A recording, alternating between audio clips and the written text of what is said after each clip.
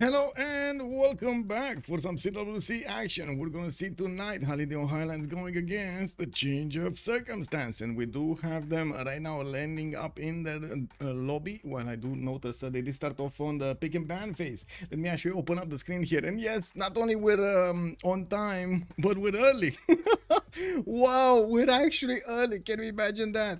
Let me actually put up the chat on the left screen so I can actually see what's going on over here. Hello there, papas. Good evening, sir, and welcome. Volcar, hello there, sir. Good evening. Welcome, everybody on YouTube. I do see Thandorius also. Good evening, sir. Have you watched the show alone? I did not. I feel like you would dig it even if you have time at your family land in the mountains. Okay, I'll check it out. How about the Predelian? Oh, that's a good question. I do see we got a beast. We got a beast in the house. Somebody said roar. Yeah, that's a sign of yeah, big beast.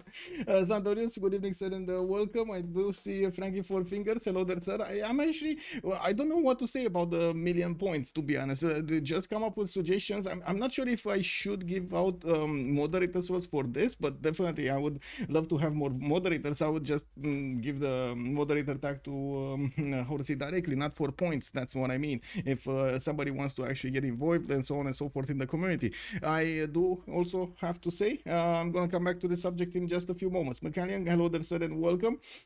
I did see also earlier Timituna, hello there, sir, and good evening, good evening. Hello, sir, hello there. Thank you so much for picking up the first promotion. Looking at the screen back in the chat here, in the main window, we do have the game started up closely on the pick and ban phase. We're about to see the maps. We're about to see the maps. On the left side, we do have Genghis Khan, Mongolia, taken out by HOH. We also have Chandragupta taken out by HOH.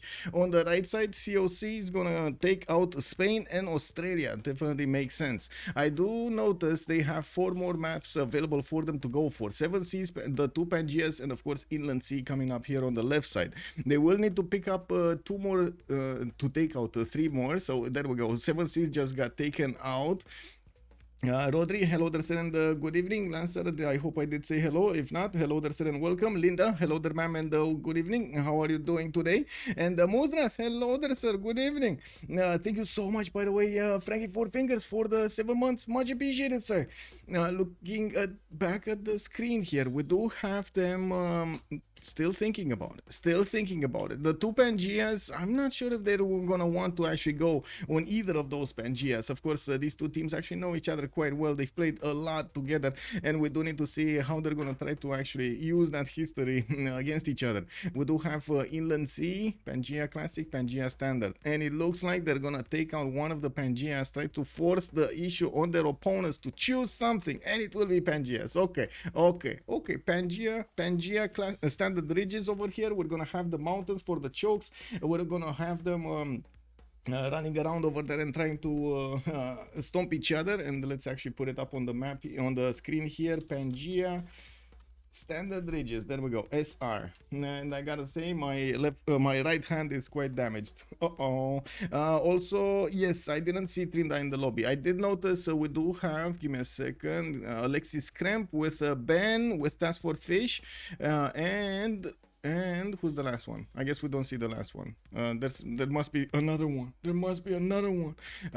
Rage. So it's gonna be Rage, Ben, Alexis Krempp, and TaskForceFish for COC. And then we do have HOH, Mr. Toast, Mr. Suguba, Nyreen, and Space. Let me actually click on back on the screen here so we can take a look at the pick and ban phase next. Since it is Pangea Standard ridges, I'm pretty sure they're gonna pick up a balanced approach between land and I would say land aggression civilization and land seeming civilization. So as you can see over here, they're trying to take out those high rollers over here, the Scythian nation that is gonna definitely cause havoc if it's left loose on the map. We do have Vietnam taken out. We've seen it multiple times how it can actually do a very, very good power push when it comes to the Voichens. We do have also on the right side Theodora being taken out, and Gandhi. Both Indias right now are banned from the game, both Gandhi and Chandragupta. Too much power. we do have another two choices, and the players are going to need to start on the pig face. So they do have HOH here to set the tone for the game, and we're going to need to see what kind of civilization they're going to end up picking first. Is it going to be something like you know, victory condition civilization? They're going to try to push the culture, they're going to try to go for something a little bit I don't know, more flexible, something like Rome, for example, or they're going to try to go directly for damage. Of course, speaking something like Lotaro as the first civilization in the game, it kind of gives a message, a very strong message to your opponent. Hey, we're here and we're here to win. Let's actually see what will happen here. Macedon taken out. No more Daniel's favorite. No Daniel's favorite. And we do have Rome also being taken out by COC, trying to limit those flexible choices over here by the looks of it. COC knows they might actually be in trouble with the first pick. Well, I do have to say also the destroyer is running around, and the destroyer today had a encounter of the third kind with the big cat and the older cat, and I had to break them up, and yeah, while breaking them up I ended up with this. Because yeah, the big cat is very big and very nasty. Yeah, very nasty cat. And I couldn't believe my eyes when this cat was like, when Athena was like, you know, like walking up to the monster's the snot over there and just trying to actually befriend. Wow. Wow. Imagine Xeno elephants. Yes, yes. Probably say scared of the elephants. Probably. Yes, sir. Also, I'm scared of elephants. There we go. Eddie Coffin is also scared of elephants. Makes sense. Makes sense. Maybe I should move this a little bit to the right. Yeah, there we go. Should be fine. We do have Rome being picked up, and look at that, they're actually picking Mapuche. I mean, there we go. We got the tone of the game set. We do know that HOH is here to win. We're going to need to see how things evolve here. And by the looks of it, on the right side, we do have also Cleopatra, Egyptian, wanted to be picked up. Is Ben gonna do it again? He was the one really playing, really liking Cleopatra over here, so I would imagine he might actually want it again. But I do have to point out, in the like last time I did see them using Cleopatra in the top level games, like in the playoffs, in the finals. I don't know. They kind of, like, everybody kind of knew exactly when to push and why to push and so on and so forth, to kind of disturb the awesomeness of Cleopatra. We're gonna need to see if this time he's actually gonna get it going. We do have also Zulu as the next choice, and definitely they're gonna say they're gonna give the message back to HOH. Hey, we're here to win. Yeah, also, I don't know, man. Take care. Yeah, be very careful. Be very careful. And we do need to see how HOH is gonna respond. Of course, with so much gold generation from Egyptian Cleopatra, and of course, Shaka is not too shabby either. And we're gonna need to see HOH also pick up something, because Lotaro alone is just not gonna cut it. Not enough blood over there for that. Oh my god, and they're gonna pick Basil. The economy was like right here, and now the economy was like, I think it went down, boys. Yeah, yeah, it's down. Well, I guess we definitely need to see a civilization with a lot of gold. What is it going to be? I don't know. We're going to need to wait for HOH to actually pick something. They do need to go for another 4 bands, 2 on each side, 2 on COC and 2 on HOH, and we're going to need to see what kind of civilizations they're gonna end up on. Of course, with such a big array of civilizations, it's kind of hard to take out all of the ones that you definitely don't want in the game. And since this is Pangea's, a lot of civs are available for them with good power spikes. Well, yes, I'm pretty sure the player preference is gonna take control over here, and we're going to see what kind of win they're gonna want to go for. It looks like also Montezuma is gonna be taken out by COC, to be honest. A bit too much high roll over there on Montezuma. You've seen it, what happens when it gets to that plus 11, plus 12 combat strength from its luxuries. It's a bit too much. It's a bit way too much. We do need to take a look what kind of ban HOH is gonna do here. And click on this. I really hope you're not disturbed by all of the sounds around me. It looks like the beast has found one of the caps from a bottle and she's playing around with it and we can hear it. Yeah. Cat is always cute thing. Yes, yes, except when it's getting terrible. A Black Wind, good evening, sir. Yeah, that's why I asked about the xenomorph, because I'm not gonna. What? What?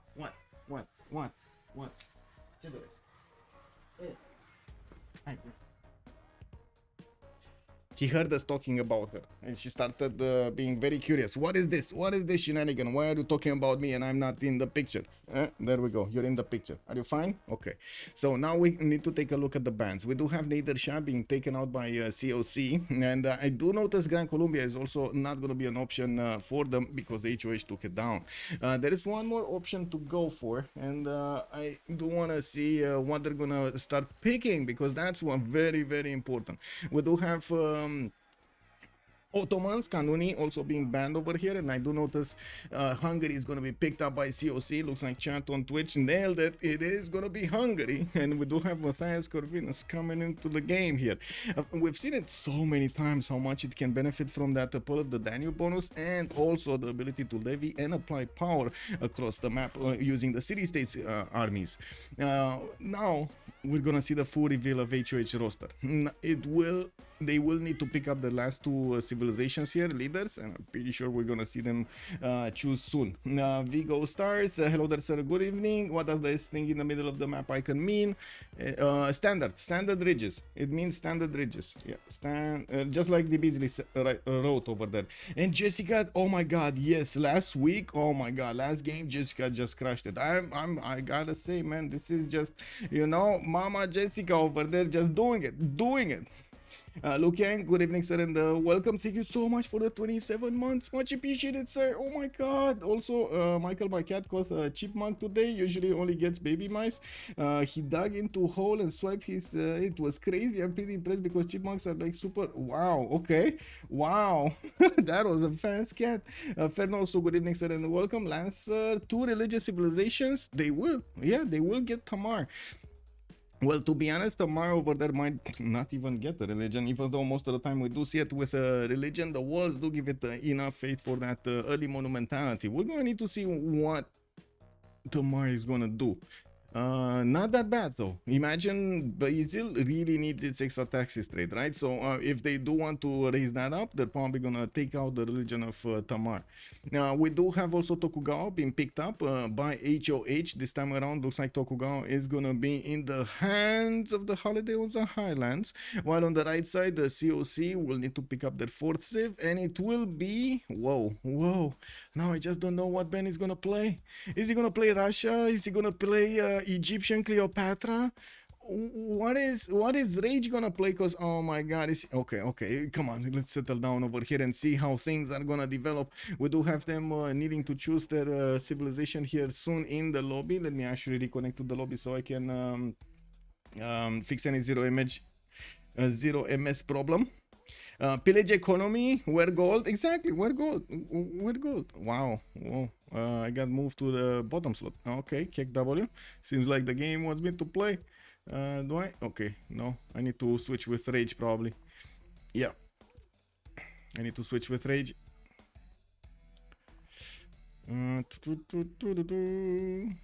Just clicking buttons. Let's see. Okay, so now that we did manage to go through the pick and ban phase, the players will need to pick up their civilizations, and usually they put quite a bit of importance on where they are placed in the lobby, if they're gonna be higher slot or lower slot. It's of course quite a known thing that higher slot does give you quite a few advantages in the game. First of all is the advantage that you get for the great persons, and of course the wonders. Same turn wonder, same turns great people will actually go to the one with the higher slot, not the higher points, if you can imagine that. Higher slot. Now we do have them actually picking up wow, Basil the second on the first slot. Wow, I mean, yeah, bro. That's Basil the second on the first slot, top slot over here. Nyreen picking it. Ben is gonna go for Peter. We do have Alexis Krempp on the third one. Space is gonna go for Tamar. Mr. Toast didn't pick something. We do have, wow, people switching around. Oh, I see. Okay. So this is team 1. There we go. Wow. Okay. I think I need to rejoin. Or the lobby just broke. I don't know if it broke for me or not. John Galt, hello there, sir, and welcome. You like COC's draft? Yes. Need some lucky spawns here, methinks. Well, let's see. Actually, see if we're gonna have that or not.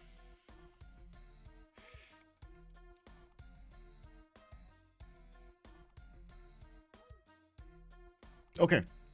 So, Ben with Peter on the second one. TaskForceFish still needs to pick something up, and to be honest, last time we kind of saw him with Shaka, so I wouldn't be surprised if he's gonna pick up Shaka and try to... yeah, there we go, everybody picking something else, so I would imagine he's going for Shaka. Alexis Krempp wants to play Mapuche. We do have Rage on Matthias Corvinus. Well, I'm pretty sure actually Alexis Krempp needs to pick up something else. And this is gonna be Shaka on Alexis Krempp and Fish on Cleopatra Egyptian. He's gonna get to use those Mariano Cheret archers. Okay, so Nyreen, Basil the second, Ben, Peter, TaskForceFish, Cleopatra, Space on Tamar. We got Rage on Matthias Corvinus, Sabuga on Lotaro, Mr. Toes on Tokugawa, and Alexis Krempp is gonna pick up Shaka on the last one. Now, of course, they don't really need to take care of the, I would say, general points, because I'm pretty sure they're gonna get quite a few of them with Shaka, and also I'm pretty sure the players will do the projects if they do need to actually get those great people. Well, let's actually put up, close the screen and put up the remap vote. Let's see, how many remaps do you think we're gonna have on this map? I do want to say, this is Pangea standard ridges. Usually the map spawns quite nicely. We do have the mountains that are gonna be generated across the mountain and the continent ridges, which will cause quite a few one tile chokes, two tile chokes between them. There's gonna be separated land masses because of those mountains. We're gonna need to see also how many continents they're gonna have, if they do have the benefits of multiple amenities, but usually that is definitely what's happening. You've seen it multiple times how amenities can actually win or lose wars, so I'm pretty sure the players are aware of that, and the players are gonna try to fix that. We did see games in which the players extremely quickly did prioritize getting that call me right. Oh my god, I'm so sorry, yes, immediately. I am so sorry. I'm stupid. I got distracted by something else and I totally forgot. There we go, Kachishka. If you guys don't know, Kachishka is streaming right now also. Cleo is almost a perfect save. I've never seen him play QT Cleopatra before. Much excited. Yeah, that was exactly my thought. Like, we didn't really see Fish in that position, right? And in the last few games, he was quite a bit more aggressive than usual, picking up civilizations like Shaka. And I'm thinking, wait, is he gonna be aggressive with Cleopatra? I don't think so, right? He's not actually gonna pull off some form of like a massive Mariano Cheret archer spam or something against somebody, just rallying him to his next door neighbor. Or this is all a ploy for him to get a Temenanki and just be the biggest and the baddest in the game. It all might be happening. We've seen it multiple times how a Temenanki can give you so many bonuses if you do have the correct land. And this is the time. Chat, Twitch and YouTube. What are we going? Are we going left or are we going right? Volker on YouTube is also saying HOH gold generation is pillage only. Yes. So many things can go wrong on the HOH side. Yes. Also, right. Genghis Khan, we go right. Okay, we go right. Genghis Khan, good evening, sir. Border Onion, also good evening, sir. I mean, he might be aggressive because he's thing lately, but given a backline spawn, watch out. Well, let's see. Okay, so if we're going right, let's actually see. Also, Blackwing, hello there, sir. We need to take a look at Nyreen. Give me a second. Nyreen is going to be on the top left side of the map. Looks like he's going to have a 2-2 base, and by the looks of it, he's also going to have quite a few mountains to the right side, giving him adjacency to holy sites and or the campuses at the same time. We do have him also with a nice array of cities that he can place next to rivers, to the south, to the east side, to the northeast over here, and also over there on the sugar tile. We do have him pretty close to TaskForceFish. This is gonna be a problem, I'm pretty sure, for TaskForceFish mostly. We do have Nyreen that is setting up his city over here, and he doesn't really have any other target to go against. Oh, he does. Wait a second, this is a 2 versus 1.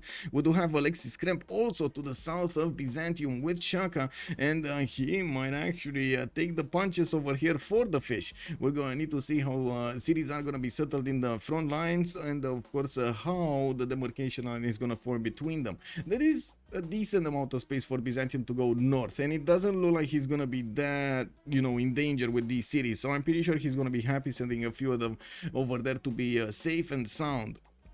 Now, moving forward, we do need to take a look at space. Looks like space is also going to be on the other side of these two nations of Egyptian Cleopatra and Zulu. I do notice, wait, Ben is saying, may we pause for the impending penalty? What? Oh, what? Oh, this is the penalty. Wait, there's a football penalty somewhere? There's a game that is going to a football penalty? I have no idea. Cassandra Bain, also hello there, ma'am, and good evening. Oh, the Euro 2024. Oh, that's what's happening. Tamar has to go for tithe. Let's see what is he gonna pick. Space over here is definitely gonna cook something up. We do have him with a 2-3 deer tile, and I do notice he's gonna have lake settle. He's also gonna have some more cities over here to the southwest and east side by the looks of it. Also pretty good ones. Banana settle to the north, some honey settles to the east side. So many honeys, and I do also notice to the southwest multiple settlers can be settled on the river. Well, we got a titty over here right in the face of Shaka. I mean, I don't know if he actually wants to do that. Sure, tickets are great, but is he actually gonna put a city right in the face of Burundi? Are you gonna put a city over here on the greatest city ever so you can get the benefits, but then gonna be taken out by Zulu? I don't know, man. This smells like a hunk of meat that is very juicy and very raw and amazing to eat, but it's forbidden. You know, like one of those things that is just amazing. You wanna do it, but you can't. Overall pretty boring Euro. Yeah, it was kind of boring. I mean, the quality of the teams has gone down considerably. I'm rooting for Turkey at this point just because they believe in exciting games. Oh, there we go. Yeah. Those perils ruined the beautiful Hue. Oh, the pearls. Well, yeah, it would have been a +5. Well, it is what it is. Let's move forward and see where Mapuche stands on this map. We got him to the east side. Looks like he's going to be bonking with Hungary in the north, but by the looks of the land over here, it's going to be definitely defensible for Rage to play with. We do have Sabuga also with quite a few campuses that he can place. He does have his own 2-3 deer tile, and I do notice another ivory to the south there. Good olive settle to the east side, while he's going to have quite a few cities to settle to the northeast and to the northwest, not to mention west side here. This is so much territory for Mapuche to benefit from. Now, looking at the lens for appeal, we do have him also with quite a few appeal tiles over here to benefit from those Shemamul extra culture points. You've seen yesterday how important it is for Mapuche to actually get those Shemamuls going, and it does manage to give him so much more power, so much more power at the correct moments in time later on. We do have him. We do have also Tokugawa over here. Where is Tokugawa? Tokugawa is northeast. Oh, wait. Do we actually have the fish between 3 of them? I think we kind of have the fish between 3 of them, don't we? Like the fish has a northeastern enemy. We got wait, this is Mr. Yeah, this is Mr. Toes. Mr. Toes with Tokugawa. We got to the west side Nyreen, and then to the south we got Tamar. Ooh, I mean, this kind of feels like a lot of boom boom is gonna happen over here in the city of Alpha. A lot of boom boom, and I'm not sure if TaskForceFish is gonna like this. I mean, this is a perfect position for him to try to irrel into his opponents, but I would imagine he's gonna irrel himself also at the same time. Looking at Tokugawa spawn, 3-1-1 spices. We got some 2-2-1s here. I do see some horses also available for him in the northwest. Good second settle on the stone tile there, benefiting from fresh water and Of course, ability to get a harbor, not to mention quite a few chops. Another city there, quite a few cities east side, not good ones though, like probably one and that's it, good one. And then he's gonna need to go inland. Doesn't look like the sea is gonna give him that many cities to go for and good ones. With Auckland though, that's already getting bullied over here by Rage, he will get the extra production points on these fish tiles, which is gonna be nice. Like if he does manage to get it, and I'm pretty sure he's gonna try to fight for it. Yeah, that's that extra production might be quite good. Looking at Peter. Peter is to the north of Hungary and looks like he's gonna have an ally to help with the defense, and a pretty strong ally, Rage with Hungary over here in the south. We do have St. Petersburg benefiting from an extra faith tile underneath, another dice tile. Oh well, actually he's getting the faith anyway from the capital. So much forest. What is going on with the chops? These are so much forest, so many forests. 1, 2, 3, 4, 5, 6, 7, 8, 9, 10, 11, 12, 13, 14, 15, 16, 17, 18, 19, 20 chops in the capital, guys. This is 20 chops in the capital in the 3 rings. Wow. Volcari fields around that city. Kevsurs can defend that wonder city.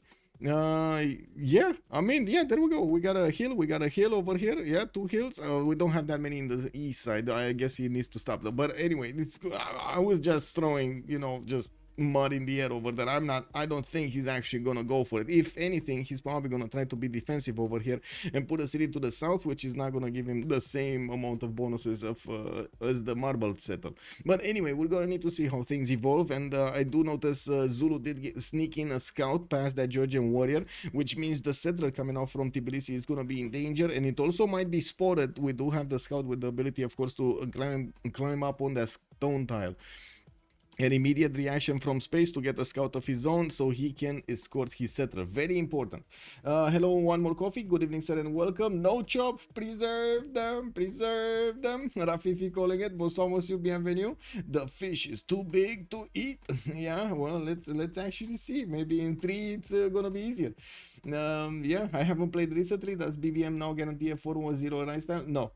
As far as I know, no. What it does guarantee is, well, guarantee, I'm not sure if guarantee is the correct word to use over here. It's more like a balancing that they're doing, it's doing with the amount of food, total amount of food that you have in the 3 rings and the total amount of production. So for example, here we do have more food from other tiles, like the honey tile, and there is a rice tile in the 4th ring over here.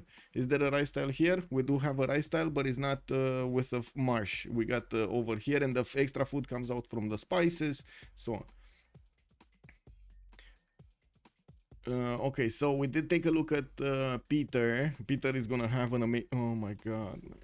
Oh my god.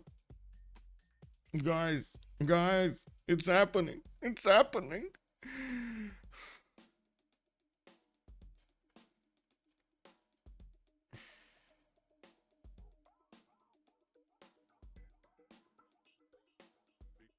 I really don't think COC wants to remap this. I really don't think COC wants to remap. I would imagine the second Ben saw this land to the south, his eyes went like... You know, when you see a kid getting his Christmas present and it's exactly what he wanted, and he's like, you know, getting the wrapping off that box, and oh my god, and he sees the color. Oh yeah. Oh yeah. Such an insane Russia start indeed. Too bad it's getting remapped. You think so? You think they're gonna remap this? As they know, HOH is gonna remap this? They don't know where Russia is. They didn't get a single scout here. Now, we did have Tokugawa move to the east side here, right, with his scout, but he's actually getting to the cities of Hungary. He's not getting there. He did not see Russia yet. Okay, we got the remap vote going on. Just a few more seconds and we're gonna find out. Yeah, it's gonna be remap. It's gonna be remap. HOH says no to this. Was it because of... I think we know why they remap. Guys, I think we know why they remap. I really think we know why they remap. Just, you know, just just a hint over here. We got a little bit of information from across the seas. Yeah. The settler of Nyreen did want to walk out of the city. He didn't have an escort, but he was so adamant to go into the forest. He needed to pee. He really needed to pee. But then when he actually dropped down his pants, there was a warrior over there. Yeah, caught him red-handed. Hoodie map. Is he black? It was HOH, sir. Yeah. Wow.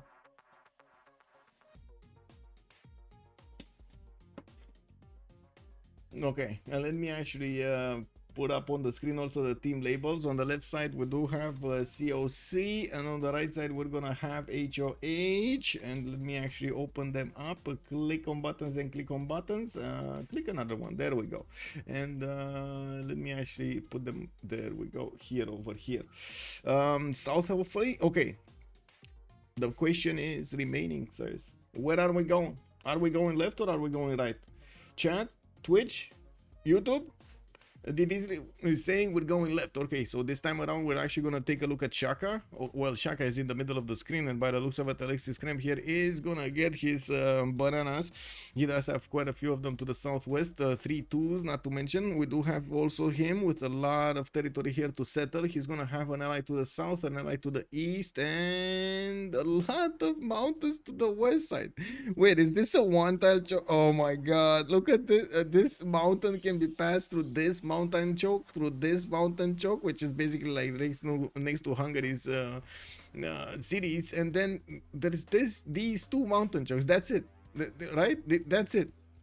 And if of course we're gonna have Tokugawa get here with the city center, he can just plug that with a few units and that's it, you know, be done with it. Anyway, we do have Ulundi that's gonna have a lot of land to settle, east side, northeast, west side. I'm pretty sure this is gonna be a sim to tank armies kind of game over here for Alexis Krempp. I don't see any natural opponent that he could go against at the moment, easily go against at the beginning of the game. So I guess, you know, he needs to take care of his commercials, he needs to get his theater squares out and put Colosseum down and win this game. Next up we do have Matthias Corvinus. Let's see what Matthias is. To the south, right? Buddha did have the option to go for the citrus, didn't want to go for it, and I do see he's gonna have the benefits of these 2 tiles in the south, giving him some extra I want to say bonuses when he's gonna get the Pearl of the Danube. The problem is with this settler here, he's actually gonna need masonry or mining to put the district down there, and I'm pretty sure he's gonna want to put those commercials as quickly as possible and also benefit from the Pearl of the Danube bonuses. I'm a bit amazed that he didn't actually settle on the 1-2. He didn't move on the 1-2. I guess it was extremely expensive afterwards, but man, oh man, that the extra bonuses might have been worth it. We do have next up TaskForceFish also on Cleopatra. We do have the city of Alpha benefiting from 2 deer tiles, 1 2 3 and a 2 2, and another settle over here on the right tile to the northwest. There's a decent amount of floodplains here, but I wouldn't really call this an amazing Etemenanki city. Now we do have another city with floodplains to the northeast, but I mean neither of these cities is that big. We do have like 4 floodplains here, 5 floodplains there, then another 5 there or 6 there, and there is no, oh my god, 12 tiles that will actually get the benefits of floodplains. Now we do have the scouts coming around from Alpha also. He's not gonna get away from Byzantium. Nyreen to the east side will actually have a spawn next to Delicate Arch right in the face of Alpha here. He can settle that right style and also get the era score from settling next to a wonder, get that free faith per turn, and get a striking location against Egypt over here. This is definitely gonna be a bastion of doom that is gonna be sent against Egypt. Now looking at Ben to the south, we do have a griefer next to him. Mapuche is going to be to his northeast. Of course, Yerevan standing in between. Yerevan is over there, you know, like a guard, just telling Mapuche, you cannot pass until those malware come. And oh, what? You were holding this stick? The stick was yours? Oh, no problem. It's ours now. The mountain, right? They're gonna sim 16 cities. Yeah, I mean, it kind of looks like Zulu is definitely gonna need to sim over there. Georgia's teammate, who are you talking about? Georgia's teammate with whom? With Tokugawa, yes. Also the mountains to the right, they're gonna send they look at our spawn, COC separating HOH on either side. Yeah, it looks like, of course, yes, we're gonna have Mapuche and Byzantium here, and on the right side we do have Tokyo and Tamar, with a lot of COC members sprinkled in between. Well, to be honest, it does look like it's gonna be quite a slow game. Looking at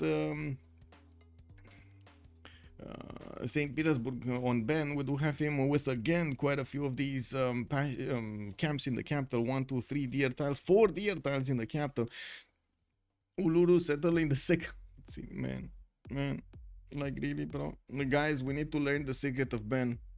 He must be doing something over here. He must be doing something. I don't know. He has like a secret sock over here, or he's eating a certain kind of soup every day, or I don't know.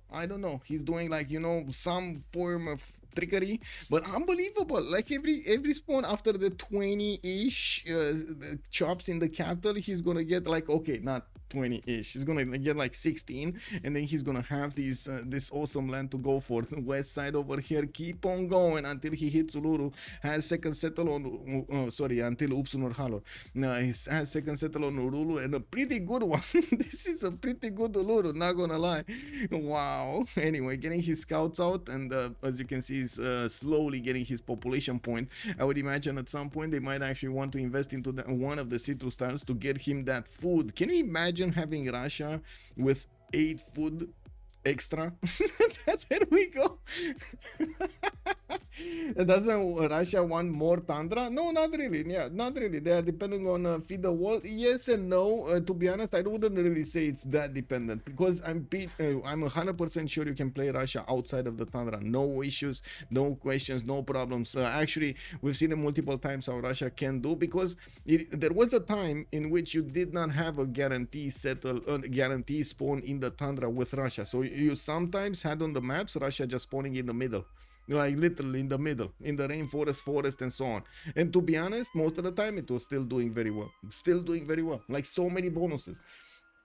We do have Russia, of course, expanding his vision here, and we do need to move towards Mr. Toes on the northwest side of the map. We got him with his bananas here to the southwest, also some turtles over there wiggling their toes, and getting his scout out to the north. We do have to see how he's gonna try to settle everything. He can easily connect these two rivers, but these two lakes, by the way, setting a city on the gypsum tile. Very interesting, I wouldn't really say it's amazing, but very interesting. A lot of shops in the south, multiple cities on the coast if he wants to go for it. And I do notice Buenos Aires is also going to be here to the southwest. Cannot attack it though. It's not really on the coast. It's one tile next to the coast. It's kind of bad. Oh my god. We got another one, man. I think Space found out Ben's secret. I think they kind of talked to each other over here at some point, and he found out, man. He found out how to get chocolate hills in your second city with fresh water and pop 4 scouts. Look at these scouts. What is this army of scouts doing here? Can you imagine the cats? I mean, bro, I got 3 cats and I have problems. You know, I can only imagine what happens with 3 scouts having 3 cats each. We see this happening over here. They're just going everywhere. Space is invading the land around them with cats. 4 cats opener. Exactly, 4 cats opener. This is the new strategy. Buy citrus, Sterling opener. Lancer knows the way. It's not Canada who really want to remain in the tundra for the ice ring. Yes. Well, now looking over here on Space, we do have him with pretty good settles, I might say, on the left side. And yes, we do need to see how many cities he's gonna get to the east, and where is he gonna set that defense. I'm pretty sure he's gonna figure out the 1 tile chokes that he has between him and Rage. And of course, the same question remains on Rage. Where is he actually gonna settle his first cities, and how is he gonna try to get his defense over here and or offense against Georgia? Because he needs to prepare, yes, to defend, but at some point he needs to prepare to go against his opponent. I guess we would have a possibility maybe for Russia to try to go for a culture victory, but I would imagine with Tokugawa and Tamar being safe over here is not going to be an easy endeavor. Although multiple times we have seen Russia going through, cutting through all of that culture defense. Recently though, not really. Like recently with the changes that we did have, not really. I wouldn't really go out to say on a limb over here that Russia all alone can actually get the culture victory by default. It's not really that how it goes down these days. We do have to take a look also on Nyreen on the top right side of the map. We do have him with a settler coming up in 2 turns, and I do notice he's also gonna get good settles, that delicatage that we talked about on the west side, and quite a few cities, northeast, south, no problem for him to settle all of these.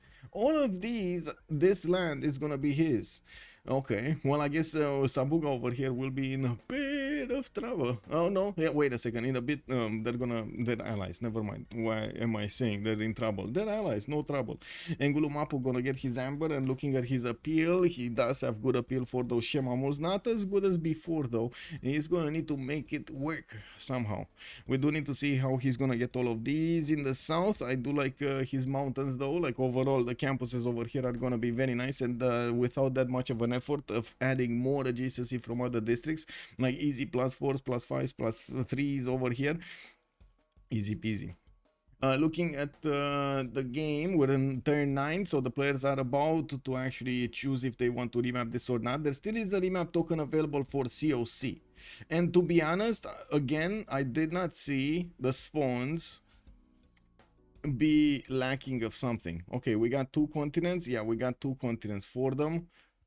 And we got 1 continent here and another continent. So each side has 2. No, I do see HOH is benefiting from 3 continents because Mapuche is on 2. So we got this one over here, the green one, we got the white one, and we got the purple one, and then on the other side we got Egypt, and we got COC on the red one and on the white one. So they only have like 2 continents worth of amenities. They're probably gonna smell that out, right? TaskForceFish gonna go for the south, of course, settle next to the amber to get the extra culture going, and we do have him with pretty powerful cities over here, all over the place. Is it gonna be geothermal settle? Get the science and the culture at the same time? I guess so. 1 point of everything. Okay, so this is it. This is it. Victor O, good evening, sir, and welcome. Good 2 a.m. Oh my god, good morning, sir. Hoping for a good game. Yes, sir, I do as well. Cheating for COC, let's go. Yeah, England are through. Wait, what game was it? Wait, what happened? What happened? You have 2 sides and then the middle. Didn't see Hungary. Fish has amazing Petra City. It's the map. It is the map. Yes, sir. Let's actually put it up on the screen over here, finish up the prediction, and we're gonna talk about each of the spawns in general. How many remaps? We do have one remap. There was 1 remap. There we go. Okay, so we got the team labels up, we got this, we got this, we got this. I just need to put my things in order over here, close this because we don't need it, and click on this, click on this. Volcar, I believe Zulu's okay with the thin path on tanked artillery timing. Volcar is, I think you're correct. I think you're correct. He's definitely okay with the land. Well, coming back to Zulu over here, we do have Ulundi getting his settler out in 6 turns. I do see a 3-2 banana here, giving him that extra food, and has quite a few other production tiles to couple it for, lacking the food, the 1-3s, for example. He's gonna go for the first settler in the south, and I do notice he's gonna have a few 2-2s, but not too many, and I'm a bit curious why he did choose that location in particular. Well, he could have gone to the east side, for example, settle that silk tile. That's 4 tiles out. Anyway, maybe he's not seeing this. Oh yeah, he is not seeing. He doesn't have the information that he would have had that city over here on the right side. And we do have him also benefiting from an iron tile in the second ring. I do see horses in the second ring, easy to acquire, shouldn't be that big of a problem for him. Of course, quite a few chops available. All of these cities until the choke points are gonna be probably settled, like these rivers that are taking towards the mountains to the west side, not to mention the north. All of this territory is gonna be settled by him. In the south, we do have Matthias Corvinus also sending his first city towards the north somewhere. I would imagine the citrus tile. And looking at his upcoming settler in 5 turns, we're going to need to check out where is he going to choose to go for it.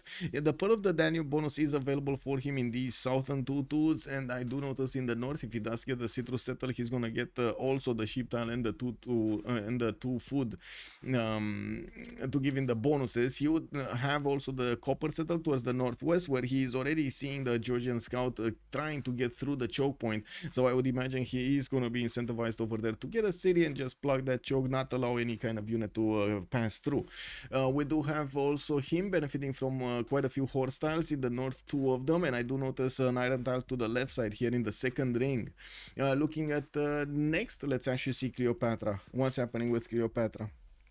We do have Alpha actually sending the city of Bravo towards that geothermal fissure towards the south, and he's gonna get the extra science and the extra culture in that city center. With a monument coming up in 7 turns, we do see another settler is also being pumped out of the city of Alpha in 2 turns, and he will get the city settled in the southeast. I would imagine he's actually gonna get another city next to that 2-3 deer tile, another one to the west side on the rice tile, and another 2 to the north a little bit later in the game, like this one next to the wine, and maybe this one over here sometime at some point, you know, just for an extra city.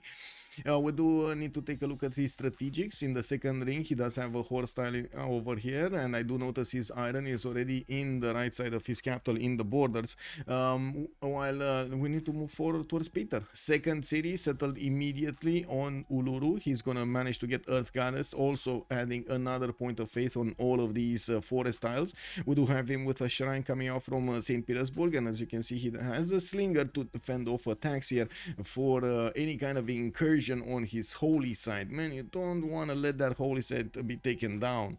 We do have him also with the availability of Temple of Artemis. I'm pretty sure if he does go for archery and he does improve one of these deer tiles, he's gonna get the option to build a Temple of Artemis, which is gonna be amazing in a city that you have already 1, 2, 3, 4, 5, 6, 7, 8 tiles that could give you amenities in that city center, not to mention the extra housing and the food you get from Temple of Artemis. Bander is dead. Yeah, looks like they're converging on it. Russian units, we got some Hungarian units, Zulu units. They're trying to give over here Hungary probably that city center, because I'm pretty sure Russia doesn't need it, and Zulu is a bit too far away. Well, let's actually see. Well, actually Zulu is not that far away. Come on, let's not exaggerate. We do have also horses in the second ring here for Russia. He's gonna get that going, and we do need to see iron. Where is iron? Iron should be underneath one of his holy sites, like here. It should be underneath here. I'm pretty sure it's there, but we don't see it anymore because he placed down that city and we probably didn't see it earlier. Anyway, moving on, Tokugawa, we do have him on the coast with religious settlements. The second city, Nagoya, being settled over there. That nullifies this gypsum settle. We do have him with quite a few tiles, 1-3s, and will need to improve his turtles for a bit of extra food. Has a well tile also available in that city center. That's pretty good. We do have also horses in the second ring of that city center, first ring of the capital, and iron is gonna be not found. No, it's here in the second ring towards the east side of Tokyo. Of course, another turtle tile. Multiple bananas have been bought. I do see he did buy a third ring one. That is quite expensive, but I do believe Mr. Toes is gonna benefit from quite a bit of an advantage for him getting that extra population faster to a higher level. We do have the war declaration being sent between them, and to be honest, I'm not sure exactly what's happening in between them, but let me actually double check if there is any settler in danger. I don't think this is in danger, but we're gonna double check later on. Nothing really happening over here, and nothing really happening except, of course, Bandar Brunei being taken down. Russia is not getting pillaged. I'm pretty sure Mapuche is too far away for any kind of pillaging to happen early on. Well, moving forward, let's actually take a look on Sabuga. We do have him with already some improved amber tile over here to the left side of Ngulu Mapu. He's gonna get an array of campuses first, and we do have a plus +3 and another +3 over here. Now, while we're gonna need to wait to see where he's gonna place his government plaza. You can imagine he can easily put it where the game tells us that it should be a mine. That kind of looks like a government plaza perfect placement, doesn't it? That's gonna be so much extra science over here for Mapuche. We do have him getting his third city, and I would imagine he's gonna go towards the southwest, while I would also imagine we're gonna see some builders being built so he can get those Shema molds up. At the moment, I don't really see big tiles. I don't see big tiles. Like maybe in between the mountains to the south if he gets a city there, but to be honest, it doesn't look like he's gonna benefit from early extra culture, like early easy extra culture. So I take that back with the builders. Then we do have a trader coming up in 2 turns, and I do notice he's expanding his vision towards the north, breaking the vision, or I should say the fog of war between him and Nyreen towards the north. We do have Byzantium here in a corner just waiting to get his religion. Looking on space, let's actually see space on the left side. We do have him not sending his second city on the west side. I'm pretty sure he actually saw that wonder. Chocolate Hills has been discovered for quite some time, and it looks like he's also working against Buenos Aires here with one of the warriors of Tokugawa. We do have him with a scout and with a warrior, while also Japan has a warrior over here to the northwest. That city is being placed under siege, but unfortunately no luck. We do have a bit of a problem. Buenos Aires did manage to actually deal damage over there, and yeah. Let's see if the scout is gonna survive the next turn. Probably yes. By the looks of the damage of these warriors against the scout, he's probably gonna survive. He's a survivor. He knows the way, man. He knows the way. They knew they were going to remap, so why bother? The warrior forcing a unit buy or build was such a loss of tempo that it wasn't worth it. Egypt settler where? Egypt settler where? Swenet? He settled next to the Dierta. Exactly next to the Dierta. Yeah. Okay, we do have Tsikes in Batumi. I do see holy site in 3 turns here, and of course one of the slingers did need to get bought over here in the cities of Georgia because of that scout from Hungary on the right side pillaging one of his gypsum tiles. The problem with this is he actually took out an amenity of Georgia, and if he grows a little bit too tall, that's gonna be a problem. We do have him starting to get some extra faith and culture from these Tsikes. This is gonna help him get to that monumentality golden age with a bit more faith in the bank, which is going to be useful. Also, of course, we do have a confirmation that he will go for the religion. He does have 2 holy sites, even though his ally over here, Byzantium, is going to be on the other side of the planet. He might actually send a few apostles to convert the cities, the original city of how do you call it? The holy city of Tamar, so he can get the taxes straight. We do need to move on his strategics. Wow, non-freshwater settler on Tel Aviv didn't even want to go for the freshwater a little bit further to the west side here. He's gonna get the granary directly, and by the looks of it, he's immediately, of course, benefiting from quite a few science points there. And we do have Nyreen with 6 science and 2 culture, getting his holy sites out. 1, 2, 3 at the count, and I do notice he's gonna get the shrine in Constantinople also, better for the great prophet generation, not to mention the faith generation for the monumentality golden age.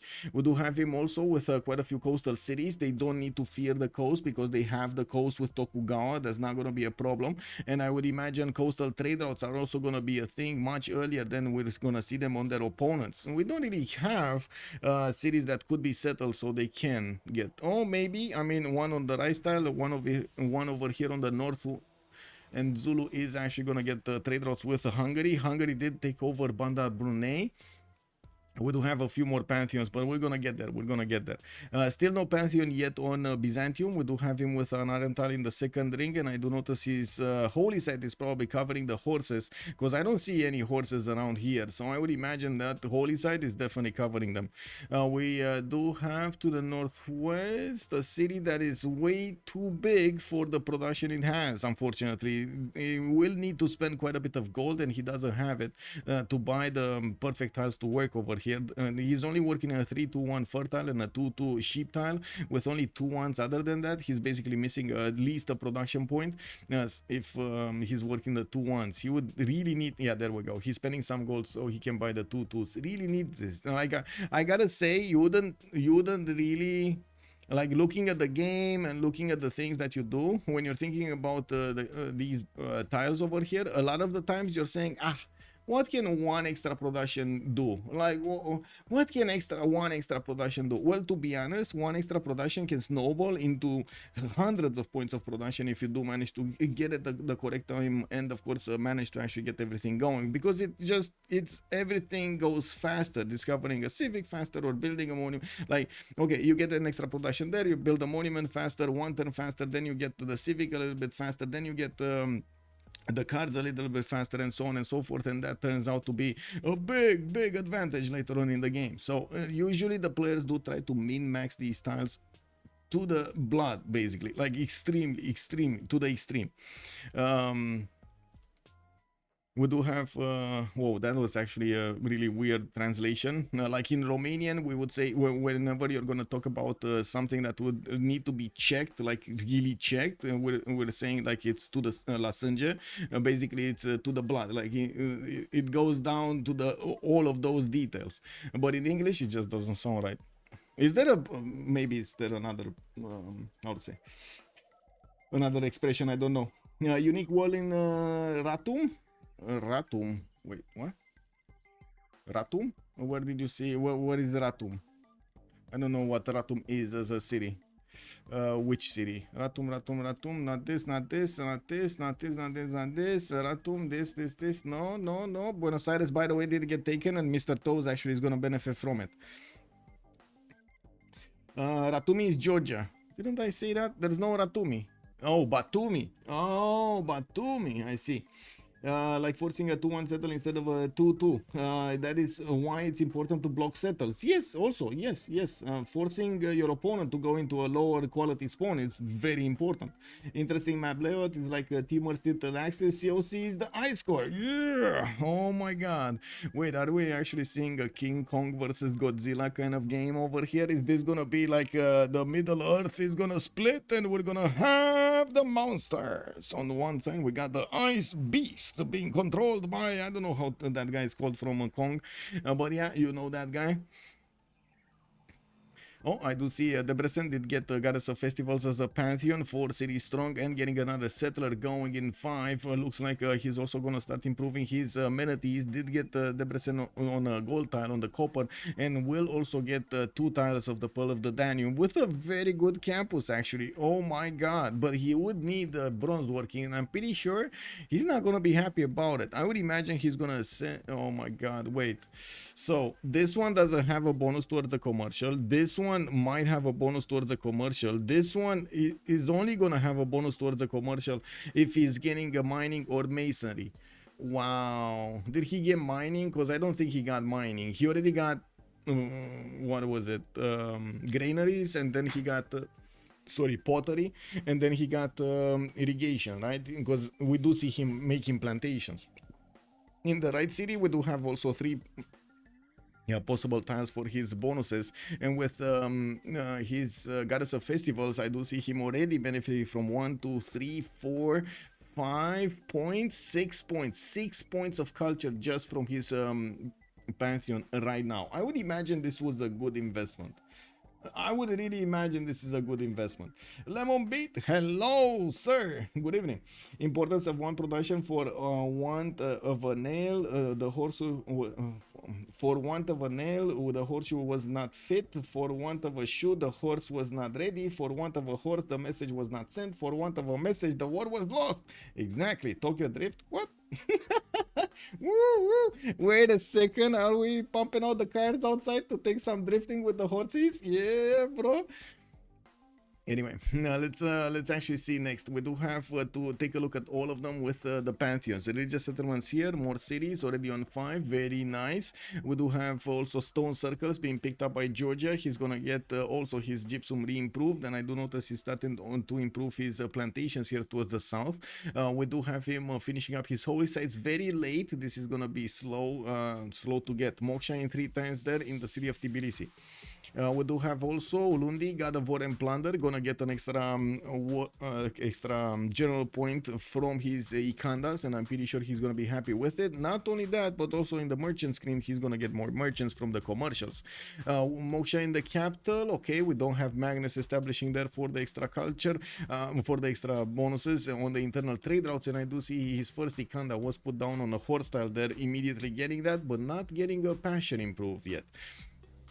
We do have also Lady of the Reeds and Marshes chosen by TaskForceFish. He's going to connect his cities with trade routes, and I do see Magnus establishing that in 2 turns for the internals, already with one commercial finish, another one on the way in 2 turns, another 2 on the way in 2 turns and 4 turns. We do see him benefiting from quite a few tiles over here that did get the improvements of Lady of the Reeds and Marshes. It's still an open question if he's going to go for a Temenanki in the capital. Like, honestly, when he chose Magnus, it kind of tells me that he's not going at Temenanki in the capital. Well, at least that's my feeling of it. And we do have him improving some of his styles and getting another wave of actually another builder over here to get these needed, the necessary improvements going. His strategics, his resources, his also his luxuries. We do have on the right side still no pantheon yet from Byzantium. I do have to point out he really needs a pantheon if he wants a religion, and I do see he still needs 2 turns to get his great prophet, but I would imagine he's gonna make the faith. Yeah, he's already on 5 faith at 10, so he should be, yeah, there we go. He has the pantheon, goddess of the hunt. He actually picked up goddess of the hunt, and to be honest, kind of makes sense. 1, 2, 3, 4, 5, 6, 7 tiles, 8. Okay, 8, at least 8 tiles will be improved by that goddess of the hunt pantheon. That's pretty good. That's a lot of gold. That's a lot of gold. Moving towards the south, Mapuche still didn't get a pantheon. He did start to finish up his campuses, and I do see he's working on his monuments, getting those trade routes internally, but choosing to go for Moksha in the capital, not go for something else. It's gonna be quite a bit of a problem for him to actually get to the cities of Egypt through the forest here. It's gonna take a long time through the hills and the forest to move that army, even if they're horses. South maybe a little bit better, but still not amazing, especially since he does need to go through Yerevan to actually get to the cities of Russia. In Russia's territory, though, we do have the first religion of the game, SD. We do have Feed the World with tithe, so it looks like Tamar is not going to get the chance to get that tithe going on his side. We do have him staying initially for 2 cities to get his religion. Now he's pumping out another 3 settlers, and you do see him finishing up his Gavaron Plaza also in the capital city. We're working with Magnus in the capital. We do have Moksha being established already in the city of Tver, which I gotta say it's the best choice here because he is already getting more culture in that city center. Having Moksha will increase it proportionally, right? You do get Moksha with a how to say percentage point, 15% culture generated in the city. Okay, sure, you might not think it's that big, but I'm come back to the 1 production point. If you get like a bit more just from setting up Moksha in the perfect city, why wouldn't you get it, right? Why wouldn't you get it? 60 years, what was doing 60 years? Wacky tobacco, wow, that actually reminded me of wacky races. What is Motley when you need them? You must be like that at least 15 years old. What? Someone is in the wacky. Important, okay, or age can settle the pearl wheat tile? Lepu? What? Lepu? What can the age do? The pearl wheat tile? What? Anyway, I got confused. Troll horses blocking a +5 campus in Egypt. What is it? Where is the horse? Where is the horse?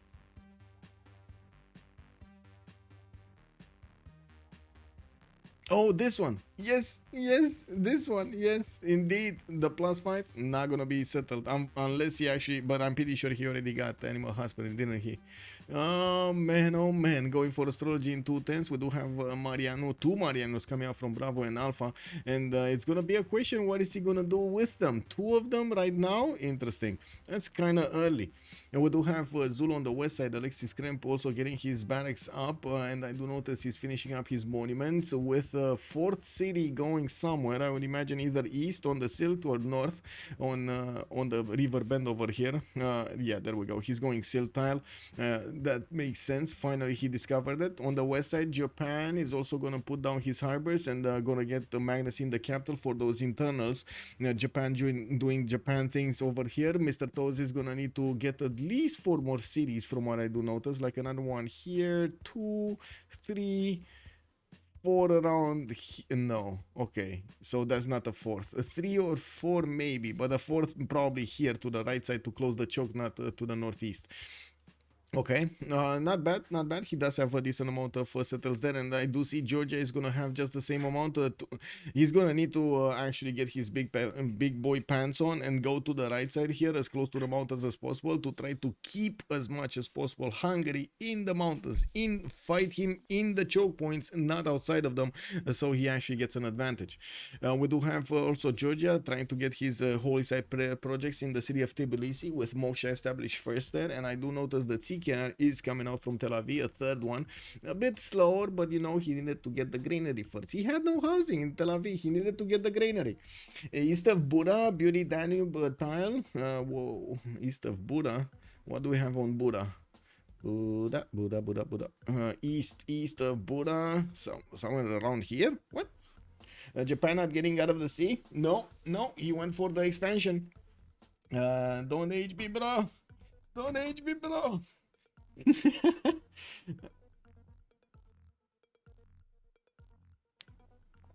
Okay. So, Rage gonna go southeast probably on that wheat tile, and we do have him getting a few builders.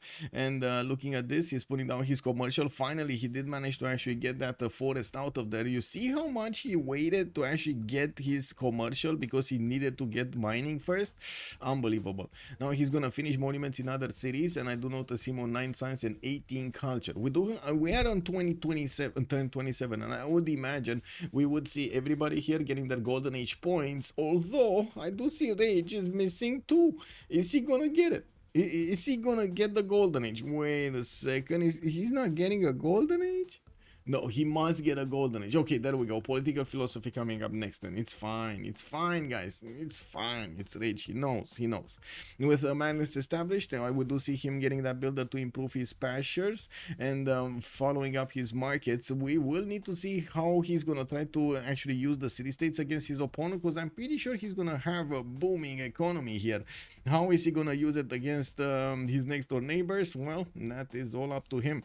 We do have more markets also coming around from Egypt cities and getting another wave of builders. His Mariano chariot archers are moving toward the south, and it looks like they might actually be going against Zulu. Wait, that's his ally. What is he doing there? No, he might be. Where is he going with those? Is he gonna try to take out Antananarivo just for the sake of it with a few Mariano chariot archers? Okay. Looking on the right side, we do have a religion being established in Byzantium's territory, and this is gonna be choral music with stewardship. He's gonna get the shrines giving him the culture, not to mention the temples, and also the campuses will give him some extra science, while his commercials will give him some extra gold. We do have him also with settlers, 4th settler from Constantinople, a 5th one also getting trained. And while I gotta say Mexico City over here is quite a threat to Byzantium at the moment, I don't think it got discovered by Rage. They do not know about it, but oh my god, look how many warriors this city has. Already 5 of them. They're out and about and just wrapping around the cities of Byzantium. Ooh, yeah, I mean, you know, that's what you get for having a lot of good parties in Nicomedia. Yeah, I mean, word travels fast, you know. Yeah. We do have Nyreen sending his city over here towards the southeast, and yes, we do have commercials in Sinop. While I do notice he did manage to withstand the damage of that Egyptian scout from the north, he's not going to withstand the second attack if the scout wants to. We do need to see how much this scout is. Oh, never mind. It has a promotion. It will heal. It's fine. There was a forest fire also on the west side, and I do have to point out Byzantium did not move a city on the Delicate Arch yet. Bronze working started off by Peter. We do have him getting Lavras in 5 turns in the third city towards the north. He did go for Temple of Artemis from the capital, sorry. And I do see the extra food is coming up on his deer tiles here. Earth Goddess is a Pantheon early on. Wait a second. Wow. Okay. Okay. Well, Government Plaza on the right side, he did build it earlier, but no Ancestral Hall or Earliest Chamber has been chosen yet. We're gonna need to wait for him to actually choose something before we're gonna say something. Well, let's take a look at the city-states. We got Nalanda and Anshan for the science city-states of the game. Looks like Caguana and Antananarivo will be the culture city-states in the game. It looks like also Hunza trade, only 1 for trade, and the 1 for trade is gonna be over here to the northeast of Tokugawa. It probably will be discovered by Zulu at some point, but well, it's still there. I'm pretty sure Tokugawa will have access to it to take it down if need be. We do have Valletta also with a cat for the military bonuses of the game. Both city-states are quite strong, and I'm pretty sure the bonuses from them are gonna help their suzerains to get them down, get their opponents down. We got Kandy, Yerevan and Vatican City providing the religious benefits. This is going to be nice for Russia and also for Tamar, but also for Basil II here. He's definitely going to want a little bit more extra faith per turn from having envoys in that city center. It's for free. Why wouldn't you get it, right? Now, Mexico City, the only industrial city alive, because the other one in Buenos Aires did get taken down, and that's about it, right? That's about it. That's about it. We do have a good array of cities, diverse good array of cities. And this is a small Pangea. This kind of looks like a small Pangea also. Urek, good evening, sir, and welcome. I thought they gave something. I think Georgian walls give faith. They give faith and culture. Yes, they got buffed with culture. Yes.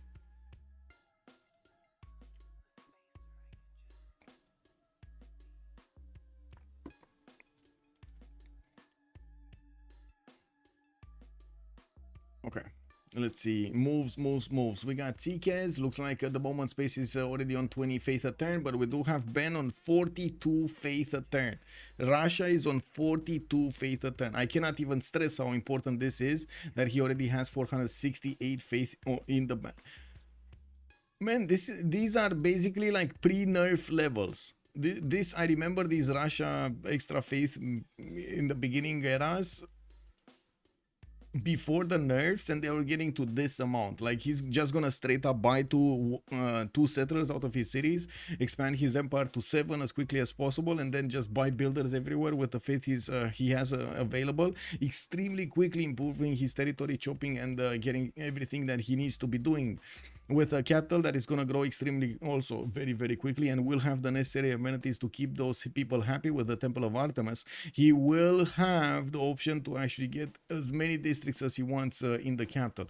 I would imagine also the other cities are going to benefit from the Temple of Artemis extra amenities. There are quite a few plantations and pastures, plantations more than pastures. Voronezh has at least 1 or maybe even 2 if he switches it. And of course we do have the cattle tile here and the citrus in the city of Tver to the west side. So yeah, there we go, more amenities everywhere. We do have also Bura getting a slinger, connecting his capital. Of course, Magnus in the capital with the other cities. We do have Zulu in the north, putting down Morikandas and working on a Government Plaza. In the tech side here, I do see Alexis Krempp is going for writing. I would imagine he's going to follow this Ikanda spam out with commercials so he can keep the tempo going. We've seen Campus open it also, but to be honest, that kind of is chosen if there's going to be any war in the mid game. And I'm not that convinced there's going to be that much warring in the mid game. We do need to see also what Mapuche is doing here. Audience Chamber looks like he's going to be his choice with Governor Moksha in the capital, and he did place down his first 2 Shema Muls here from Puel Mapu. That's a lot of extra culture, 23 science and 25 culture for Lotaro at the beginning of the game, before even the first era. Pingala is coming up in 3 turns in Puent Mapu. We do have him putting down encampments. He is getting a 4th city towards the south, and I would imagine a 5th one is gonna get out soon. But he really wants the encampments to get out to start making those general points. And it looks like indeed the TaskForceFish is gonna try to go towards Antananarivo over here and try to get that city going. He did choose to go for a Temenaki from the capital, and will have already 2 farms that will get the bonuses of extra production and extra science from a Temenaki. Still did not choose to go for Liang in that capital city. If Fish for all settlers they get arch first, it's GG.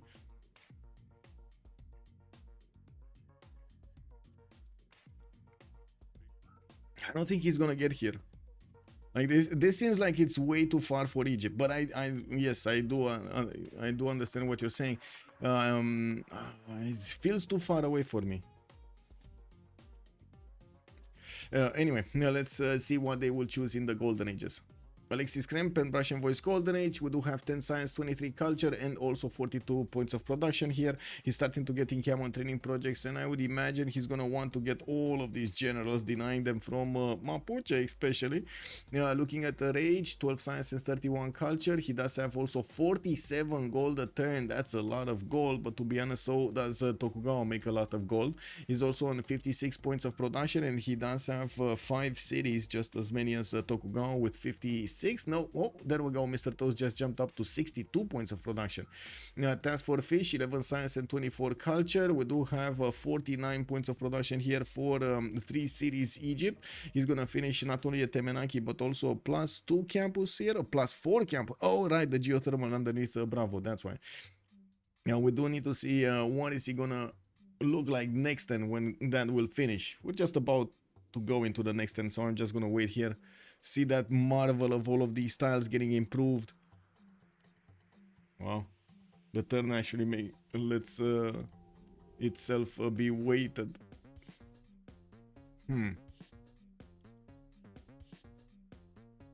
How do you say in English? Is there an expression in English that you can say you're waiting for or somebody makes you wait? Like, is there? Most players wouldn't do it, but Mr. Biggest is capable. Can you check the visions on whoa. So we got Nyreen actually keeping the vision over here, and I do see Egypt does not know about Delicate Arch, nor does he know about the mountains here. He doesn't know how the land looks like. Yes, I check visions. So there's no, wow, there's no expression to say somebody makes you wait. Asmodial, hello there, sir, and welcome. It's fine. Welcome, sir. I hope you had a lot of fun. Okay, so next up, let's see. We're on TaskForceFish. Looking at this, we do have him getting a wall of stone in 3 turns, and I do notice he is gonna start improving all of those farms over there. I do also notice he did put down Stonehenge over here to the west side of Temenaki. We do have him with Wall of Stone in 3 turns, and I do notice he's gonna get his market out from Charlie. We do have the Stonehenge actually being placed from the city of Bravo from the south.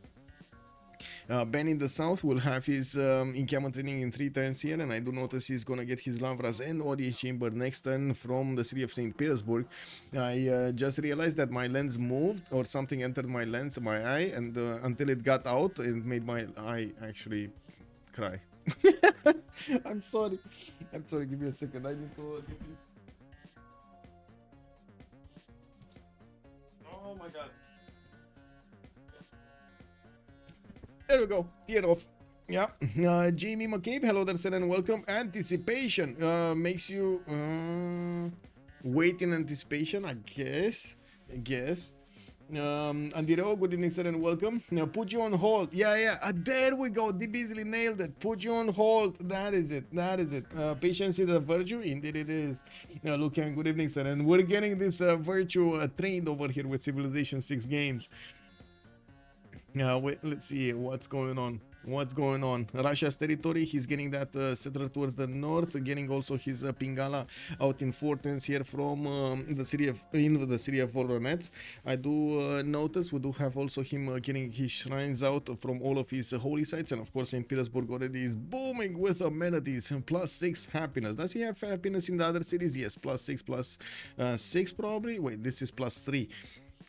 A gamma training project from Tver. He is aware that his ally Zulu is making projects, and he definitely wants to get this. You can see how he just chopped a project so he can get it as quickly as possible. Sabuga might actually remain without a general if he's not doing the projects, and I don't see him making the projects. We do have Mapuche with only 2 points. Wait, did he just get the general? No. We got already 1 being taken. Zulu is gonna get another one, Russia is gonna get another one, and then Mapuche really needs 2 projects, and to be honest, it might be very likely that Zulu is gonna make another project and he's gonna get it. Look at that, he's making another project. He's on 9 points a turn. This guy is making so many more general points than his opponent. Audience chamber here. Anyway, Mr. Toes. Let's see Mr. Toes.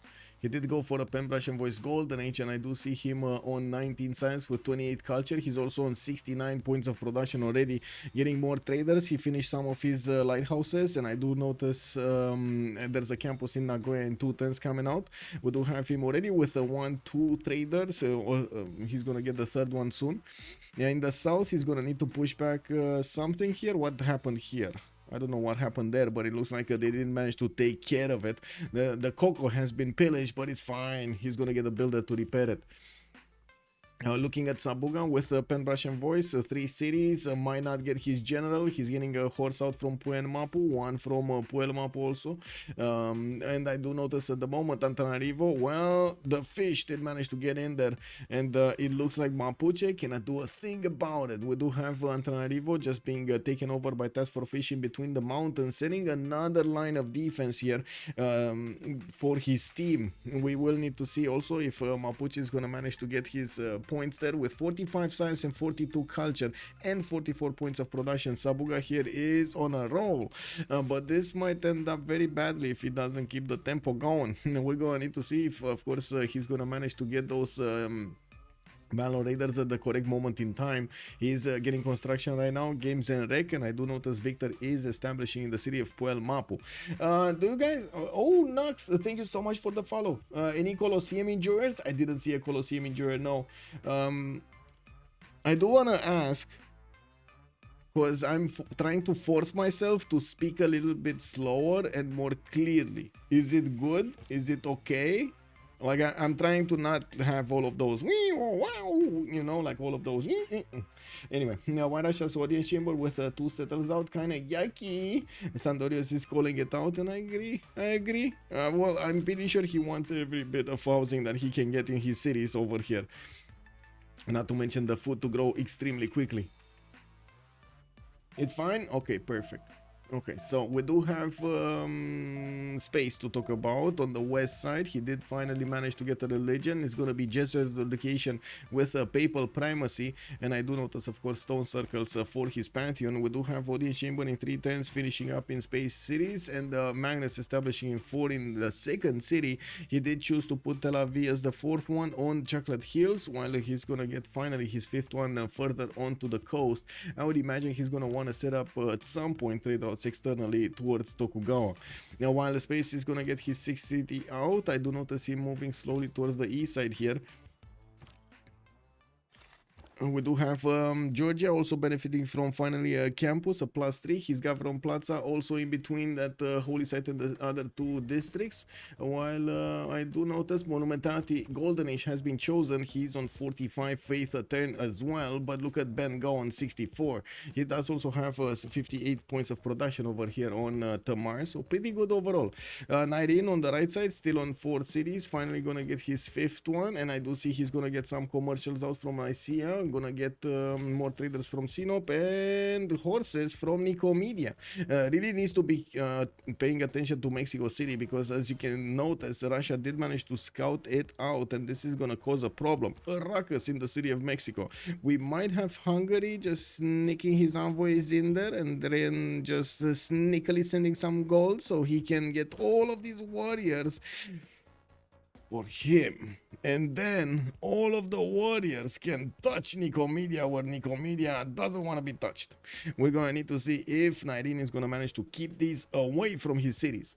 And we do have to take a look at also ODS Chamber. Okay, ODS Chamber, not World Throne in the capital city of Nyreen. He does make very good gold at the moment, 58 gold per turn. The fact that he went for Goddess of the Hunt is giving him such a strong economy.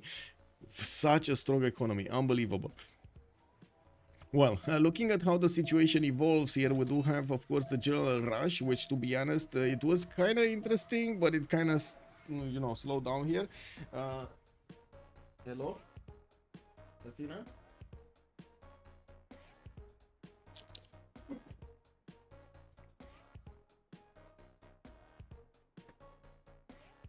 We do have also Mapuche managing to get Hypatia. I do see Sabuga is gonna get a free library and the science from it. We do have more settlers from most of the nations here. They're gonna jump up. This is their second expansion phase going on. This is usually when players go from 3 cities to even potentially 7 cities here. By the looks of it, we do have them also starting to touch borders. Zulu is gonna take care of the Japanese scout, and there's gonna be a fight for these cities, right? Isn't it? Nalanda and Anshan. Anshan is gonna be on the side of COC, and it looks like Nalanda cannot be touched here. The mountains are gonna keep it safe from the grasp of COC. We do have also quite a few campuses. Okay, so it looks like Zulu is gonna go for an attack at some point. If he's opening up next with campuses, this is gonna be a timing attack. And by the looks of it, he's building a path to the west side. He was trying to send a trader probably to Hunza, and now using his military engineer to actually get that going. I do notice Zulu does have an archer to take care of the scout, and I would imagine he's gonna get there quickly with units if he wants to. This is gonna cause quite a bit of a problem in Japan's territory. Japan is 29 science and 36 culture, but right now he's kind of locked in a development cycle, right? He wants to get the settlers, he wants to build the early districts. He doesn't really want to spend the time to build the units that he will need. There is some light over here. We're gonna have an array of feudalism builders that are gonna come out from the series of Tokugawa, and he's gonna get a lot of builder charges for him to benefit from. And you can see he has a decent amount of chops around his territory. Yes, sure, rainforest chops, not ideal, but he has some forests here and there that he could chop and of course get that production quicker. Sandorius, please call up to see Emo a response that you should hear because you deserve to hear. Okay. You have been speaking clearly from the beginning. Okay. Thank you, sir. Okay. Okay, I don't know. I have no idea why Twitch flagged that message, by the way. Thank you, sir. Hello. Mexico City needs stone door. Yes, Mexico City is gonna need a stone door. Oh my. Well, and by the looks of it, Byzantium is just gonna get a few horses of his own and either try to take care of these city-states or, you know, just raise them to the ground. Can you show envoys of Mexico? Yes, sir. We do have just one, Sabuga. Boreal, good evening, sir, and welcome. Also, Victoro, you're also great to listen. Thank you so much, Victoro. Much appreciated, sir. Hey, Atina, și tu? What? Hey, what's going on? She's very restless. What can I say? Young and restless. Yes? Young and restless. Okay, COC needs to lose internet. No. Anyway, stalling could mean making someone wait. It's used as a phrase to delay something. Stalling, Jamie actually makes a good point over here. Okay. Stalling, that also is interesting. Yes. Okay, and we do have an array of settlers also coming out from Mapuche. Looks like he got a few horses towards Yerevan, and look how quickly Russia actually managed to get an army to the right side. Now with all of the builders coming around, he will get the opportunity to chop a lot of units out if he needs to. And I do also notice Egypt keeping his Mariano Cheret archers deployed, of course, in Antananarivo, is not going to need to bring them back. Still is building on the Stonehenge for his religion, and I'm pretty sure he's kind of wary of this because, well, yeah, he might actually be converted by Byzantium, and that's just gonna be a oopsie +2 taxes straight over here given to Nyreen. We do have to take a look also if Zulu is gonna manage to get to his look at that, feudalism in 3 turns, apprenticeship for the extra production, 23 science and 40 culture. I would imagine Knight Cords is gonna be his weapon of choice, and we might actually see Japan in quite a bit of trouble. We do have audience chamber in Tokyo. I do notice more settlers. Japan is getting another 2 going to the southeast, 3 going over here. I was counting 4 and it looks like he's going 3. Okay, oh yeah, there we go, 4. So he went 4. Entertainment complex also being built in Batumi. I do notice he's gonna have a flat tile. He's just gonna need to take it out with and take out the rainforest from it. That's kind of weird to put the entertainment complex like this, but I would imagine he's gonna follow up with theater squares. Like one here, one here, one here. Yeah. Anyway, commercials coming up from space. He's moving towards Nalanda with a city center, and of course we'll get the access to extra trade routes there. Okay, no more units here. We do have Moscow being placed to the south of Yerevan, and I would imagine with Benjamin and Ben not actually getting that much science and culture at the moment, he's going to need to fix that problem. He does have a good power spike when it comes to the chopping abilities right now, and yes, I do see he's getting more temples for the faith per turn. He's still 300 faith in the bank. He doesn't even know what to do with them. We do have Yerevan being contested by Mapuche in the north, and you do see that Russia just doesn't want to really take that city down, you know. Mapuche, remember, does get an extra +5 against any opponent that will be in a golden age or heroic age, so he already has an extra +5 against his opponent. Athena? Păi cine facem? Fata, cine facem aici? Păi cine facem? Țipe așa, pe nebună? Hai mă! Wow. This cat. Well, it is what it is.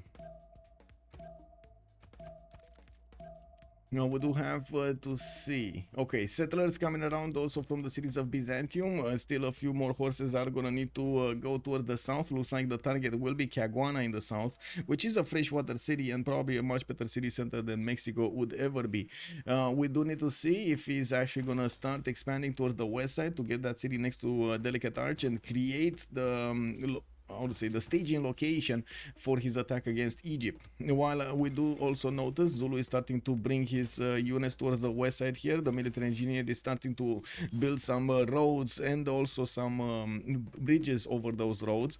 I would imagine another city on the cattle tile. I would imagine also another city right in the face through the choke point. So I do have to point out, the second he actually settles a city towards the west side, he's gonna ring a bell in Mr. Toe's brain, and he will tell Mr. Toes that he's coming for him. If he actually wants to do this, I would imagine it's much better to not actually continue the road right now. It's built enough, and get those knights going very, very quickly, so Japan just doesn't have time to react that much. If he's building the road, if he's getting the settler over there, building a city and so on, right in his opponent's face, I'm pretty sure there's going to be a bit of a different reaction from Mr. Toes on his defensive line. We do have traders from Ulundi. I do see also the other settler, the fifth one, is going towards the northeast. We do have Pingala also giving that extra science to Shaka, but not that much. He's only on 24 and 42. It will take time to actually get to something like stirrups. I'm pretty sure it's not going to be a problem to get to his core ability, but to the others it's going to be a problem. We do have encampment training projects also coming around from Mr. Toes. Right now only the medieval / Renaissance generals are left, and they're 75 apiece. They will be quite expensive. If Alexis makes a road with engineer to the choke, Japan is in trouble. Yeah, that's exactly what he's doing, basically. Coastal tiles will be tough to break, especially with samurais. Yeah. If he gets the samurais, the biggest issue there is if he gets the samurais, right? You wanna, so basically in this this problem is twofold, right? You on one side you want to get your units at the correct moment in time to catch Japan on the back foot. On the other side, you don't really want to give Japan the ability to get his units out. And I do notice already Japan is starting to bring a few warriors to the east side. These are going to turn into samurais, and if that choke point is not going to be held by Alexis Krempp at the end of this, it's going to be painful, if not nearly impossible, to get going through that choke point. Even with crossbowman cores and so on and so forth, those samurais are going to do amazing.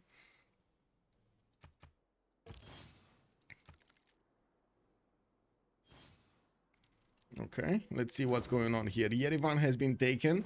Looks like Mapuche is on the back foot here. Russia does have the superior units, or I should say the superior number of units, and I do see he's sending a few more, getting a settler out and putting down more campuses. Ben is definitely having the ability to get so much culture, so much faith per turn, and he's using his tempo from the builders to actually try to do the attack on Mapuche. We do have Mapuche that was still trying to get all of his stuff in order with very good opener. He's 5 times away from castles and also gonna get civil service in 3. Then will allow him to get Malo Raiders also in that amount of time, in that window of opportunity.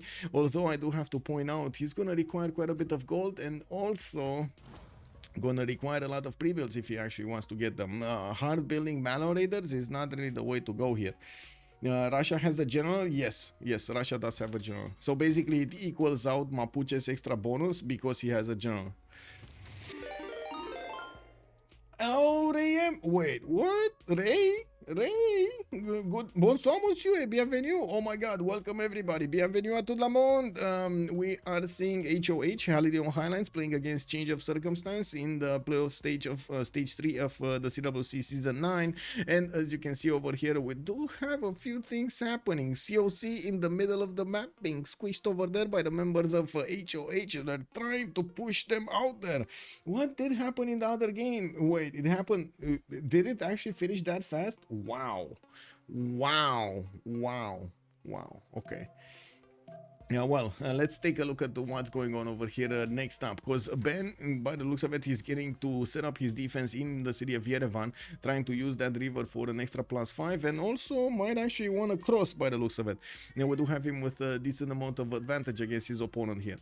I do see also horses in Bandar Brunei. We do have Hungary getting a few more traders, and of course Victor is established in his bastion city of the west side. Hey, Mozdrath! Ho will probably win this game. Thank you so much for cheering. Much appreciated for the Hanabidis. Thank you, sir.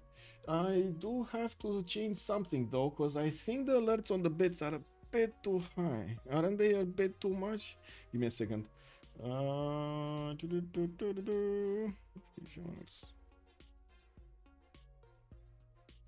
there we go.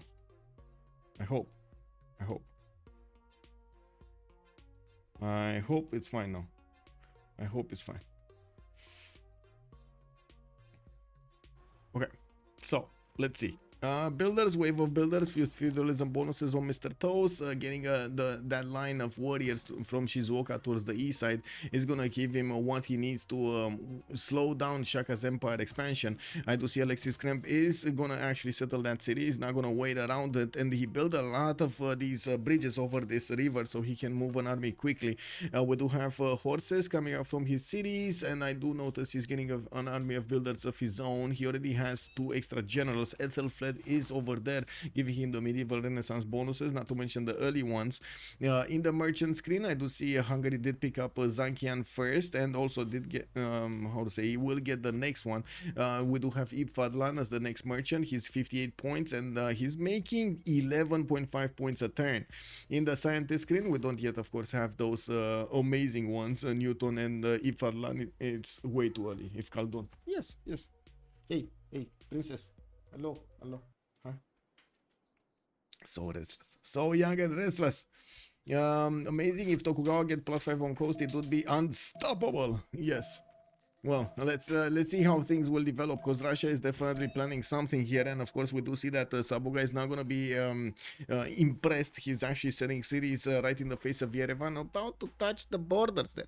We do have also a few builders and new horses coming up from Mapuche. He still has a decent amount of territory to be able to chop it, and I'm sure he can actually get a wave of these horses pre-built for those Malo Raiders if he wants to. And now the biggest question is he going to manage to get a general? Because right now he's getting his encampment training projects going, and I do notice he's gonna have around 50 points next turn, so he's gonna need at least another project. Russia's gonna get some project. Oh, he's 47 here. We do have Japan also 27. Russia is on 1. Okay, so Japan wants a general, also Mapuche wants a general, Zulu already picked up a general, Russia I'm pretty sure wants a general, everybody wants a general. Do we have Egypt wanting a general? Not really. Oh yeah, he wants a general also. Oh, come on, man, everybody wants a general here. And looking at the city of Bravo, I do see a religion, crusade and Zen meditation. He's not going to give that free crusade to Nyreen, which did choose to ignore it. We do have Chiaguana, also a city for Byzantium. I do notice he did end up on 246 at the moment, with another two settlers coming around from Constantinople and Sinop soon. I do also notice he's bringing back his army. What are you doing, Athena? Athena. She just crawled. Oh my god, don't touch the keyboard. She just crawled underneath the screen. So there was like a space of like this high. And she just crawled, itching for. I just saw the head popping and then the claws. Hello there, Alexis. Good evening, sir, and welcome. Any coastal trade between Russia and Hungary? Let me see. No. We don't have them. Maybe Rage is gonna settle a city over here on the Olive, so they're gonna get the trade through Voronezh. But until that time, it doesn't seem like they're gonna get to trade over here. There is a possibility for him to set up coastal trade routes through this lake also between Zulu and him towards the north. We do have encampment training projects coming around soon from Zulu, and I do notice he's trying to ramp this up, but very slow. 4 turns to get one. Nogoma is gonna get one in 2 turns. It kind of feels like Mapuche is gonna get his general. I mean, we already have an encampment training project finishing up next turn, and they can't stop him. It's gonna be. Is it gonna be enough faith? Ooh. That might not be enough faith. He got 26.3 points the last time. I hope Fish is building a holy site on top of his stone here, so he's not feeding taxes. Let's see if he's gonna do it, because I didn't see a holy site yet placed. Echo did get placed to the west side. And looking at this, of course, we do have him just getting builders for feudalism, a new commercials, and an encampment training project over here on the right side. Definitely the race for generals is on. And we do have also space, managing to get more cities. TK is being built in most of them for the extra faith generation, while we do have space on 60. Nyreen is only on 22. Ben is 135. He's already double. Wow, he's not only double, but he's making more faith than his opponents combined. And Byzantium over here did choose to go for Penbrush and Voice Golden Age. This is something that I didn't actually say earlier. He did go for a Penbrush and Voice, not a Monumentality. He's not using his faith pattern for his extra bonuses over here, just getting the culture. And we will see what is he going to use that faith on. 27 faith, he's on 125 in the bank right now. With quite a few horses from Mapuche starting to end up on the western side in Hueli Mapu, we do need to see Sabuga upgrading those into Malon Raiders. We do have him putting down his Diplo quarter, and I do see him putting a city on the coast to the east side, where he's probably going to get to connect his economy with Byzantium later on. Looking at the classical era, we still have 8 turns to go, so I'm pretty sure there still is time, a lot of time, to get those era score points for the Golden Age. Okay, did he get one? Mapuche is 74.3. I was thinking he's not gonna have enough. Oh my god, is this gonna be like the last turn? Is it gonna be, because Zulu is gonna finish a project next turn, right? And I believe Zulu has the top slot, or is it somebody else? Let me see. Alexis Krempp. No, Alexis Krempp has the last slot. So okay, he's not gonna get it. So Mapuche is gonna get that one. Okay.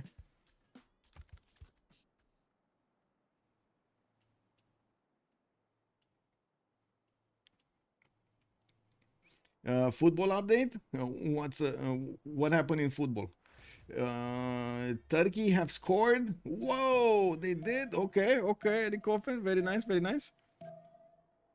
Liang also establishing the city of Nobamba for some extra production, and of course the defense against volcanic explosions. We do need to see if Alexis Krempp is going to follow up attacks against Japan, with both him and Mr. Toes putting cities in the choke points here. It does seem like Zulu is going to have quite a run for his money. I'm pretty sure with that extra science, 58 and 68 on Mr. Toes, and not only that, but also the production capability is quite high, 136. He will be able to withstand attacks. He might even push back against Zulu if Zulu is not careful. Stirrups coming up in 4 turns from Alexis Krempp. We don't have pre-builds of heavy chariots for his knights, and we might see him try to hard build them. That's going to be quite a problem. We do have a few more of these builders available for him. All of them do have the feudalism bonuses on them.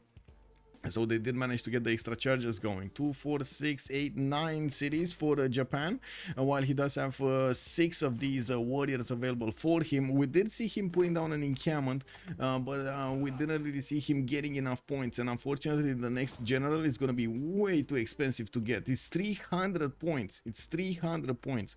But to be honest, they really needed to get Timur over here on Mapuche. They really needed to get this. There's no way Mapuche would have been able to do any kind of attack against Russia if he doesn't have that general.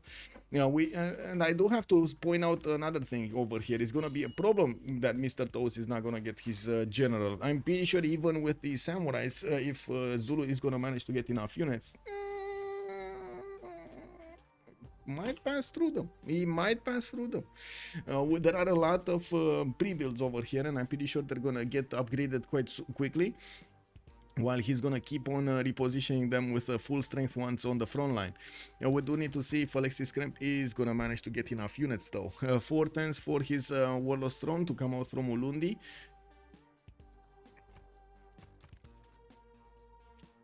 Okay, 4 turns markets from Kutaisi. Looks like Georgia did manage to finish his Colosseum. While looking at the Great People over here, let's actually see who's getting the points. 3 points for Great Writer points on Russia. We do have Egypt starting to get a few points. Nobody from the other team. No engineers yet in the merchant screen. Byzantium 4.6, Egypt 4.6, Hungary 12.6, Georgia is on 2, Russia is on 1, and Zulu didn't build a single commercial. Over here. He's also taking down the city of Kandy. It looks like with 1 trebuchet he's managing to take down that city center quite easily, and of course the horse is also gonna follow up attacks and take it out. Okay, audience chamber got finished. It looks like Ben is gonna get his Mahaburi temple from the city of St. Petersburg to get his extra 2 beliefs and also the Diplo points. We're gonna need to see in the World Congress if they do manage to actually get the Diplo points from the first one. Who got the last general? I think it was Zulu. Yeah, Zulu. So it was Mapuche, Timur, and then El Cid got picked up by Zulu. We did have also Hungary managing to get Ipfadlan. That's the third one? Or the second one? I think it's the second one, right? He got Zankian, and they're missing Marco Polo. And it's probably gonna be right after Piero de Bardi. Anyway, looking at the cities of Mapuche, it doesn't seem like he's going to have enough units to actually pull off this attack. He does have in the city of Willy Mapu 1, 2, 3, 4, 5, 6, 7, 8. And 9, 10 over here to the right side. When Russia does have about the same number of units and also getting spearmen, doesn't seem like those Mallow Raiders are going to do their job.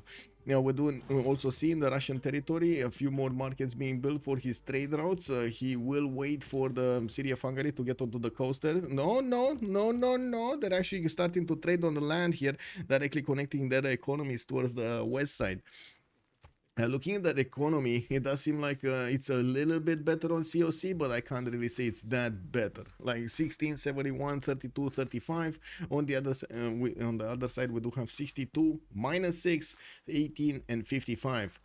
We do have Sabuga getting that extra science, and I do see Mr. Toast doing the same. On the other side, doesn't seem like anybody's gonna get over 60, but Rage is 52, is quite close. And we do have him with his feudalism builders coming around, trying to get the points for his golden age. Also is sending another city towards the west side. We do need to see if Georgia is actually gonna get to fend off attacks here. I'm pretty sure Hungary is thinking about maybe doing some mischief in the Tamarian cities. The problem with attacking Tamar is the Tike. I mean, you know, you have like strong shots on every city, and it's gonna be also strong defense on every city. It's kind of annoying to try to pillage or do damage to the Georgian cities. It's a very good point for Georgia, don't get me wrong. Japan is dead, you think? I don't know. Also on YouTube, Russia has a general that someone Sus Valeta. Let's see. Yes, TaskForceFish did Sus Valeta. Cat doing cat things, yes indeed. Vistia, go for Ben and still don't take Crusade. Yes. Oh, you're talking about Nyreen or the Byzantium? Yeah, he didn't take Crusade. He's going for his hippodromes right now, and I do see a few commercials. Well, a commercial coming out from Constantinople soon. with another builder from Nicomedia, finally sending those settlers towards the delicate arch cities.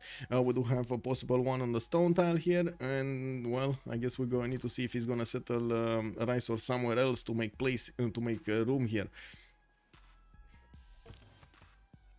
We also see a few more trade routes coming out from the cities of Byzantium to get everything done, so he can get his economy. The hippodromes are going to pop out probably tagmas here, and we definitely need to see how Egypt is going to try to defend off attacks. We already see some walls in Charlie and Alpha, and I do see Antananarivo. All of the bastions on the right side are getting prepared over here to withstand attacks. I do have to mention Byzantium does have that ability to destroy the walls, do full damage to walls with the tagmas if the city is converted to his religion. So 1 unit, 2 units taken out, and boom, he's gonna get that full strength against the city's defense. Not really a defense against tagmas. That's what I'm trying to say. The walls are not really a defense against tagmas.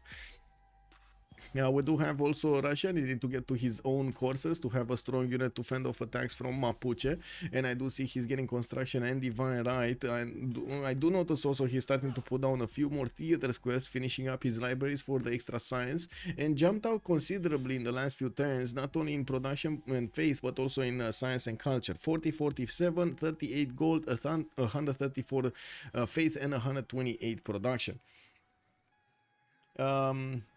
Hora de predicție. Yes, sir. Yes, sir. Oh my god, yes. Wait, when did you learn Romanian? What?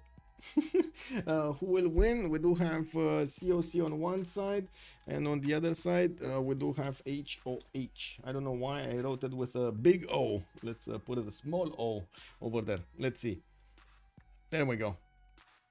And that reminds me, actually, I should ask the beautiful people on YouTube over there if we can get to 40 likes. Can we get to 40 likes? This is a very big question. Like, you know, this is basically the feedback I get for every stream over here.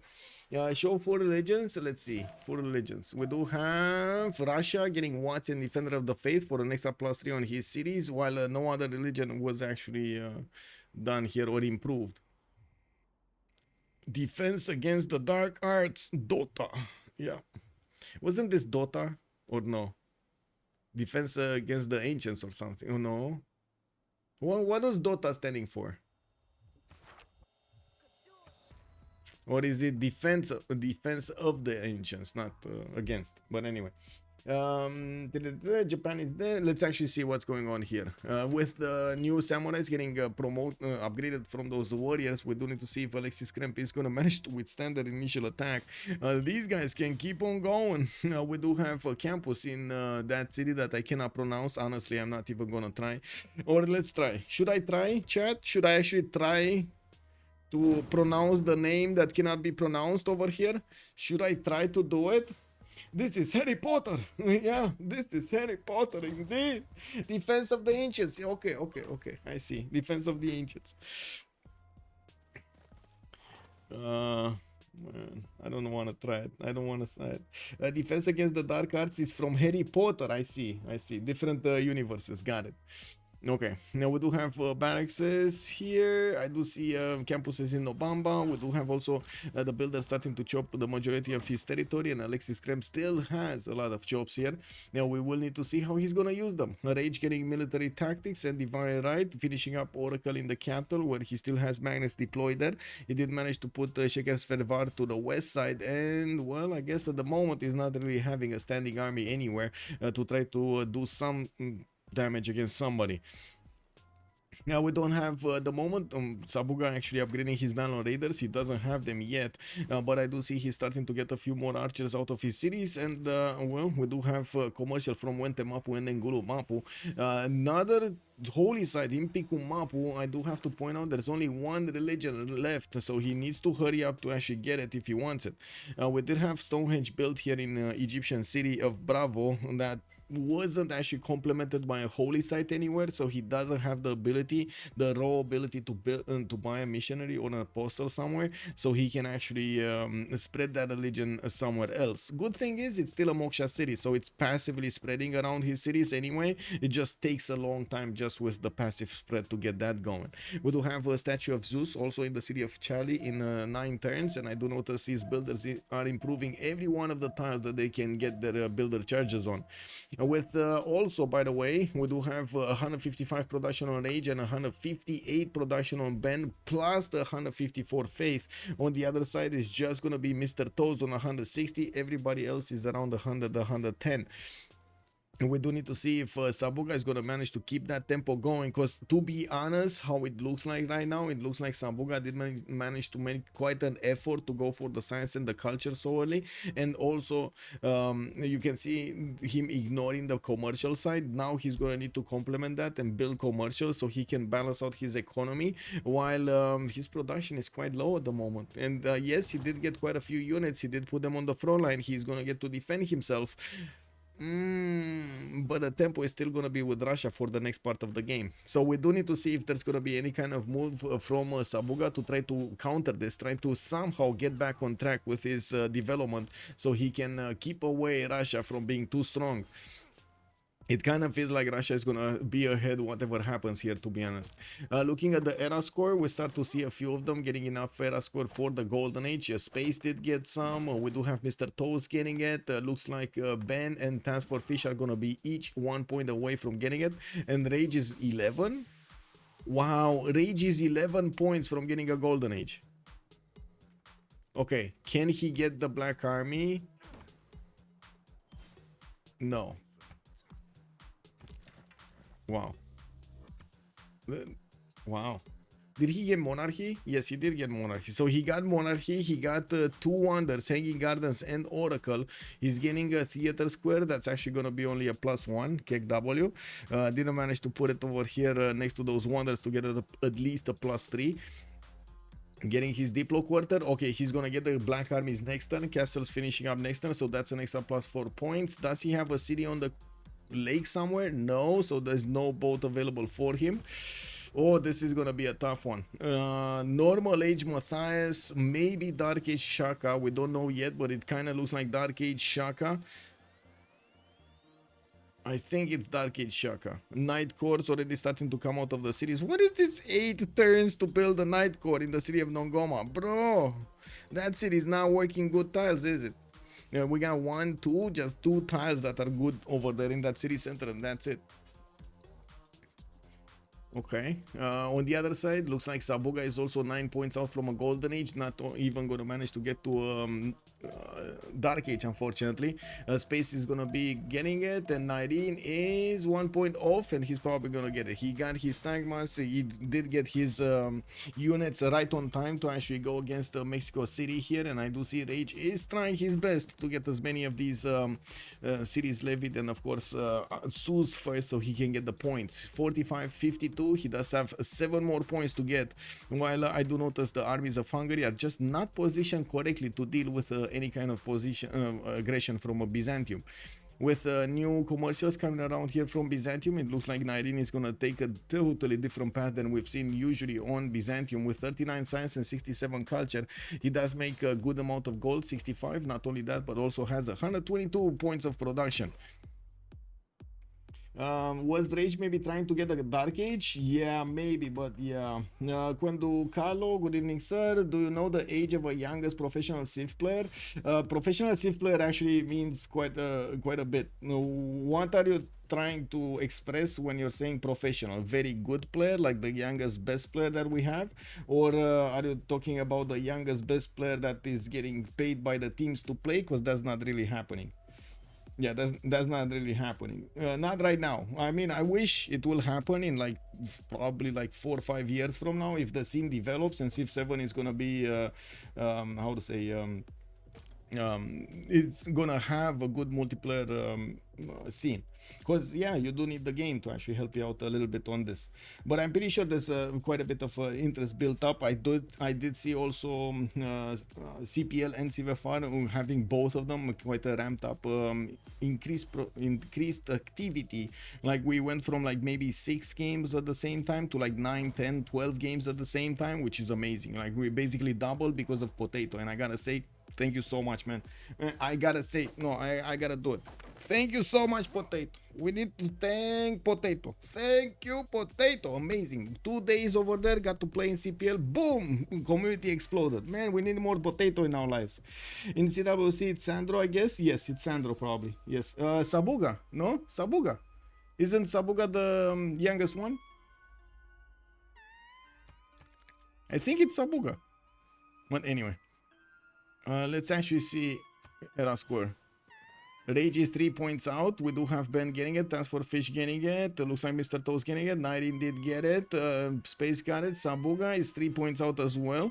We still have him with Mallory starting to be promoted here, and it looks like he's gonna start bonking through the defenses of Hungary on the west side. He's not actually gonna take a stab at Russia in the south. Now we do have him also managing to get something like what, Euclid over there. I do see Hildegard of Bingen is the next one, and I guess we're going to need to see who's gonna get it. At the moment, of course, Japan is still building up defenses, getting his walls up, and I do notice in the city that I cannot pronounce of Zulu, we still have that +5 campus getting built. The night courts are getting out slowly from Zulu cities, and will probably appear over here in the lands on the west side as quickly as they can get their hoofs going. We did have the Tagmas from Byzantium needing to deal with Hungary's levy of Mexico City, and it looks like they're doing just that. We got 3 horses and a Tagma trying to take out the city of Mexico. Of course, with that city benefiting from a religion, you see how fast the walls go down. They're made of paper. They're nothing over here to the Tagma strength. Pebbles, good evening, sir, and welcome. Sabuga is younger than Sandro, pretty sure. I'm thinking the same. I'm pretty sure Sandro is like what, university. He's like 22, 23, and then Sabuga is like 18, 19 or something. Was Rage maybe trying? I think, well, it might have been that Rage wanted to get the Dark Age, but I don't think so. The only one that's probably actively trying to get the Dark Age is Shaka. Like, if you're trying to get the Dark Age, you don't build wonders. Anyway, Rage is 51-52, so he's getting it, boys. He is gonna manage to get it. We got him just 1 point off. Wait, is he gonna get it? Oh my god, did I hype you up for nothing, or is this? Oh my god, wait, yeah, he got it. 52-52. It's all good. It's all good, boys. It's all good. So we got 52-52. There we go. It's only gonna be Alexis Krempp that's not gonna get his golden age, but he's gonna have a dark age. And oh my god, Sabuga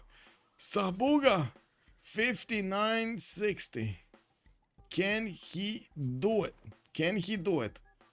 Does he have a city state? No, and I do see only 6 city states are available for them. Can you imagine how many city states? Like half of them already got killed or raised. Unbelievable, man, these players. Yeah, it looks like Sabuga is not gonna get his golden, to be honest. 59-60, just 1 point off. That feels so bad. Wow. Anyway, we got some Hungarian Black Army showing up to fend off attacks from the Malon Raiders. They will get the support help of Mariano Cheret archers, which are strong enough to hit these units from afar and deal significant damage, especially if the Black Armies are going to keep them at bay.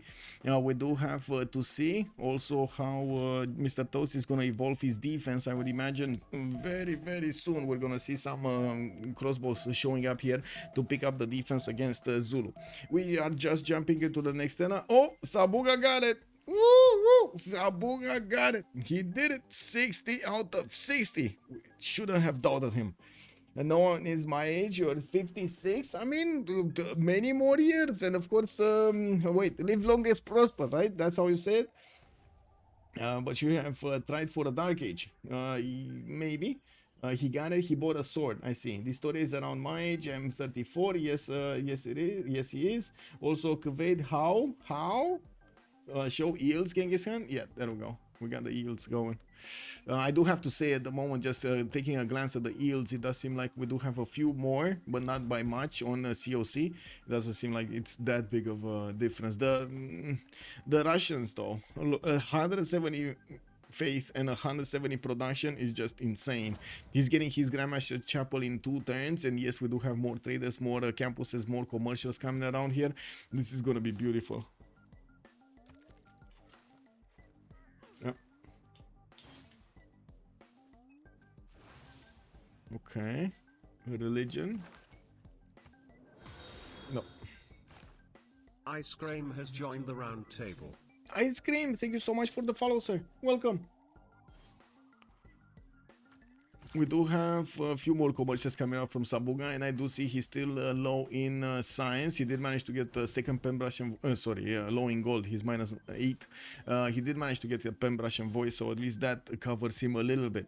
On Alexis Krempp, Drums of War, Dark Age, he's probably gonna put on the card for the extra +5. He already has it, and we're gonna need to see him start to chew through the samurais if that's his plan.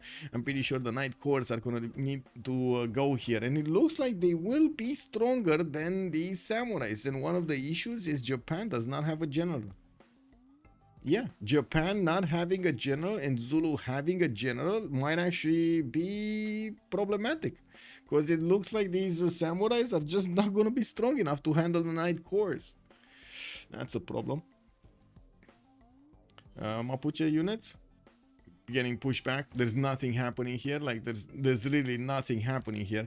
We might see Russia at some point trying to do some attacks, trying to be a bit obnoxious, but that's about it. Now, of course, we do have the majority of the empires right now starting to get the preparations going with the aqueducts for their industrial zones. We do have Mapuche setting some. I would imagine Hungary already. Yeah, there we go. We got some industrial zones starting to come around. Nothing really happening yet in Zulu's territory, but I'm pretty sure it's gonna soon follow. The Colosseum plus the theater setup is coming around. I would see Batumi also getting another one here towards the southeast, which is gonna be amazing. And you do note the space is already on 80 science and 103 culture. Now I do want to finish this, so give me a second so we get this going, and then we're gonna have a pause for 2 minutes.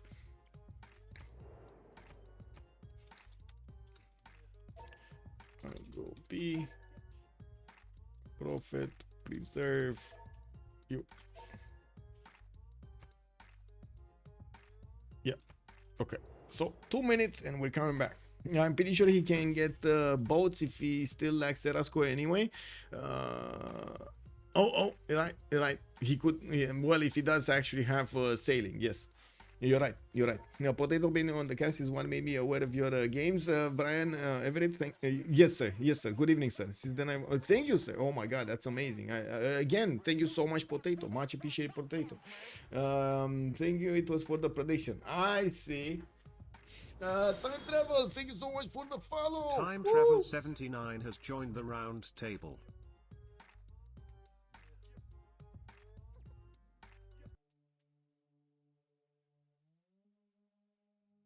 Okay, so now that we're in the second era, we're gonna turn off the lights because we don't know what's gonna happen. I'm pretty sure we're gonna have Zulu over here and start to bonk against Japan. We did have a bit of a stir in the Mapuche's territory. Did you see these Malo Raiders get itchy? They did try to go against their opponents, couldn't handle them. We did have also Tagmas coming around here from the cities of Byzantium, and the Mexico City is going to be the first victim. We're going to need to see if he's going to follow up attacks against Egypt, which did manage to build the statue of Zeus. Alexis Krempp, 65 science and 40 culture. Let's see what happened in the Congress. Double the points for merchants. Harbor cannot be created. No buildings in the harbor. That's going to hit Tokugawa quite a bit. I would imagine this would be the era when he was wanting to build his shipyards. Not gonna happen. 2 Diplo victory points also on Mr. Toes. It does mean that Russia did not manage to get them. We do have 4 out of 20 for Russia and probably, what, 3 out of 20 for Mr. Toes.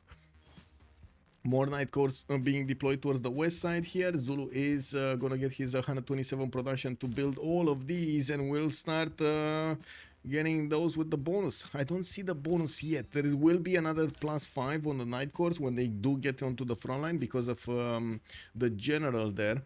Although I'm a bit surprised we don't see a general in between. Anyway, Rage 118 science with 65 culture. Free Inquiry Golden Age has a lot of science coming around from his commercials, and I do notice he did manage to do exactly what he needed to do to keep Mapuche away from his borders. Got those black armies and got a few knights there to try to stop the bleed. With multiple universities also coming around in his cities, he's gonna get those built relatively quickly, and of course get the extra science advantage. He's also on 200 points of production with industrial zones coming around. We do notice he did manage to put down an entertainment complex, got the arena, but never actually managed to get the Colosseum. It was Tamar much quicker on this. And we do have also TaskForceFish with 66 science and 41 culture, getting a lot more science right now. Did choose to go for a Free Inquiry Golden Age, and will get Intelligence Agency next turn. I do notice he's managing to make 79 gold a turn with 139 production. To be honest, this doesn't seem like it's incredible, but the gold per turn is going to be extremely good for his teammates. Ben, 75 science and 106 culture. He's already on 180 production and 180 points of faith per turn. They choose to switch to a Pen Brush and Voice Golden Age from his initial monumentality. Now he's going to finish his Grandmaster Chapel next turn and will get to use that extra faith that he's having it banked up on his units so he can attack his opponents here. We're going to need to see what kind of level of technology he's going to feel comfortable with attacking into his opponent. And of course, we're going to need to see if Mapuche, if Lotaro is going to manage to keep up with the stats, because honestly, it does seem like Peter is way ahead right now, way ahead. Even if he has less science, he still feels like it's way ahead. We do have Mr. Toes, 127 science with 96 culture. He is the one trying to fend off attacks here in Fukuoka, and Alexis Krempp just putting as many of these units on the front line as he can. They will get upgrades into crossbows, and these will deal a lot of damage. Crossbowman cores are something very, very problematic. Zulu is going to have a strong attack force here against his opponent. Let me check out the damage now that the knight is next to him. We should be able to see the damage. There we go. 79 against the samurai, 67 strength. Wow, that's a lot of damage.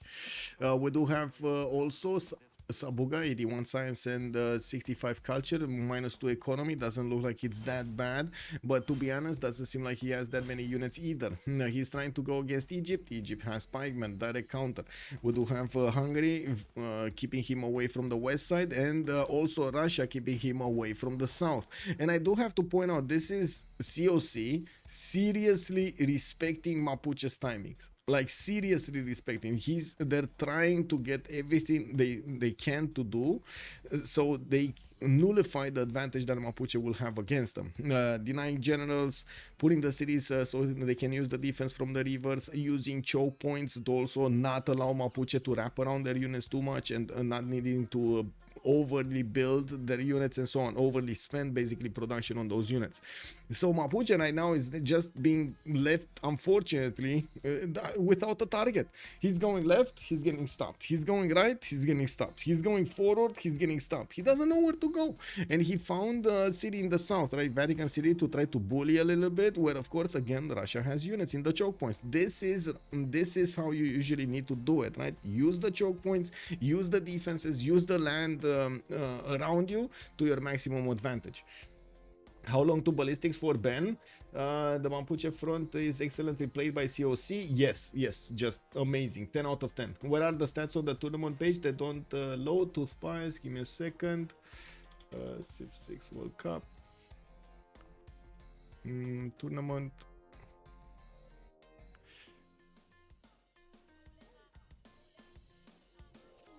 They do load. They actually do load. Just give it a second. Maybe it's the like the Microsoft server or something, because they're hosted on OneDrive or something. Look, they're here. This one, no? It just might take a second. I'm sorry. I put an extra text here so you do know that please wait. Like please wait. Sometimes maybe you need to refresh the page because it doesn't get the command or something. Steely, good evening, sir, and welcome. Okay, make sure you have embed options enabled. I don't know exactly how to do it, but yeah, you should get them here. By the way, if anybody wants to check out these stats, easy access on Civ6worldcup.com website. You're gonna see all of the stats of the tournament here. This is also made by Mamaleto. Amazing. This whole sheet over here is amazing. Google sheet, OneDrive sheet or something.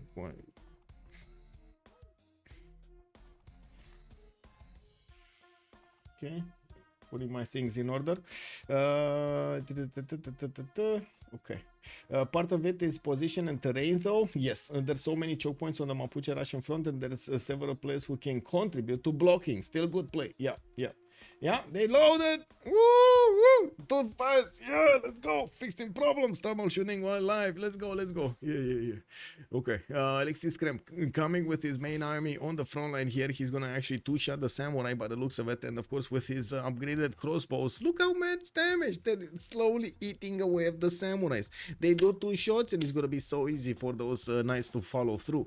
We do also need to see if the damage counter damage. There's no damage. These crossbows, they have no damage of Japan over here. Oh no. Well, we do have quite a few knights finishing up in his cities. He's also going to get an intelligence agency in 4 turns, and to be honest, we gotta see if Japan is going to manage to get a spy of his own. If he's not going to manage to get a spy, the extra intel will be with Zulu. Getting printing in 3 turns. I do see Mr. Toe's going to get printing in 1, so they're going to equal that plus 3 out between themselves, while of course the spy is going to make the difference. In the capital city, Tokugawa did get intelligence agency in his second specializing building of choice. Okay, with also mausoleum being built in the north. We do have him getting his universities out from multiple cities right now, and of course getting harbors out here in Yokohama to the west side. Foreign Ministry importance in Tbilisi is the second building of choice for Georgia. Makes sense. He does want the envoy points there, the diplo favor points, I mean. Shekes Fervar gonna start getting theater squares, and I do notice Hungary is probably the one dedicated to go for the later game here, but at the same time saying that and then seeing more black armies coming on to play, maybe we're gonna get some hussars action later on. He does at the moment have only 137 science versus spaces 83. I wouldn't really say that's that big of an advantage at the moment. With comparable production numbers, 191 versus 166, and of course both of them are making a decent amount of goal for their teammates. Space does have more culture, so nationalism hitting the later timings is going to be easier for him. We do have Mapuche also pushing back the Russian units. Looks like we might actually see a takeover of an encampment here before the ancient walls go up. Russia does have a few of crossbows that could definitely shoot down that encampment there. Or the crossbows. What are they shooting? The encampment or the crossbows? The encampment. It says encampment. Okay. So Zulu pushing through. He did manage to get the first one, took down the walls in that encampment, and it looks like these night courts are actually gonna have the strength necessary to punch through the samurai line. Mr. Toes is trying to get to gunpowder in 3 turns, and of course he's gonna need the metal casting. Oh my god. Does he have? Probably he does have the other one. Yeah, military training or what? Military tactics, this one, to get his men-at-arms upgrade, so he can actually get to muskets. We do have to see also if the trebuchet core is gonna be enough. Yes, it is. It looks like it's doing more than enough damage to take down the walls in a nice time. By the time these knights are gonna be finished with the samurais, the walls are gonna be down. Ben is saying I kinda need to rage quit. What? No hotkeys, not playable. Okay. And their opponents is saying okay. Wow. Is it a mistake for Mapuche to wait on 6 cities now that he's being neutralized? Being 2 more cities is good. I would imagine yes, it's gonna be good to try to get more cities. Yes, I agree. Losing Fukuoka could be devastating. Loyalty won't be a problem, and choke is controlled. Yes, Fukuoka will be a major problem. It will open up all of this territory. And that's gonna be a major problem because Zulu keeps on building units, and them starting to attack into Mr. Toes over here is gonna be a problem. The thing is, Mr. Toes already did manage to get to 164 science and 115 culture. He might have, and I stress might have, enough science and culture to get the units technology he needs to keep off Zulu from his territory, from actually attacking Fukuoka. We'll see. Still gunpowder in 3 turns, metal casting after, ballistics in afterwards, and so on. Looks like Space is also gonna get his stirrups and also mercenaries. Looks like he only has a few swordsmen deployed to the east side. I wouldn't call this a big army. Spies coming around. I don't see a spy yet in the cities of Zulu, but we might just see one popping in soon because Tokugawa did finish one. So I would imagine it's on the road towards Zulu's territory.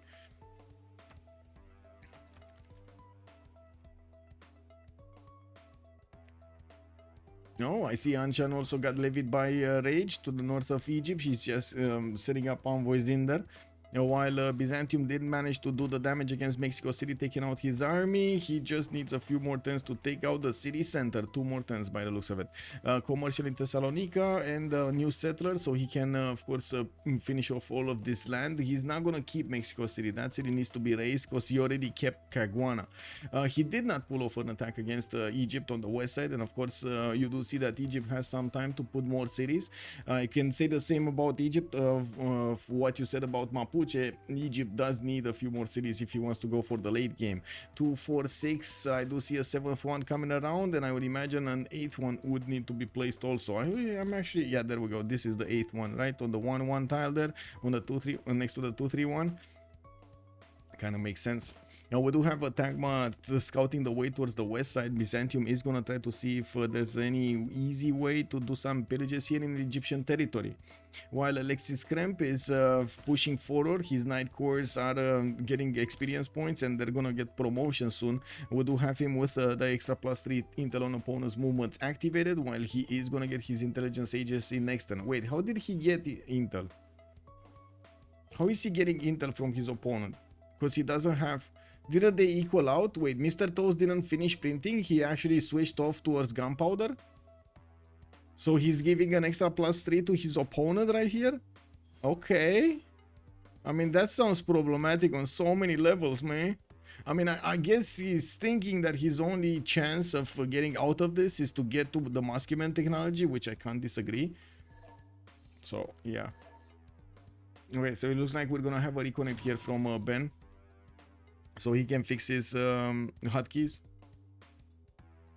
Can he give Mexico to Sabuga? You cannot trade it, right? So unless Sabuga is here to take it, or maybe this one. Yeah, maybe this one.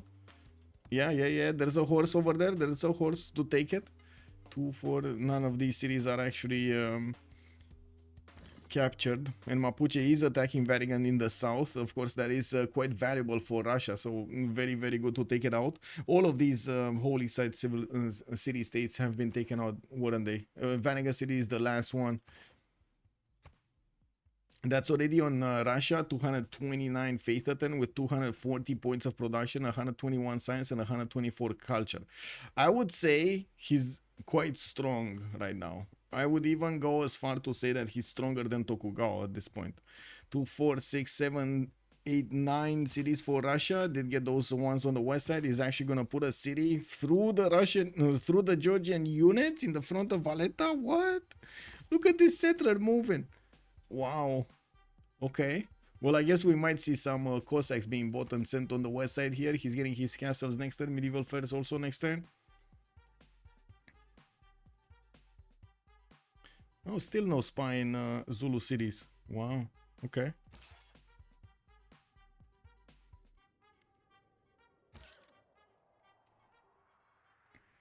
Why is Nyreen so far behind? He's free sim, Xipong. Yes, he's free sim. He's getting his series out, but yeah, I can't really say that he's that far behind. 84 science and 102 culture. I can't really say he's that far behind.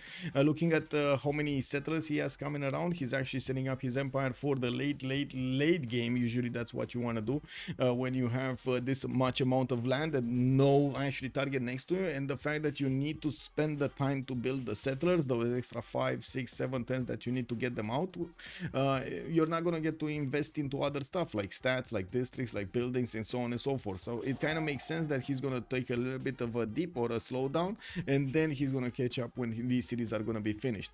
We're gonna need to see if he's gonna manage to get some more discounts, because to be honest, this is terrible. Building a commercial in like 15 turns is definitely not what you want to see. Otavio32 has joined the round table. Otavio, thank you so much for the follow, sir, and welcome. Losing for Goa could be. You came from Tai. What is Tai? Good evening, sir. What is that? What is that? Hello, hello.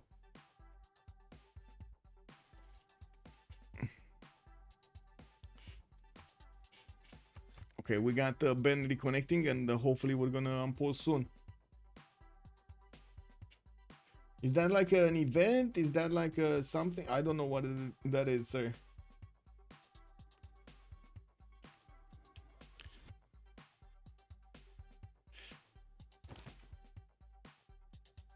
Okay, it doesn't seem like there's any more worry about Mapuche doing anything here, even if there are slow units, or I should say weaker units of Russia here in Bergen City. Ooh, the Beasley, thank you so much for the gift, much appreciated. Marcy 18, welcome, sir. Welcome to the Dreamers. Let's go, putting me up above 200. Thank you so much, the Beasley, much appreciated, sir. Oh, we got a plus and then we got a minus.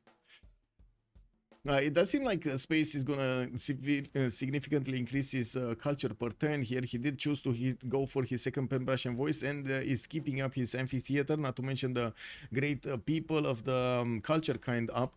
We did have Russia getting a few theater squares, I believe, in the beginning, so yeah, he's getting a few points also. No, he's not. Actually, he got one. Okay, he got one, but not very big one. Okay. I don't really see very big theater squares over here. Definitely, I do see them here. This is going to be a +5. We do have another +4 over here, and he's going to get another +2, 3, 4. No, 3. 1, 2, 3, and that's it. Another +3 next to Batumi.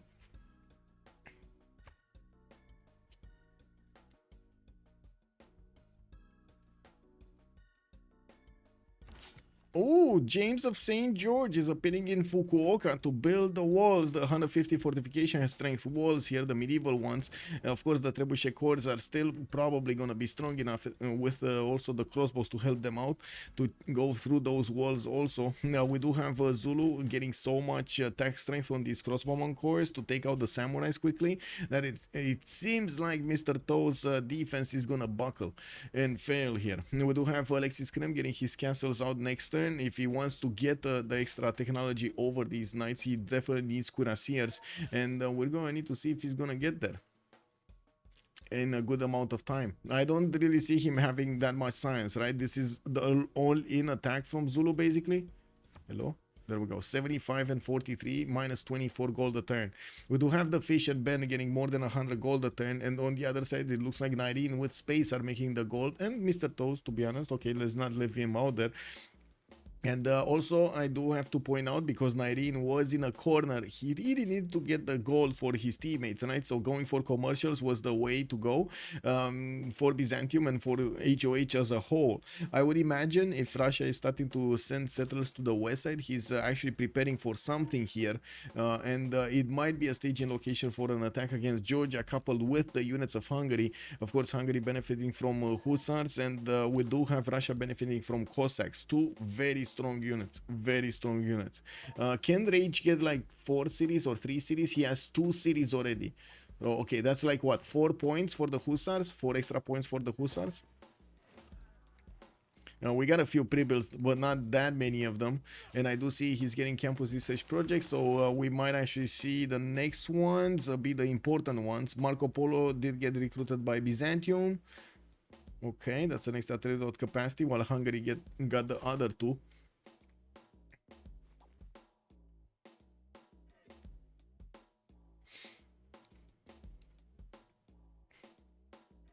Well, just waiting for the next turn. Ben is gonna need to finish his turn. He had a few more seconds to go for, and I'm pretty sure it's gonna take a bit of time. Mapuche is being caught out of position with his Mallow Raiders going through the forest. It looks like the pikemen were ready, waiting behind the tree hulks, and by the looks of it, no Mallow Raider is gonna get through. We do have them retreating actually. Whoa, that was quick.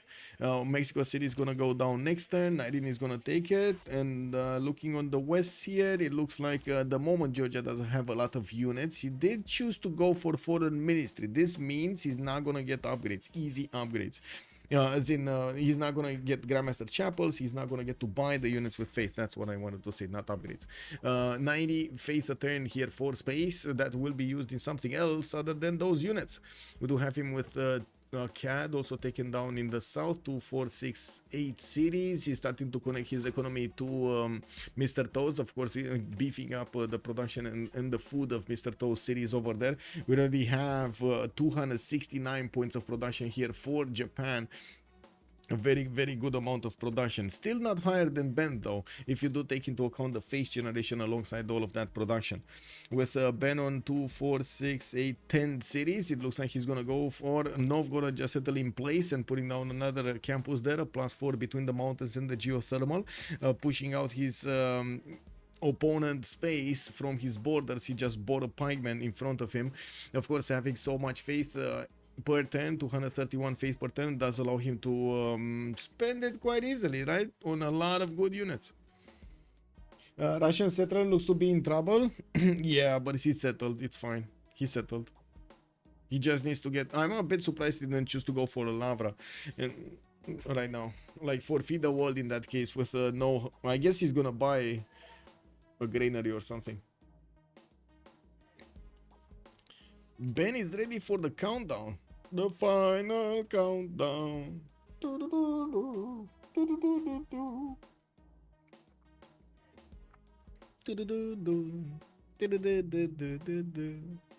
Anyway. What do we have?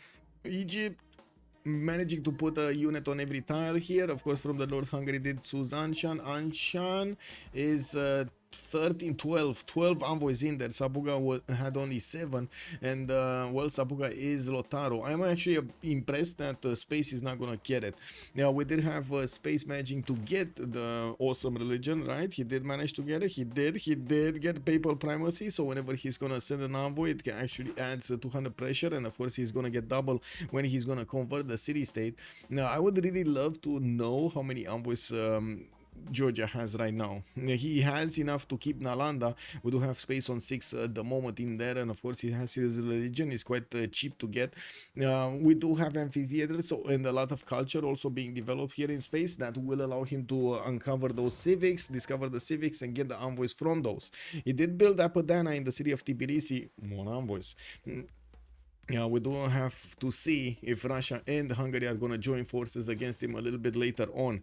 With Zulu Gun also being picked up here as a merchant, we do have him getting some stuff, but not much.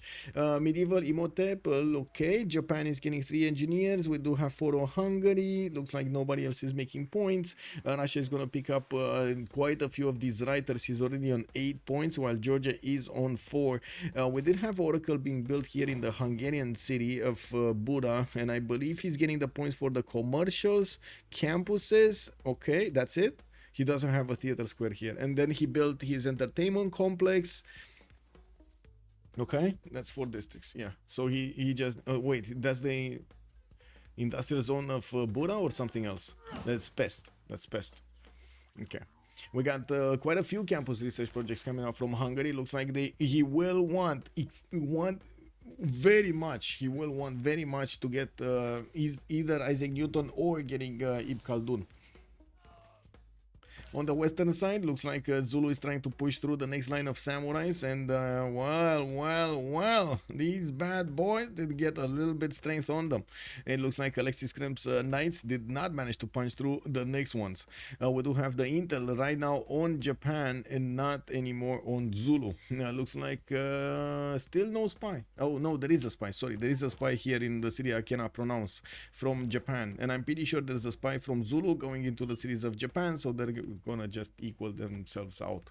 Gunpowder next stands for Mr. Toes. We do have Zulu also getting siege tactics in 6. I have no idea why he's getting siege tactics instead of going for metal casting, but sure, let's go for it.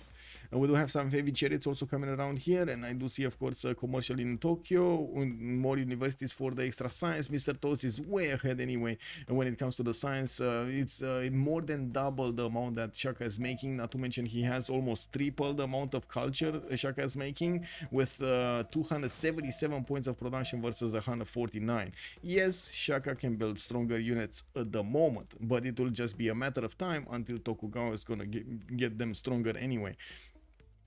And we do need to see, of course, if Zulu is going to manage to get quite a bit of science here. We do have multiple libraries available for him to be built, but he just doesn't have right now the production or the time to take care of them.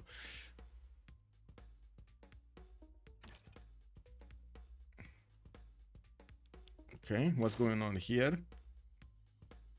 It looks like Mapuche did manage to get the wall up in that encampment. I'm very surprised, but it is what it is. We do have the crossbows still taking shots on that encampment so they can get the promotions. This is going to be actually very helpful for Russia, just as it was for Mapuche to keep on shooting units or cities over here, or city defenses, to get the level 2 crossbows. When these are going to get upgraded into field cannons, oh, they're going to be so strong.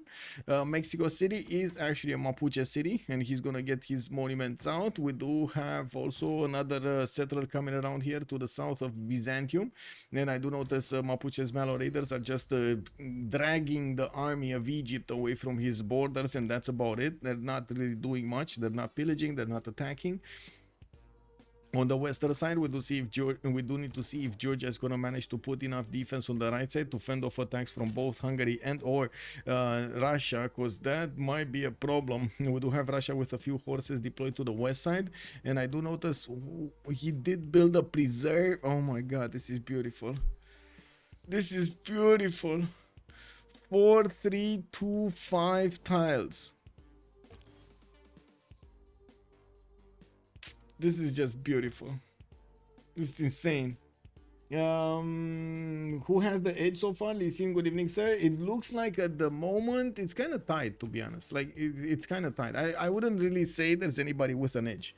We got them really close when it comes to the science. We do have a bit more advantage, I would say, on HOH, because, well, Shaka did kind of use this moment to go against his opponent, and we still don't know if he's going to finish the job, especially with Mr. Toast getting gunpowder and getting the ability to upgrade these samurais into the stronger units, the musketmen. I don't know. These night cores might not be what's needed to go through this. We do need to see if, of course, Alexis Krempp is gonna get more science. This, to be honest, well, yeah, they do have enough gold to buy libraries, for example, but man, I don't know. It feels like that is a major investment. And let's see the muskets. Let's hit the muskets. Okay. Lol. Wait. So muskets are basically just... Okay, they're a little bit stronger. Yeah, they're a little bit stronger. Oh no, they're not. Wait, they're not. This one doesn't have Garrison Commander, doesn't have a +3. And I don't think it has also the 45 bonus. Anyway, they're like a few points stronger. It still doesn't matter that much. That's a bit of a problem with new units from Zulu, and also the terracotta army being built over here in the city of Ulundi. We might actually see the spy getting to a level 2 in the cities of Japan. We also have Japan starting to industrialize, as in he's getting all of the industrial zones around his cities, and will try to get going for those industrialization points. I do notice the scientists are getting picked up here. Hungary will have the next one, while Japan did pick up Abu to pop the heals much better. That will help him actually withstand a few more damage points, but we'll see if that's gonna be enough. It doesn't seem like at the moment the muskets are gonna be able to hold the Zulu units, the Zulu army.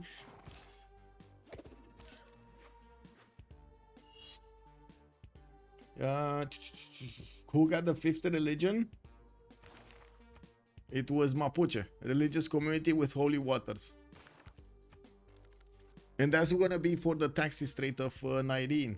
And I do have to point out right now, all of the HOH members are over 100 science, and it does seem like Mr. Toes is keeping up quite nicely with Rage's points, 225, 199, 83, 120.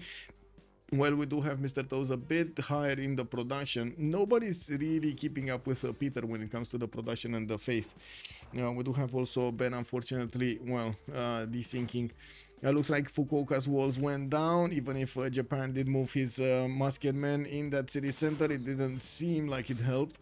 We do have James of St. George still with charge available, and it looks like he's gonna try to first move it next, and Alexis Krempp is still eating through these units, and I'm pretty sure his knights are gonna be good enough to chew through the line of crossbows here to the west of Fukuoka. Mr. Toes also going for metal casting, trying to get heavy chariots out, and a few more musketmen to plug the choke and keep away Zulu from taking too many cities. And I do have to point out, Zulu right now is not really flexing his whole army. He can't.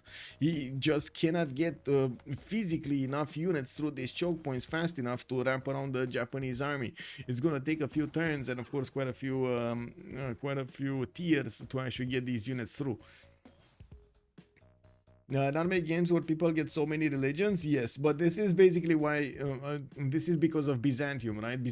First of all, they want to deny the ability of the extra taxi strait on Byzantium on one side, on his opponents, but his allies want to give him more. So Mapuche built one in Mikumapu so he can get converted easily by Byzantium, and I'm pretty sure at some point we might actually see one apostle from Byzantium going across the map so he can convert the holy city of Georgia to get the extra +2. Now, like having +6 taxi strait is gonna be incredibly valuable if he's gonna get enough strength to also go against TaskForceFish here, which kind of looks like he's gonna get. Like looking at the stats between them, it does seem like Nyreen is quite far ahead. Looks like I just want to state something: Cleopatra 117, less science, and he has a free inquiry golden age. He's right now getting so much science from his commercials doubled. Imagine him dropping that number under 100, while Nyreen is in a Penbashan voice. He has 130 science, and he's not gonna lose a single point going into the next turn. We do have him putting down a few more campuses and commercials, and I do see he's getting his campus research projects. Probably will want to be competitive when it comes to those scientists. It looks like Ibn Khaldun got picked up by Hungary for the extra bonuses from ecstatic and happy citizens. It looks like Hungary at the moment is benefiting from +3. Okay, but not in all cities. Actually, just in the capital. Oops. Okay. Okay. Also, Russia is making campus research projects. So we do have markets coming around, and it looks like La Venta has been taken down, or Jerusalem, whatever this was, or was it Vatican City? Anyway, with the city of faith to the south of Wende Mapu got taken down. Let's see the initial attack of Zulu. Are we gonna have this Trebuchet Gore again in focus? No. Oh my god, these muskets die. The muskets die attacking into a Trebuchet Gore? Really? Wow. Okay. Well, that was a dead musket. That's a dead crossbow. And it looks like another dead crossbow. And probably a dead samurai. And Alexis Krempp, I think he just activated the Tears of Japan. Because right now, he punched through Fukuoka. He's starting to deal the damage against the walls. So the walls did get built there by James of St. George, giving them 150 strength. Well, right now there's a 75. Then we do have the Trebuchet Core. That, guess what? Is going to keep eating at those points. Not to mention he's going to get the promotions. He's already on level 2. He has the Shrapnel and he has the Grape Shot. So he's looks like he's focusing this on doing a maximum amount of damage, maximum effort against the Japanese units.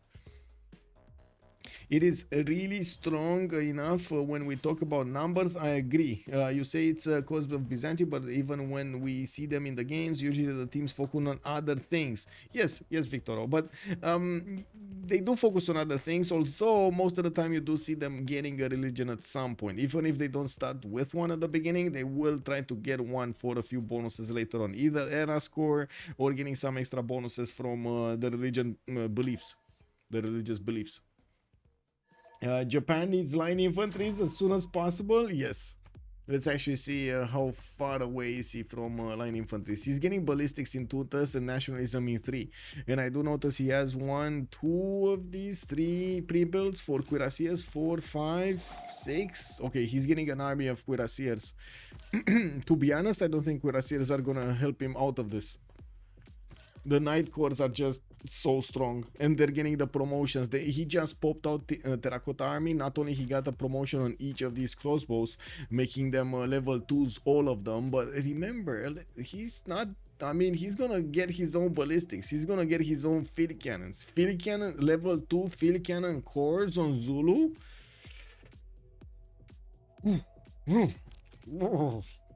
I don't know about that. A shiver just went down my spine because of what I said. Yeah, that's what we were saying from samurais to musket. I guess Zulu will get armies before that, so it won't really affect much. Yes, basically. Yeah, he needed to have significantly more science than he has right now. And to be honest, like, he already has a lot. 221 versus Alexis Krempp 75. Man, that's a big difference. That's a big difference.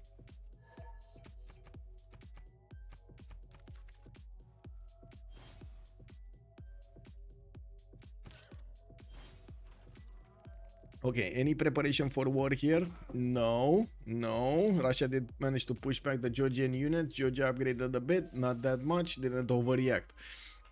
We do have the campus research projects coming around here from Hungary. Hungary is choosing to put an industrial zone from the city of Bura, which is placed to the south here. Okay, that's kind of weird. That's only a +2. And he can't really beef it up with anything. Interesting. I'm curious why he built it here instead of here for an aqueduct. But anyway, I guess it would have been only a +3 instead of plus more. Anyway, yeah, never mind. Doesn't really help.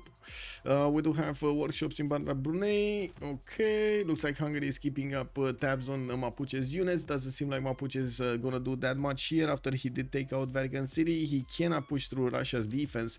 He can poke around Russia's defense. You can see the crossbows are doing significant damage against the pikemen. And I do notice Mapuche is taking quite a bit of damage in his city of Willy Mapu in the encampment, where there is a deployed crossbowman, a level 2, that is just, you know, doing damage to any unit that Russia deploys to the city there. We got spies coming out from Mapuche. I do notice in the north he did couple his economy with Byzantium. Unfortunately, I don't see a Reina city in between them, so the goal pattern is not going to be amazing. We'd still have him on -15, even though he is external. We do have also Byzantium sending a coastal city, and Mapuche sending a coastal city. Somehow the trade routes, guess what, they're still going on land. This is a bit of a problem. This is an issue. I'm pretty sure they wanted to go all externals on the water there. We do have a Tagma, and wait, this Tagma didn't move. It was the city of Gulf that came to the Tagma, wasn't it? This Tagma, I honestly don't think it moved.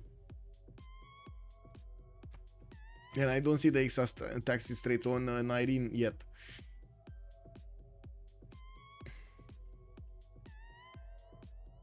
I do also want to point out, with Japan being pushed so hard, it looks like they're putting quite a bit of pressure on their opponents, on especially Japan, slowing him down from developing and forcing him to build a bigger army.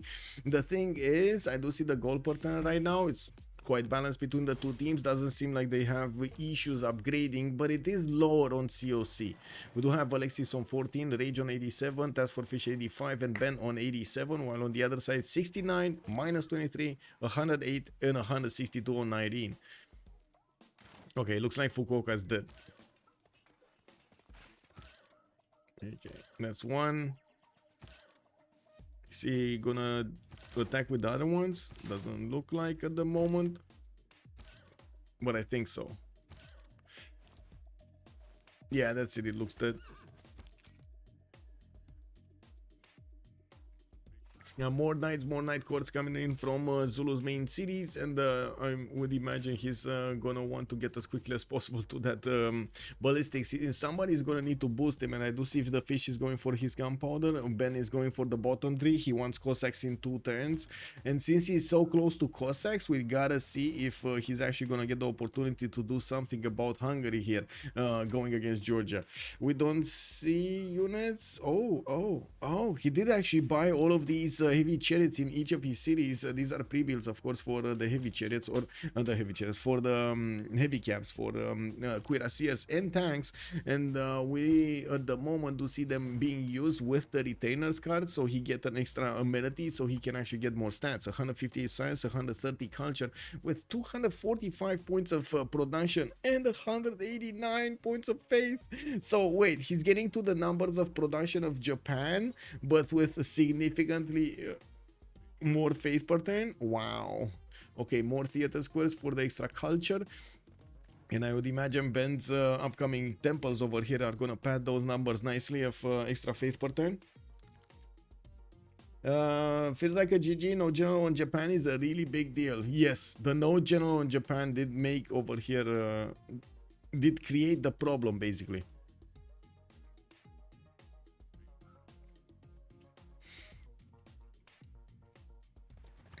But that also was quite a sacrifice on Zulu. That was quite a sacrifice on Zulu.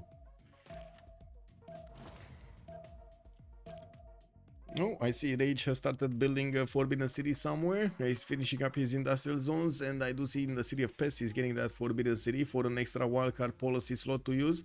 That is also very, very valuable. Okay, looks like we're gonna have a relobby next turn, so we can fix these things. Makes sense. Japan can't handle the Zulu cores at all right now. Bulizan, yeah, yes sir. Good evening sir. Also Blaze Cat Games, hello there sir. Thing is, you need double the amount of units of Zulu to really defend. Yeah.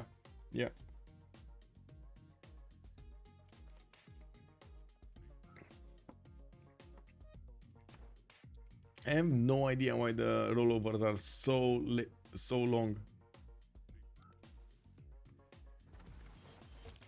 I guess it is desync somewhere.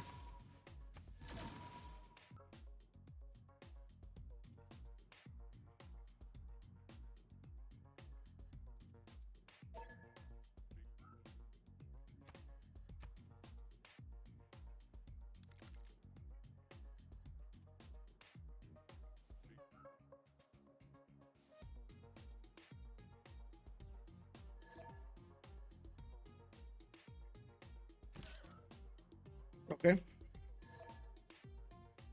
Let's see if we can actually not have a desync, hopefully.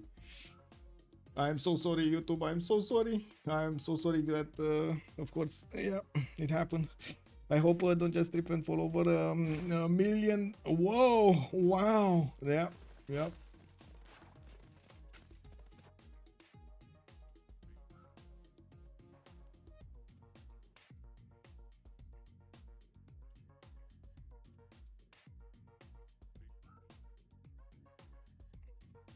Okay, so Fukuoka is taken down. It looks like Alexis is going to be successful in his campaign to take out these cities of Japan. We do have also Japanese cuirassiers coming around and getting upgraded. This will help him slow down, but to be honest, it's still the Night Corps that are going to be stronger. Oh my god! Night Corps stronger than cuirassiers. Who would have known? We do have the also crossbowman corps that are getting into position to the west side. They do have experience points, some of them to get to level 2s, while of course the new knights are gonna need to show up on the front line. You see so many Night Corps upgrade being built. Alexis Krempp is 4 times metal casting, and I do have to point out he's not that far away from getting ballistics afterwards. He would need an influx of extra science, and he never actually got around to build his libraries and or his universities.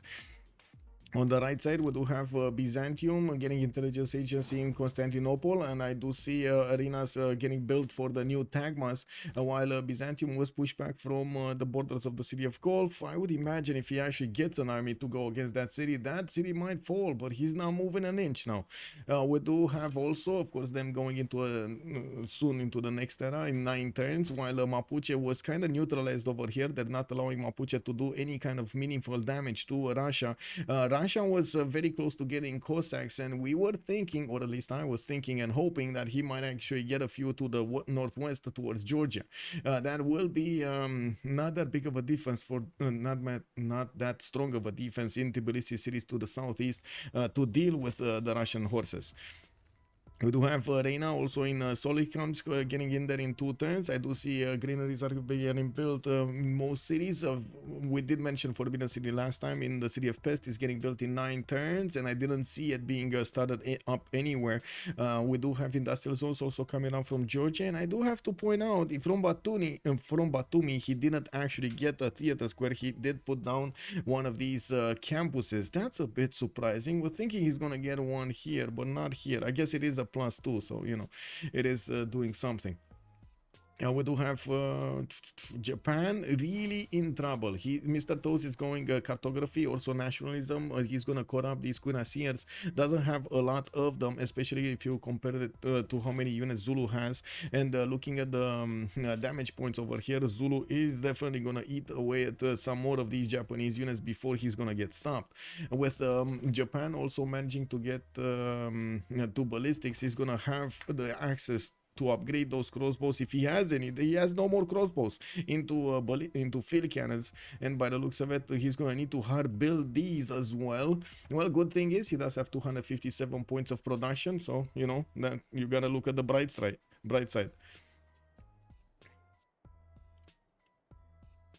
Rina in Sinop. Okay, in the lands of Byzantium we do see him just keeping on simming, and to be honest I don't really see him setting up his production capabilities like industrial zones and other stuff, so I'm actually quite curious what is he gonna do in the next part of the game. How is he gonna want to approach this aggression against TaskForceFish? Well, first of all, he definitely has more stats and more culture, more production, significantly more production there if you couple the faith, and he's doing quite a bit of gold.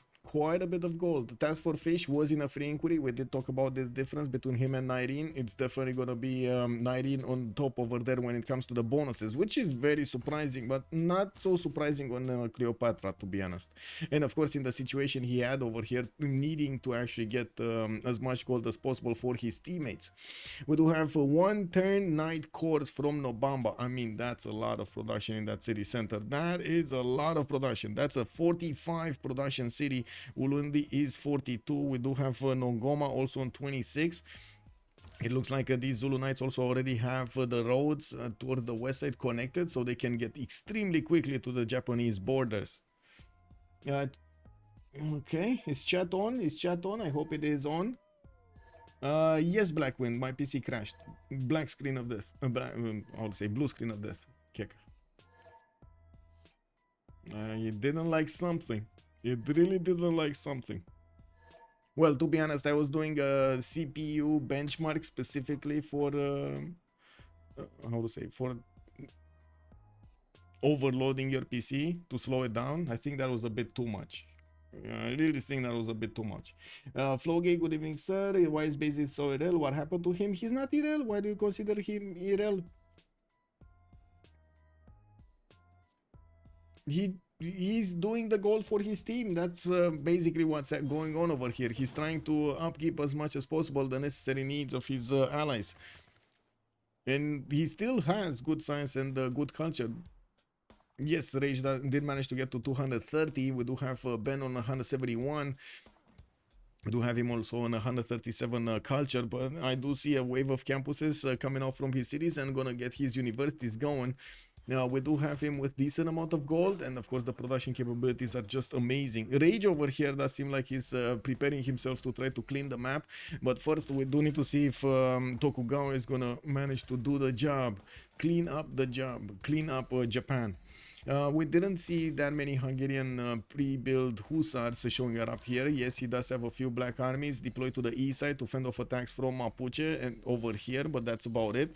Mapuche is not really pushing anyway. With new production capabilities, Rage is gonna get to build stuff very, very quickly. Any stuff.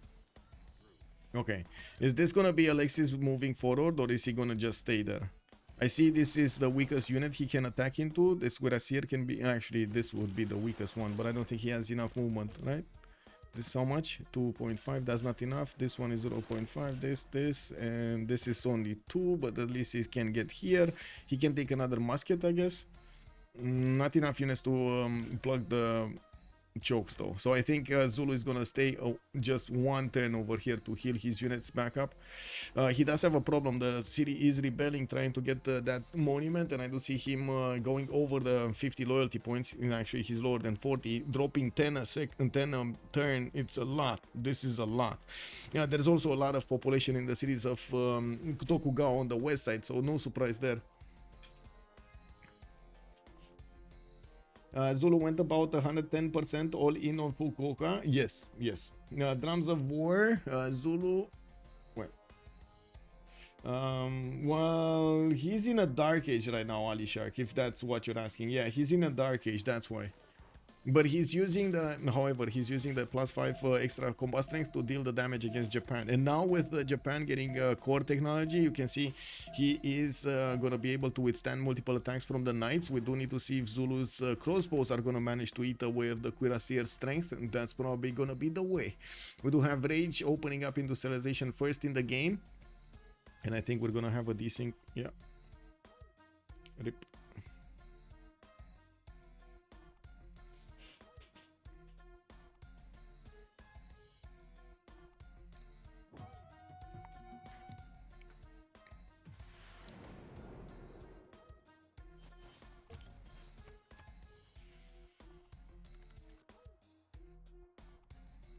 Okay, well, finally Zulu is gonna get his campuses down, and I still don't see libraries getting built. No, I do see one in Ongoma.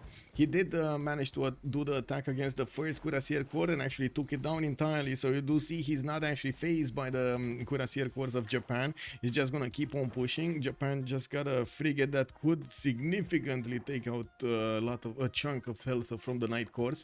We do have Leif Erikson as a great admiral getting deployed, James of St. George to build the walls. Let me catch up over here. Okay, people are coming back. People are coming back on YouTube. Oh my god, yes. Okay, let's go, let's go. Let's clicking on buttons here. Okay, there we go. Now we do have also a few units from Egypt deployed on the east side to have the visibility on what Byzantium is doing. Byzantium did jump a little bit more in his science and culture, and I do see him starting to build up his university count with Forbidden City coming up in 5 turns here. I do see he's in a race with Hungary, and if I do remember correctly, he should have the top slot. Yes, he does. He does have the top slot. Nyreen is here with all of the bonuses. I do also notice we do have a few more traders coming around, being sent on the coast towards his ally, towards Mapuche, fourth on the coast, because look at these cities, look at these traders, 3 traders already going on land with 3 traders coming back from Mapuche here. Couldn't really min-max this gold per turn. We do have Russian Cossacks also pushing through Mapuche. Looks like we thought it's gonna be west, but it looks like it's east, where he did have the majority of his army getting ready. They did manage to get enough gold, so Russia did upgrade the majority of his Cossacks. And right now, he's actually doing, oh my god, he's taking out Mapuche. So they're kind of taking out 2 players of HOH here. Wow, wow, Russia's unstoppable. We do have Timur deployed in Mapuche's territory. We do have a spy here in Yerevan. Does Russia have a general? I don't see a general here. I really don't see a general. Zulu is gonna get the next one. Then Japan, Egypt. Russia only has 2 points a turn. Does he have projects? 1 encampment training project coming up there. Okay.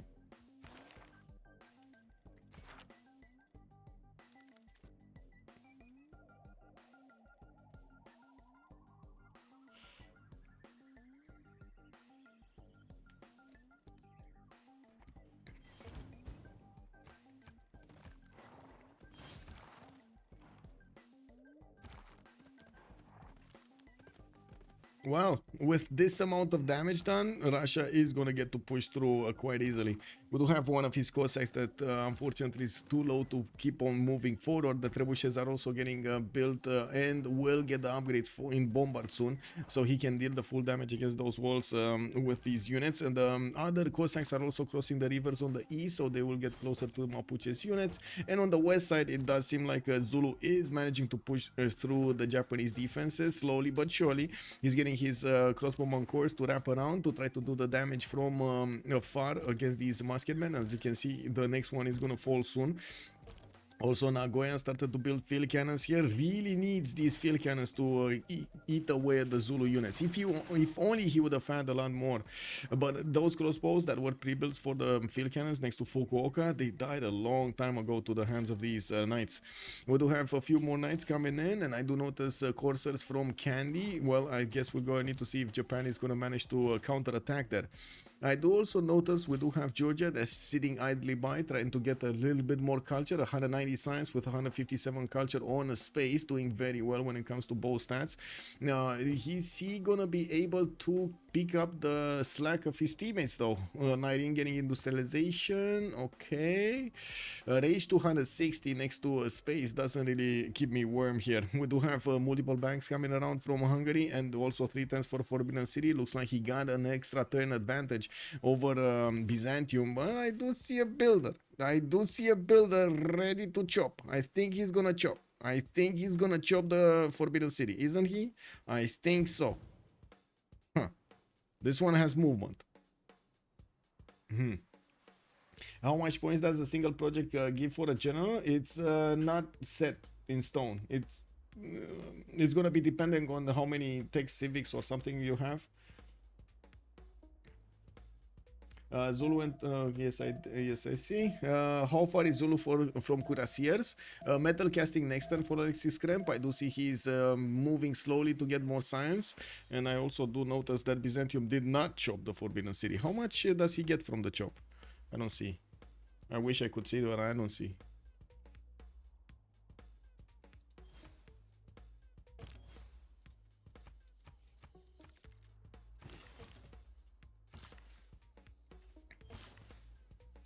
Does it? 70. Okay, 70 production. Okay.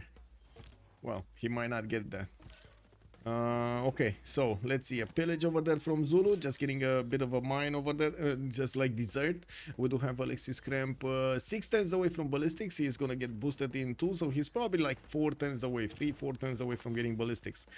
He did manage to plug one of his spies in his opponent's cities. I would imagine that one also did get a promotion from Terracotta Army, and we do have Zulu trebuchets being hard built and sent to the front line, while of course you do see all of this massive army is gonna get the upgrades into Cuirassiers and field cannons. Not only they're gonna have all of the promotions on them, but they will be close to their opponents to keep on smashing through. It does seem like at the moment Japan is just waiting for all of those units to punch through. We do have also Russia slowing down a little bit his attack now that Mapuche did get to calf cords. This is going to be a bit of a too strong of a unit to go against. It does seem like, yeah, 76 against the 84 of the calf. Not going to do it. That's a calf cord though. We do need to see if also Russia is going to manage to get his cores. I do also want to point out these black armies not going to be as strong to handle the calf cores as easily. Especially while Sabuga does have the extra +5 against them, right? It's 80 strength unit against the Black Army 67. Now we do have Hungary getting a few encampments and 2 turns away from getting his Forbidden City. We're gonna need to check out next turn if... Oh, never mind, never has mind. Joined the round table. Nyreen is gonna get it. Does anyone have a toilet yet? Is that what you're asking? A win condition. Cake W. Nathan, hello Dersen, and thank you so much for the follow. Win condition yet? I guess no. I would say no. They're not as far ahead when it comes to the Diplo. We do have them, I guess, with domination here. That seems to be that it's gonna be their choice for a win condition, forcing their opponents to concede. With Ben getting over 200 science, Rage getting over 200 science, but Cleopatra not getting that strong. We're going to need to see if they do manage to keep away Mr. Toast from actually getting bigger. And there is a possibility. Right now, Mr. Toast is getting more production capability here, 275 points and 200 points of faith.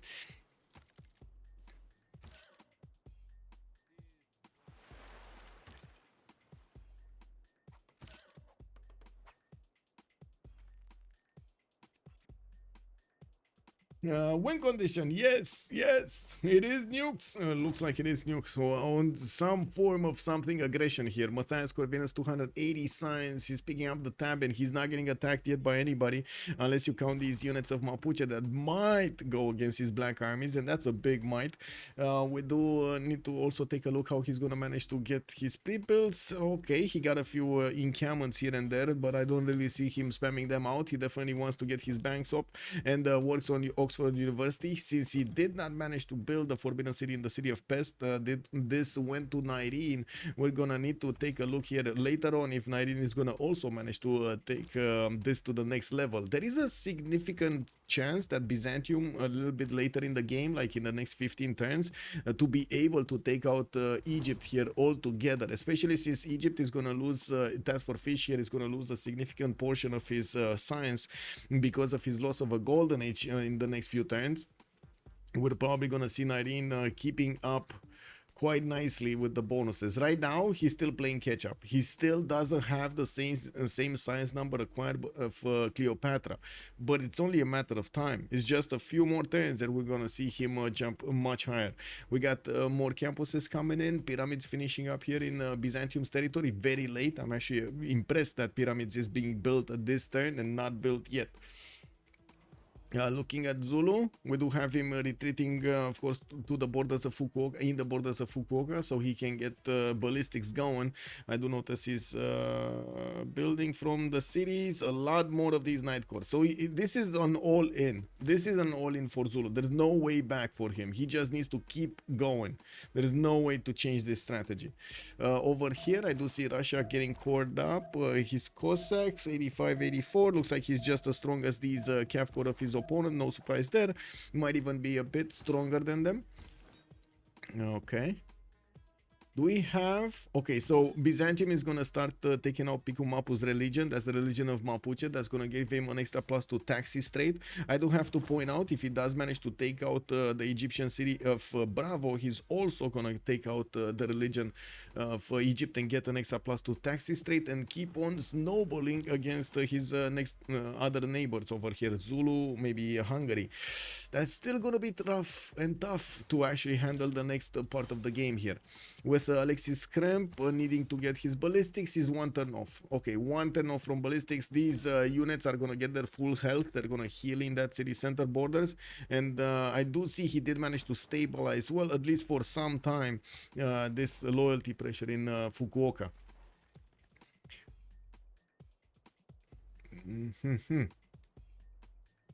Egypt know what's coming. He's building encampment. Yeah, I mean, I'm pretty sure he knows. Yeah, he knows. But it's a difference between knowing what's gonna happen and having the ability to do something about it. Because he has his own, like right now, he has other responsibilities, right? Making the goal for his teammates, trying to get, I would say, resources for them, and so on. It's not like he's really on the foot of getting late game bonuses here, and this is a problem. This is a major problem because Nyreen will 100% catch up and overpass him very quickly with almost 300 points of production here in 19 cities. We do have TaskForceFish less than 200, and of course you do see that science and the culture is just wow, such a big difference there. Now we're gonna need to see if Hungary is gonna manage to get Oxford. He did manage to recruit Isodor of Miletus, which is a great engineer, giving you a lot of production points on the wonders here.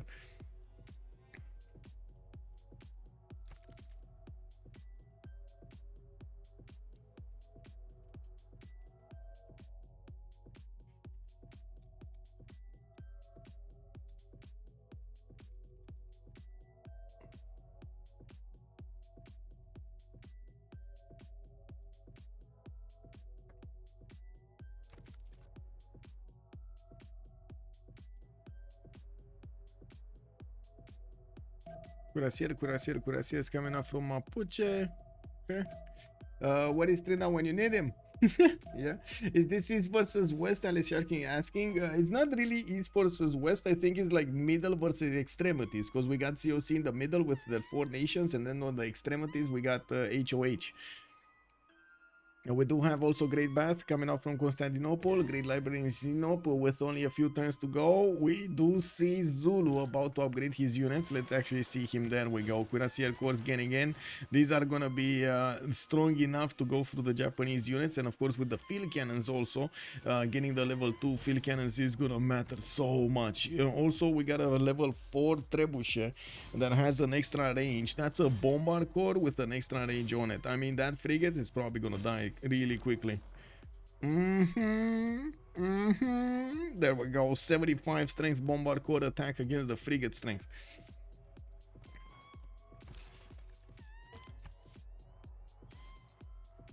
Okay, anything happening here? Byzantium is converting those cities.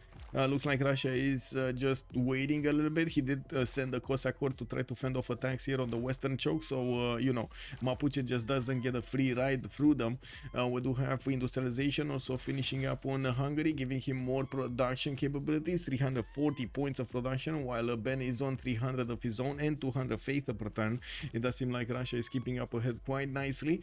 Not to mention getting those extra units on the right side, building up St. Basil Cathedral in the city of St. Petersburg, and getting a wave of universities, new campuses, and of course libraries. He does need to build up his commercial counts to get a bit more gold. He did manage to get 100, and with the gold they're making right now, they are able to upkeep Shaka's military and also give him the extra points of gold, gold per turn that he needs. Field cannon cores 60. Whoa, is this an 89? Guys, this is a 90 strength field cannon core. 90 strength. Wow. Ooh, this is a hard one. Look at this damage. 79 against 89. And that's a Cuirassier core with a level 1 promotion. Is that a charge? That is a charge. Okay. And it looks like the line infantries are strong enough to keep away the pesky opponents from Shizuoka. Although I do have to say it's gonna take a while for Alexis to get to his tanks. That will be a problem for Japan. At the moment it looks like Mr. Toes is managing to fend off attacks for a while. We're going to need to see when these field cannons are going to climb on the hills, if they're going to manage to actually chew through the opponent's units. I think so. Like, looking at how much damage these field cannon cores do initially, they should be allowed the Cuirassier cores to go through them right next, quite easily after them, after they get shot. Okay, we do have pyramids finishing up in Byzantium, getting that encampment. Also, he stole the goal from Japan to do ups. Kick. Lol.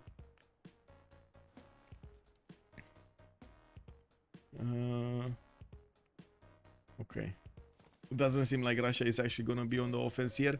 Well, we did have a flood in the city of Mapuche, which, as you can see, did put that city quite low in HP. 13 out of 75 for the walls, and 131-200 for the city center. With aerodromes being placed down from Hungary, we're going to see planes up in the air quite quickly. Oxford University also finishing up on age, and with 300 science points, you can imagine that's going to be quite good on him. We do have also Mr. Toes on 300 science, and of course he's getting attacked here turn by turn. He's losing units and losing position. It does also seem like Alexis Krempp is going to want to go around Shizuoka, not go through it, because of course that's where Governor Victor is, and he doesn't want to muddy his hands with that.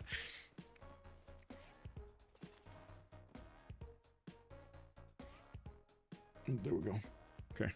We do have a few units being sent to the north. Looks like he might be looking to pillage a few tiles here. Mr. Toes just levied that and, well, kept on going.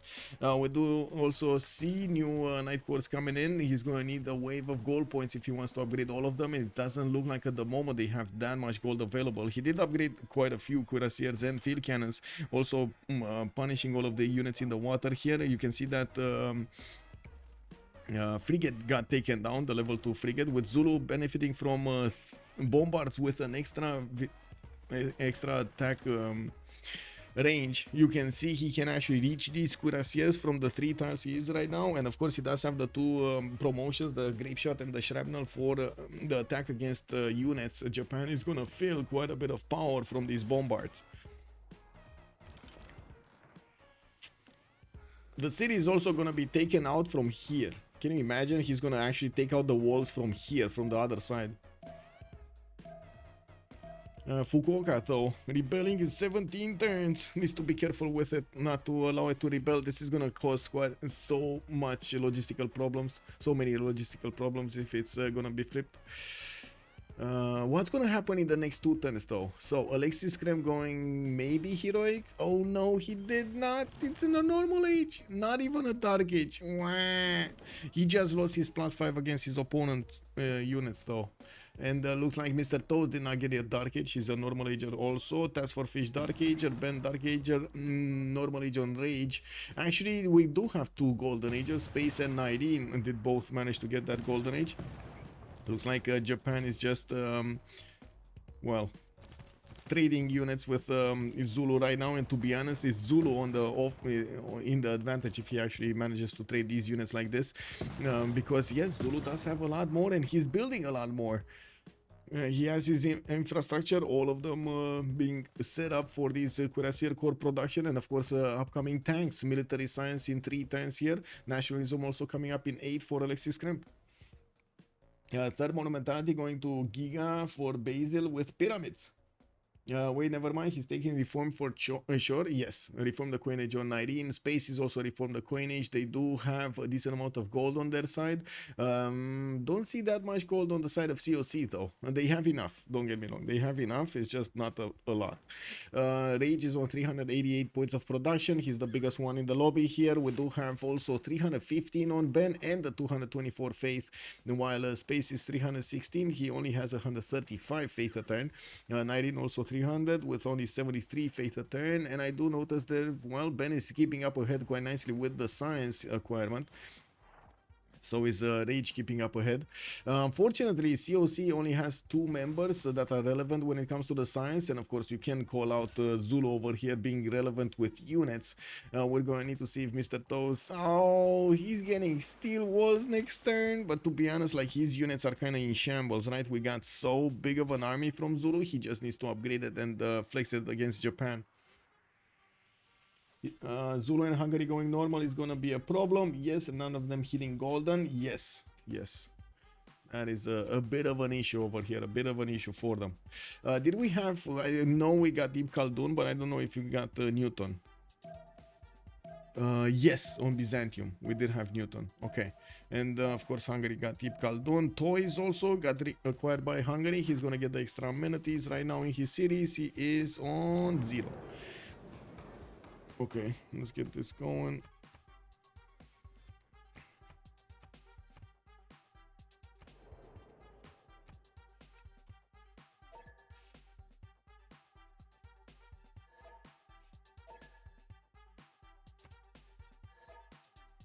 Okay, and we gotta pause for 2 minutes.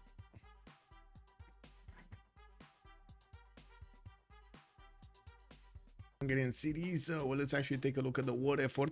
Now we do have Zulu actually managing to wrap around the city of Nagoya's remaining force, and yes, the field cannons are eating away at the Japanese units very quickly, with Alexis Krempp bringing more and more bombards to the battlefield. He will start doing the damage against the steel walls. So now these bombards, yes, they're core, they do deal in a lot of damage, but the steel walls are gonna eat up a lot of damage also. We got the Rage getting his radio out in 2, and it looks like we don't have a push from Mapuche. He was kind of kept in check over here by the units of Russia and the few units of Hungary from the west side. Yes, Egypt did want to poke a little bit from the north. He's actually going to end up looking at these pikemen, and it doesn't look like the pikemen enjoy the scenery. We do have also encampments coming around here from Byzantium with Reform the Coinage. He's managing to get the goal for his teammates in the World Congress. Tamar not growing via culture. Campuses, oh, no buildings in the campuses. Also 2 Diplo victory points for Russia. That puts him a little bit ahead, 8 out of 20 points. He will have the opportunity to build the Statue of Liberty if he wants to. Let's see if he's gonna get that harbor out somewhere. We do have a few more of these Russian theater squares coming around from the west side, getting spies out and working on cuirassiers with his military academies. I do see he's actually preparing for some form of a tank push over here if he's starting to get these cuirassiers out. Not a lot of them, but I'm pretty sure with the heavy chariots he has in his cities, he can upgrade a lot of units very quickly if he wants to. The problem will be gold per turn, and of course, as you can see, Rage is barely scraping 123 gold points per turn, while TaskForceFish is on 93. Peter is only on 32. I'm pretty sure they are relying on Zulu to actually get the pillages over here so they can upgrade what they need after. No buildings in campus is gonna be devastating. Yes. He did manage to build the majority of his universities though, and I think it will be extremely devastating also for Zulu, because he didn't manage to get his universities in his campuses, not even all of his libraries, I think. No, he did get all of them. No, this one didn't get built. Yeah, so not all of them. Anshan is still alive, and that's a Spacian city. That's Georgia, which is kind of surprising. It got left alive. By the way, this is a city-state right next to the borders of two of his opponents, and it's alive. They do have... wait, Nalanda is being kept by space also, so he has both science city-states on his side. No surprise they actually have quite a bit of a science advantage on their side. You can see all of the HOH team members are over here having so much advantage.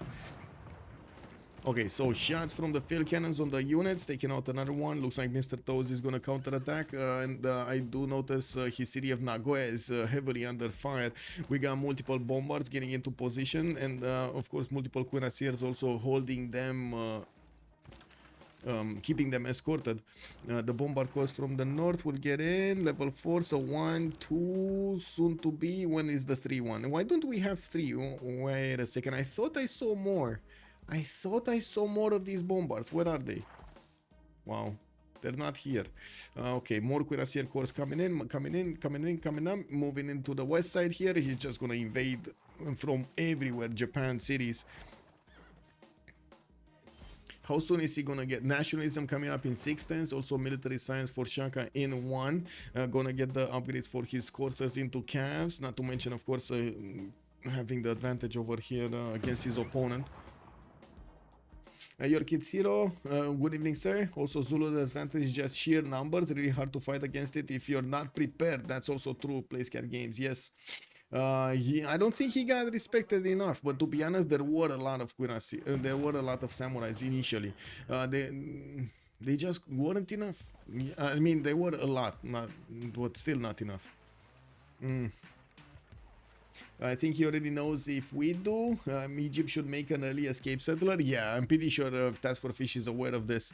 I'm not sure if it's an early escape settler. It's gonna be good. As in, at the moment, it looks like he's starting to build up a defense on the right side. The fact that he did get Statue of Zeus earlier gives him more production towards getting these spiking shots going, and this is gonna help him out survive the next attacks somewhat. Of course, if we're gonna have tank armies coming out from Basil, not even spiking shots are gonna save him, or 80 for that matter. Now, we don't have that much science available for the fish. We got him down to 120 and 74 culture, while Nyreen is basically doubling those numbers, 238 and 102 culture, with 338 points of production and 73 faith a turn.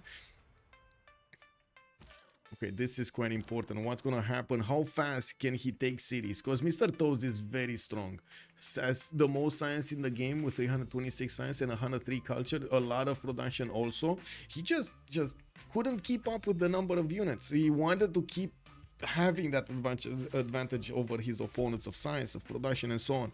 So he got a balanced approach between building enough units to defend himself and also keeping up with the extra advantages on the stats. Now it does seem like that balance unfortunately gave the opportunity to Zulu to eat through his initial defense, and as you can see, getting his gold for the upcoming units. He just is using gold to upgrade more units and flexing more units to pillage more tiles from Japan. It's just feeding itself right now. The war, it's feeding itself.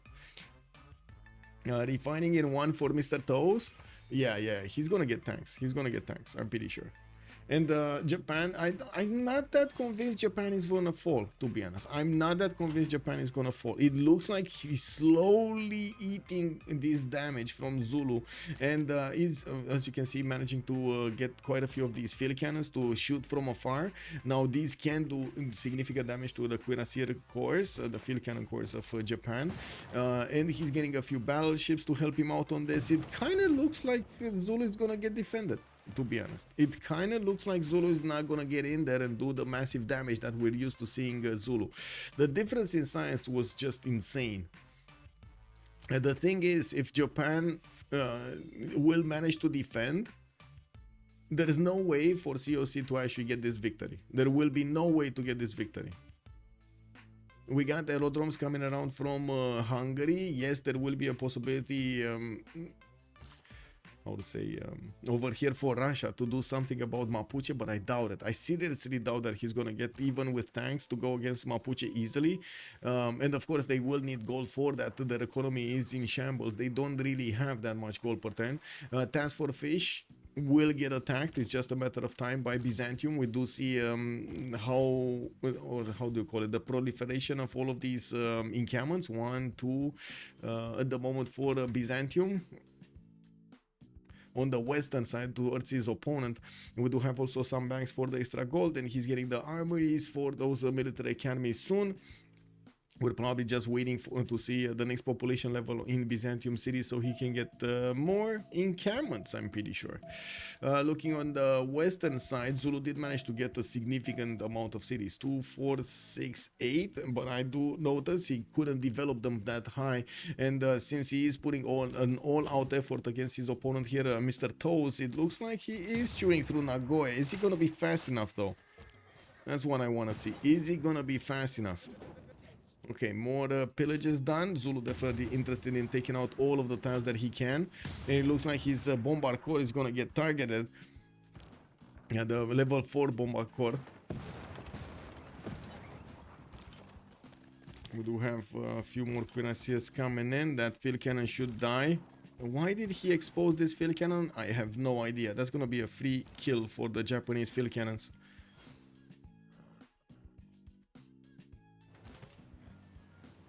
Does Byzantium get heavy cap for entertainment buildings? And yes. Yes. Yes. If you're talking about the free Tagmas, free cuirassiers and so on, free tanks, yes. He already got quite a few of them though. The hippodromes and the arenas, right? He built quite a few of them earlier. Yeah. He did. In the majority of his cities, he already got them. And I do see, again, encampment coming out from Trebizond just as he hit the 4th population. Constantinople is 3 turns away from getting 13. We do have Sino putting an industrial zone down. Adrianople needs 2 more pop. Nicaea more. Nicopolis is also 3 turns away, but I do see, oh, this is a campus. This is a +4 campus. Okay, Seward's coming in from Rage. He's gonna get advanced flight coming out next turn, and we're gonna need to see if he's gonna start getting fighters and bombers to help him chew through the Mapuche's defenses.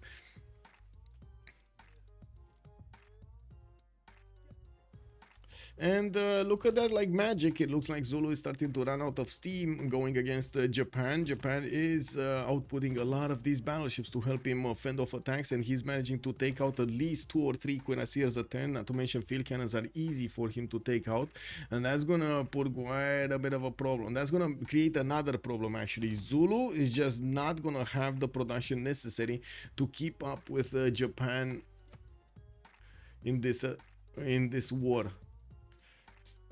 War of attrition, I guess I wanted to say. Yeah, in this war of attrition.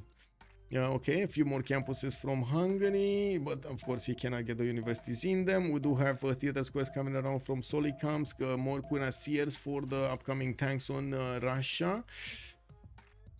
They're being sent to the east side, so at least we got an idea where he's going. They did manage to get a significant advantage when it comes to the diplo points. They're still at least 2 congresses away, even if they do manage to get the Statue of Liberty and the Potala Palace. It's still gonna be quite a while to get there. With space on 312 science, 126 culture, 377 points of production, and getting his advantages when it comes to the culture screen, it looks like, well, he's not getting a lot of tourism, but he's definitely keeping up with the necessary points. He's on 56 tourism per turn, and Ben is on 78. Okay, neither of them getting that much. It looks like Zulu did manage to pillage a few more tiles, including the Government Plaza, the intelligence agency of Tokyo. While Japan city of Nagoya is safe, Shizuoka safe, Tokyo safe. It looks like Japan will get to counterattack, and it looks like also Zulu's units are starting to run away. They don't have gold. right now. So Alexis does have 769 gold, but the problem is they need to invest in Peter, right? They need to get the gold, maybe even in Rage to get the planes out, but it looks like they can't fund planes to come out and do some damage here. They can't get into Mapuche's territory, they cannot get into Byzantium's territory, and it looks like Zulu cannot get through Japan's territory. Tamar, not even a question, he's not gonna get touched here. They made a smart play by going a few holy sites into commercial, so they still make good money. Yes, and also I gotta say, Byzantium over there did keep them up from the beginning with the gold. It was very, very good to keep feeding over here Mr. Toes with as much gold as he needed. 350 points of gold just on Nyreen with 224 on space. The fact that HOH gets coastal trade routes versus COC having only landlocked traders is huge. Yes, it's huge. I do have to point out they did have the opportunity to set up coastal trade routes, but they didn't use it. Like here, for example, you see Rice Settle, and this one could have been trade routes between him and Zulu. We did have here, like in the Lappev Sea, if Hungary would have managed to put a city here, they would have managed to get the trade routes there. But yeah, they already connected their economy by that time, so the traders were already getting onto the roads on the land, so yeah, a bit of a problem. Oh, also, well, I guess Egypt would have needed to put another city, or no, he could have gotten a harbor. Yeah, if Hungary would have had a city here, Egypt also could have traded. Was there a trade route here? No, but they can use mountain tunnels a little bit later on. That's gold very late though. That's gold very late.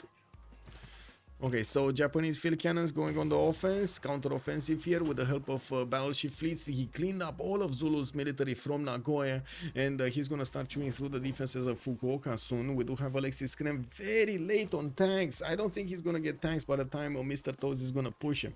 We do have a scientific theory in one, and Mr. Toes is gonna get to, well, I guess research labs, but he can't actually build them, right?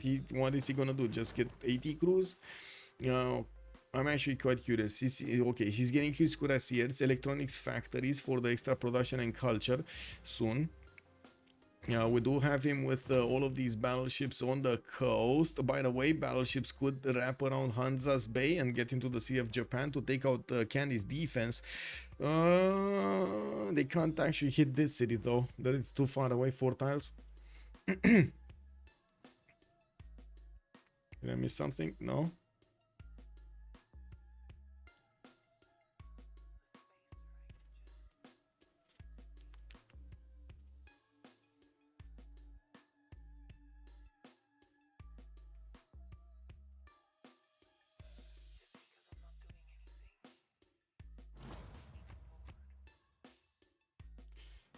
Shaka Coastal City, bye bye, bye bye. Yeah, and the Candy City will become Diplo favor. It will be a very good Diplo favor enjoyer. Yeah, It doesn't seem like Zulu can actually keep these units in the range of the battleship fleets. Very strong from afar. Not to mention the field cannon cores can finish the job. We do need to see if Japan is actually gonna keep building units or gonna switch to something else. Right now he doesn't have encampments down, so he can actually hard build those corps and on armies. He has a few of them to the west side. More interested in denying Statue of Liberty from Russia probably, or even getting it on his side. He did manage to get quite a few points, right? Not in the last one, but he did get in the previous one. Mr. Toes is 4 out of 20, while we did have Ben on 8. So if he does manage to get statue, that's gonna put him on 7 out of 20. Okay, 10 turns for statue. It looks like it's happening. It looks like it's happening. Do we have more encampments here? So another one finished. Encampment training projects, I would imagine. Encampment training projects for one of the modern generals. We do have Jose de San Martin, the next one, and it looks like Zulu is making a lot of points, but so will Byzantium soon. He's getting 55%. They do need 535 points to get the next one. It's very expensive. Very expensive. And I'm curious here, what's gonna happen here? Is he gonna put an encampment? This is what I'm questioning. Is he gonna put an encampment from Nicopolis? That city 7 pop, and I guess he does have a choice between a few things. But I would imagine he has a choice between encampment or one of these hippodromes, right? To get the arena also, to get the free units. We shall see. In just a few moments, Nyreen will reveal his intentions to the stream. Ton, ton, ton, ton, ton. Come on, Nyreen, let's do it. Uncle Sam, good evening, sir. Uncle Sam. Ooh, hello there. I like your name. I started playing BBG. I have a problem where some Civ bonuses got changed, but not all of them. Same with governments. Does anybody has a fix? I think you need to be a bit more specific, but I think the first thing you need to do when this happens is check if you only have a single version of BBG subscribed to and activated. You need to unsubscribe from the other mods that are doing the same thing as BBG, as in changing the values, changing the leader values, and so on. Take out all of the other mods that are doing the same thing. Just play with BBG if you want to play BBG. BBG, BBM, as in better balanced game, better balanced maps that we'll use for the map generation also. Yeah, I think conflicting mods is probably the issue there.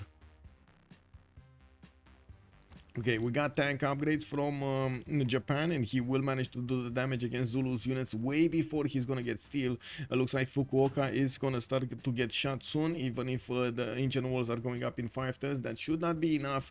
The tanks are able to do significant damage, and it looks like the Zulu units just die attacking into the tanks of Japan. They just don't have enough strength anymore.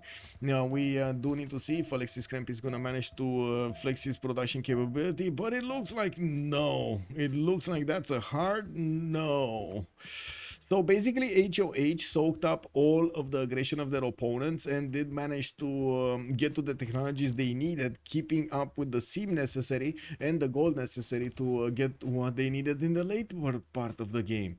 Nalanda looks like he's gonna get pillaged. We do have Georgia sending a few defensive piking shots to help that city-state stay alive, but of course we do have a good amount of strength on the walls there. Shouldn't be that big of an issue.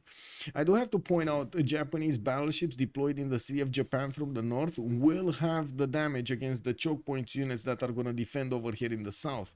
So we're going to need to see if Japan is going to manage to do what he needs to be doing here. Ooh, wait, walls went up very good. Okay, that was quick. Does it matter that Mapuche never made any successful attacks? Yes, I would say it does matter.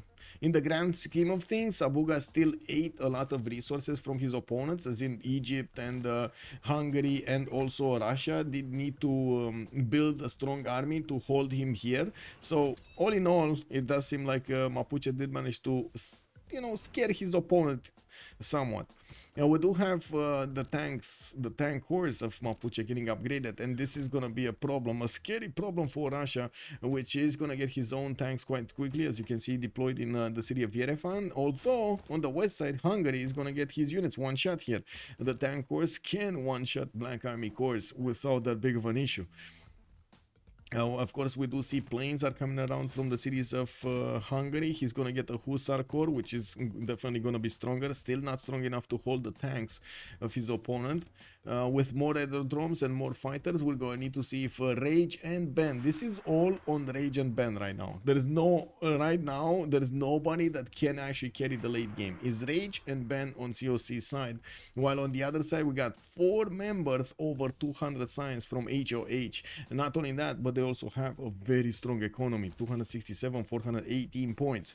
It also looks like Zulu, even if he's sending his armies to the west side, it's just a matter of time until the units of Japan are going to punch through and take back the city of Fukuoka, which was rightfully the Japanese Empire. Well, with new banks coming in, of course, Mr. Toad's gonna get more gold, and yes, we do have armories for his resources and getting a few oil power plants here and there. We still don't know exactly what Georgia's doing. Getting planes. Okay, he's getting planes. That's what he's doing. Getting banks, getting planes.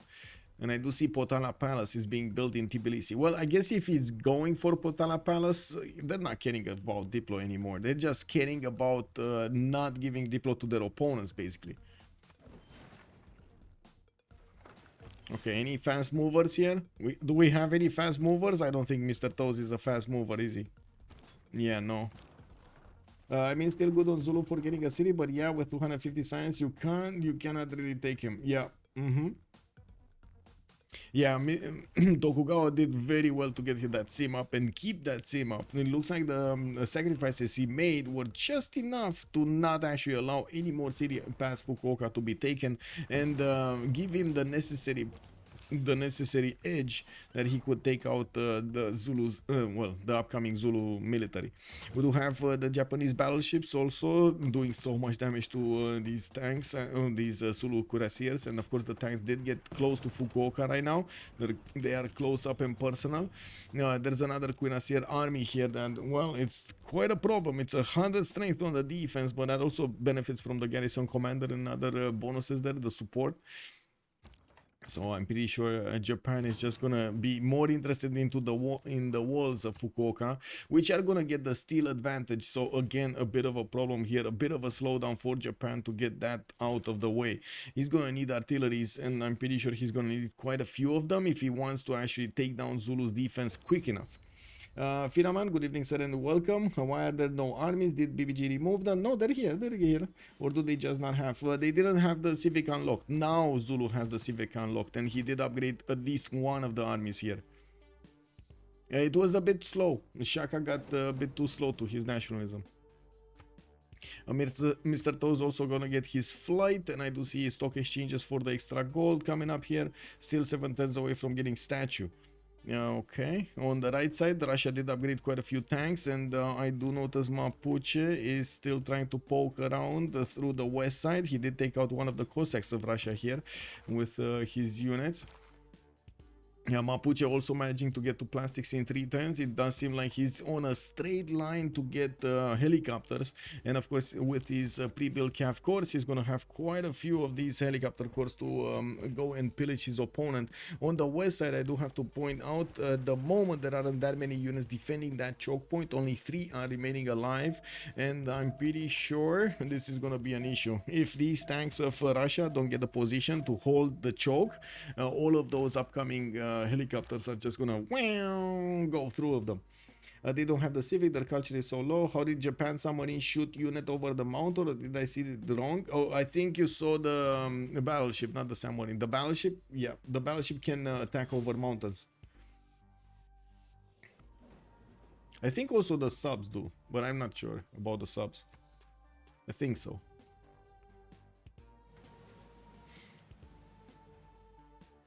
Yeah, there we go. Steel walls in Fukuoka is gonna make it painful for the Japanese tanks to attack into it. As you can see, they're taking quite a bit of damage. They still have units of Zulu to take out, and well, a few more of them are crossing the lake to get in there. We don't have new units from Japan, and especially we don't have artilleries coming out from him, which is gonna be necessary to take out Fukuoka. You can't really rely on one single battleship to do the job here. On the right side, Willy Mapu. Oh, I just saw a bomber, and it looks like he's bombing Willy Mapu. We do need to see if Russia is going to manage to sneak in a unit after the bomber does its job, and of course with anti-air guns showing up on Mapuche's defense. This is not going to be easy. We do have Mapuche punching through with the tanks and getting into Hungary's territory. And Uncle Sam, thank you so much for the follow, sir, and welcome. Those are battleships. Yeah, those are battleships. There are 2 battleships next to Hansa. They're coming from the north. Yes, they're shooting over the mountain, and I'm pretty sure they're gonna. There we go. They're gonna start taking down these cuirassier units. They did so much damage to these units in the choke points. Yeah. Do they? Yeah.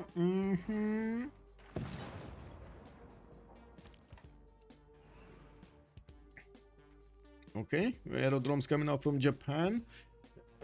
He, well, stagnated a little bit in the science. Nobody can actually get a lot more science, especially if you don't just build a lot of campuses. They just got locked in right now, and it does seem like on the side of Byzantium, finally we get to see a few more units coming around. Looks like I got my answer. Nicopolis is gonna build a hippodrome, so he can get the free units from it. We do have cuirassiers from Sinop and another hippodrome from Antioch. I do see encampment training projects coming up from Thessalonica and commercials from Nicomedia. Looks like Zulu is 100 and something points, 120 something points from getting a general. So he's not that far. With one project coming in, maybe two projects coming in. Yeah, two projects coming in, he should get it quickly. Oh, wait, is this a third? No, commercial hub investment. What is this? Okay. Makes sense. Diplo Victory Point Scientist, Alfred Nobel is available, and I do notice Hungary does have quite a few points, but Hungary does have other priorities, especially with the Mapuche's tanks coming in. Oh, they're going out. Never mind. They saw the Russian tanks and they were, no, we GTA falling out of here. Well, we do need to take a look here if Fukuoka is going to be taken down. It looks like Japan will definitely need something to punch through the defense. We did have earlier aerodromes coming out from Georgia, right? So did he manage to get a bomber or not? No, he really needs to bomber. He actually needs to help out his ally here and get the bomber. Now, Space is advanced flight in 3 turns, or did he finish advanced flight? I'm not sure because we can't see the production queues right now. Oh, okay, he didn't finish advanced flight. He needs 3 more turns. You see, he's building a biplane here. If you would have had advanced flight, that would have been a fighter. You just can't build them after. Well, because you have aluminium.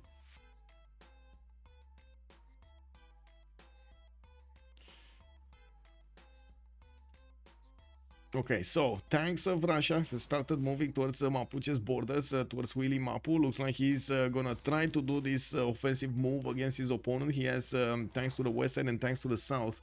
Now, while we do have Hungary helping him out with bombers, just the same as I'm pretty sure Tamar is gonna do soon against his opponent. We do have also campus research projects coming a lot from Georgia to try to get that Alfred Nobel, and probably also Einstein afterwards, with also Byzantium taking it slow here. It looks like he's not going to get the technology to go against Egypt quickly. TaskForceFish is going to get to his steel, and Nyreen is going to get flight in 2, starting to get the tanks. Okay, he has tanks, he just didn't build them. It's all about the infrastructure and the production capabilities, with quite a few free tanks coming up from Nicopolis and his other hippodromes. He's just gonna take out Egypt here quite quickly without even using the gold. These tanks should be strong enough, no? Oh, there we go. He actually used some gold. Yeah, these tanks should be strong enough. TaskForceFish is gonna need pikemen here. I'm pretty sure he has a few of them. Are they strong enough? No, they're not. No, not even close to strong enough. Mapuche is the real MVP. Well, not that wrong. Not that wrong. It does seem like Mapuche is gonna put up a fierce fight even against those bombers of his opponent. We don't have that many bombers, and I do see Hungary starting to get a few fighters in the air to help out with the offense here. And Sabuga is gonna clump up his units and gonna try to stay alive as much as possible. Gonna start upgrading helicopters here, and this is gonna become a serious issue for his opponent if those helicopters are gonna start to appear. Synthetic materials in 4 turns. Okay. Looks like Zulu might actually lose another cuirassier. No, he's not. Fukuoka is getting under attack, being put under siege, rebelling in 7 turns. Japanese tanks, with the help of the battleship, is doing the damage there. And of course, we don't actually have an artillery. I'm so sad. We do have Byzantium Dromon fleet getting on the east, on the shores of Japan, crossing the seas here. Another hippodrome in Adrianople, while the encampment training projects are being trained here. Let's actually see. We got Zulu and Byzantium. Okay, Jose de San Martin being the next one. I don't know if they're 2 available. We'll see. Byzantium also starting his attack run against TaskForceFish. Joined the round table. Copa Tropa, thank you so much for the follow, sir, and welcome. Also, it must be built on flat land adjacent to the coast. Linda, hello there, ma'am. What are you talking about? Likely not ice, but snow should be okay. What are you talking about, Linda? You're talking about a wonder or something? Probably a wonder, right? Was that the wrong chat, Linda? How much taxes does Byzantium have? He should be on +4. Yeah, +4. He just managed to get the religion here in Picumapu from Mapuche. There is a significant chance that he might get to Bravo, though, if he manages to push through Egypt, which I do have to say he took his good old time to get in here, and we're going to need to see if he's going to manage to have a successful attack against Egypt. There are so many units soaking up damage in the city of Gulf. TaskForceFish is going to get his own tank soon. Same problem. Where gold? Where gold? This is the problem. Where gold? So they're forcing basically Fish to upgrade. We do have already Peter upgraded, so he's low in stats, low in gold. Rage is only making 150. Shaka is getting pushed and will start losing cities on the west side. Oh, this is looking grim. This is looking very grim, and it's not like in the Grimm Brothers. Max Neck, hello there, sir. What is the best country in Europe to relocate? Spain. Probably, like, from my opinion. It's either Spain or Norway, probably.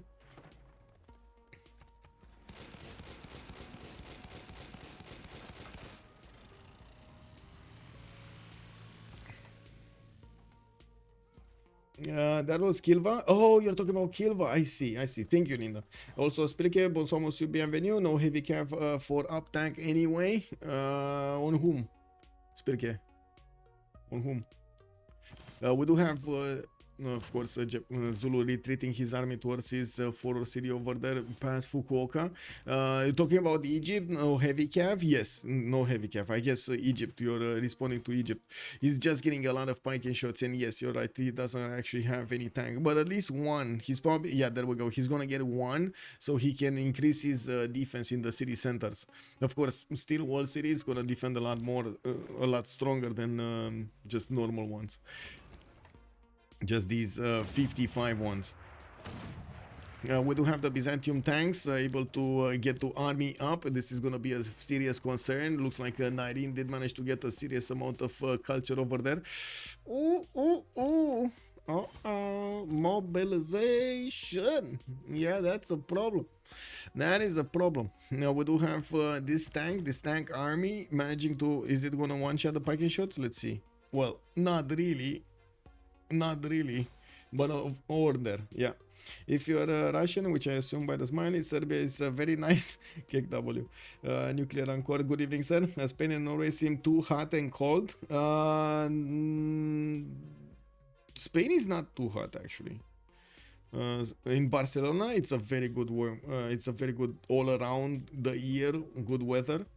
I got some friends over there in Barcelona, and I'm always surprised how, for example, during the winter, like in December, when in Romania is like -20, they have like 20 plus, you know, like 22 plus. And during the summer, that is not like they're not going 40 plus degrees as we are here.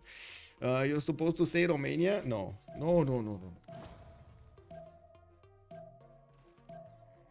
Bro. I don't want to lie to my I don't want to lie in general. If Romania is gonna become a good moving, I guess, location, yeah, sure, I'm all up for that. But I don't think right now a lot of things are good, like, in Romania, from like legislation to other stuff.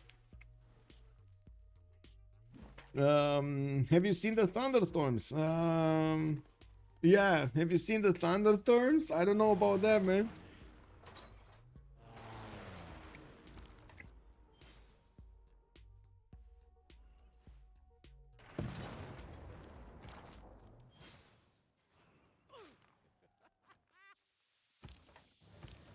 Okay, well, Fukuoka, by the looks of it, is gonna be taken back. Finally, Japan is gonna take back his city center, and it does seem like Zulu is struggling to get new units on the map. We do have Alexis getting refining next turn, and I do see he's trying to build a few cuirassier armies, which, yes, they're gonna be strong, being moved on the western side here. Japan is gonna get fighters out and or bombers, which is gonna make it much more easier to go through even tanks armies of Zulu. And of course, again, upgrading tank armies into from these cuirassier armies is gonna take quite a bit of gold, and gold is at the premium right now. We do have Byzantium about to wrap around the city of Gulf and give it the kiss of death here. We do have these tanks able to do enough damage to keep on punching through and take down units every other turn here.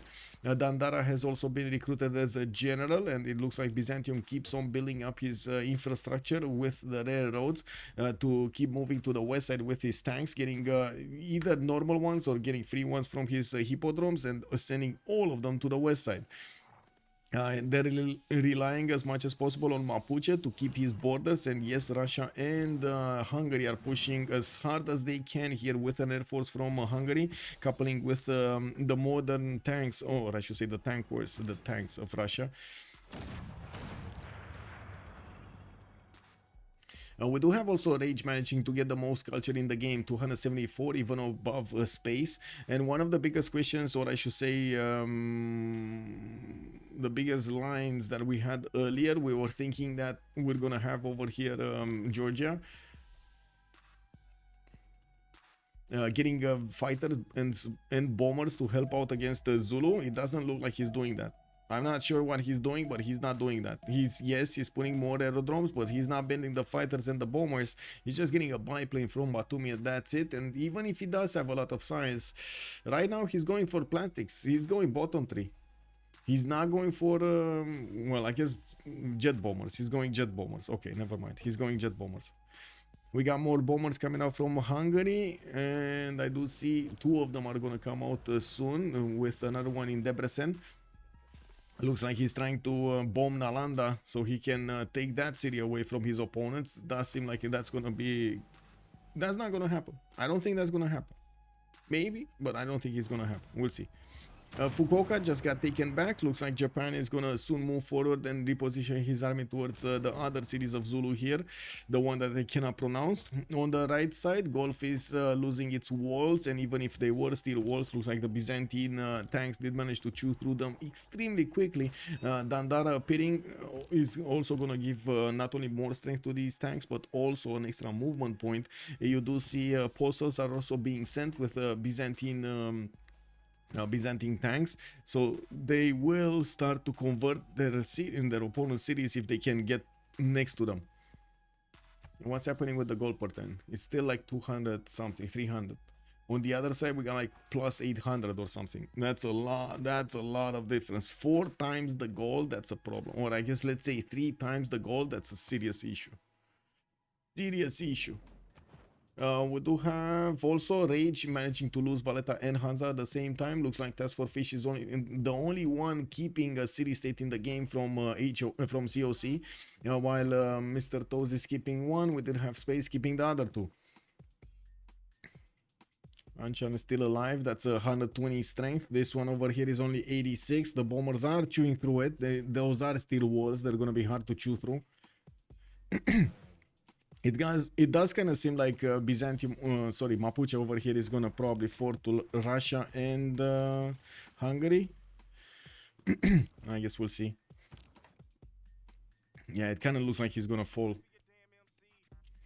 I think Mapuche would have needed at least 2 more anti-air guns, and he just doesn't have the gold or the production to do it. He needed to put them in a triangle so the city of Willy Mapu would be alive, or get air defense initiative promotion on Governor Victor. So there's no way you can actually push into this city center with bombers, because that's what's eating him out here. The Air Force of Hungary. That's what is allowing the Russian troops to actually get this offensive going. But irrigators are chill, like dogs, almost pretty considerate in videos and putting the... Wow, bro. Wow. Yeah, I don't know about that, man. Wow. Gators, pythons, you name it, we have it. Oh my god, you read Fukuoka of Pupo. What? How did you get from one to the other, Nuclear? What? I had a few portions of RAM, so I have some philosophical questions. You know, what is the toughest opponent from these 8 and why? Wait, toughest opponent in which situation? In like 1v1s or in these games right here? The COC have had a better gameplay so far, doing all the right things. Their shortcomings are minor. Yeah, but the goal per turn right now is a problem. And I don't know how they're gonna fix the issues with later on Tokugawa and Space and Tamar. This is gonna be an ongoing issue. Yes, right now Japan, of course, did manage to get back. Wait a second. No, he's going forward. Look at that. Japan just passing through the defense because there are no more Zulu units available there. He's just gonna keep on moving on the, on the tiles of his opponent, just keep on pillaging them, slowly taking out Alexis's advantages there and getting himself some extra gold. We do have biplanes coming out from a few cities, and of course the air force is going to be needed for the upcoming attacks. While well, we do have the aerodrome spam of Georgia. Line infantry is coming around, military academies from some cities, coal power plants, also new campuses. We're about to finish the session of the World Congress in 3 turns, right? So we're gonna have, well, I should say in 4 turns, and we're gonna have the new era. In 5 turns, we're gonna have the Congress.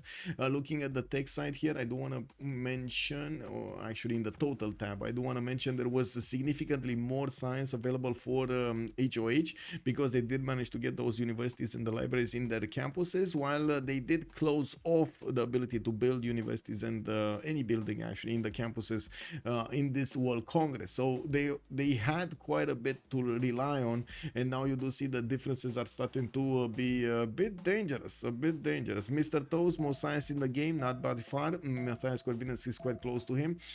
Space is also quite close to Rage, while I do notice Nyreen and Sabuga are both on 7,600 points, while Ben is only 600 above on his science mark. We do have Mapuche getting his helicopter cores out. These will be strong enough to attack into the tanks of Russia, and we're going to need to see if these will also be enough to counter his opponent here. Okay, tanks of Japan, one of them got taken out, another one might die. He's gonna get a few pillages, but not that many, and it does look like he doesn't want to just freely give experience to his opponent and the free units. We do have the biplanes also needing to get the upgrades for those fighter planes. Rage is gonna get chemistry next turn. Mr. Toes electricity in 1. Okay, we might be looking at nukes here. Huh, okay, we'll see. Okay, so the city of Golf got taken. Foxtrot is gonna get going next turn, and I do want to point out another something that's happening on Byzantium. If you're talking about space being a problem, imagine Nyreen with a +6 taxis rate and with 321 science and 120 culture. He's gonna get at some point to fascism, and he's not gonna be that far off from when he's attacking into Rage directly.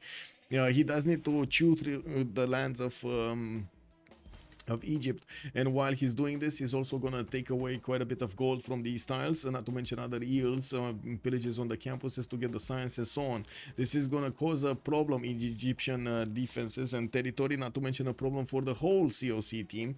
We do have more tanks coming in, a bit late though. 12 turns to get a tank army, that seems a bit slow.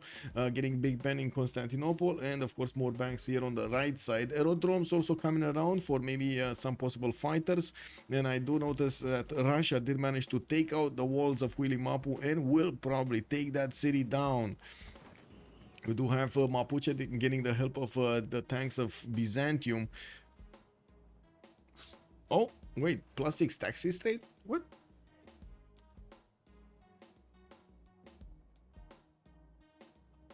Where did he get +6 from? Did he actually send that apostle I was talking about across the seas? Oh, he did! Look, Tbilisi got converted. He did. So that's a possible +8 taxes trade. Uh-oh. Yeah, that is a possible +8, right? He just needs to get to Bravo and that's +8. I mean, that's a bit of an issue, I'm gonna say. That is a bit of an issue. And also the Byzantium bonuses work on defense and offense at the same time. That's quite strong. I thought Nyreen is the best Byzantium player, but I didn't see any game he carried playing these Civs. Well, Maxneck, I do want to point out right now, you're going to see him carry, because he's the one they're going to rely on. He's getting all of the bonus points on his side. And look how fast he's chewing through the cities of his opponent here of Egypt.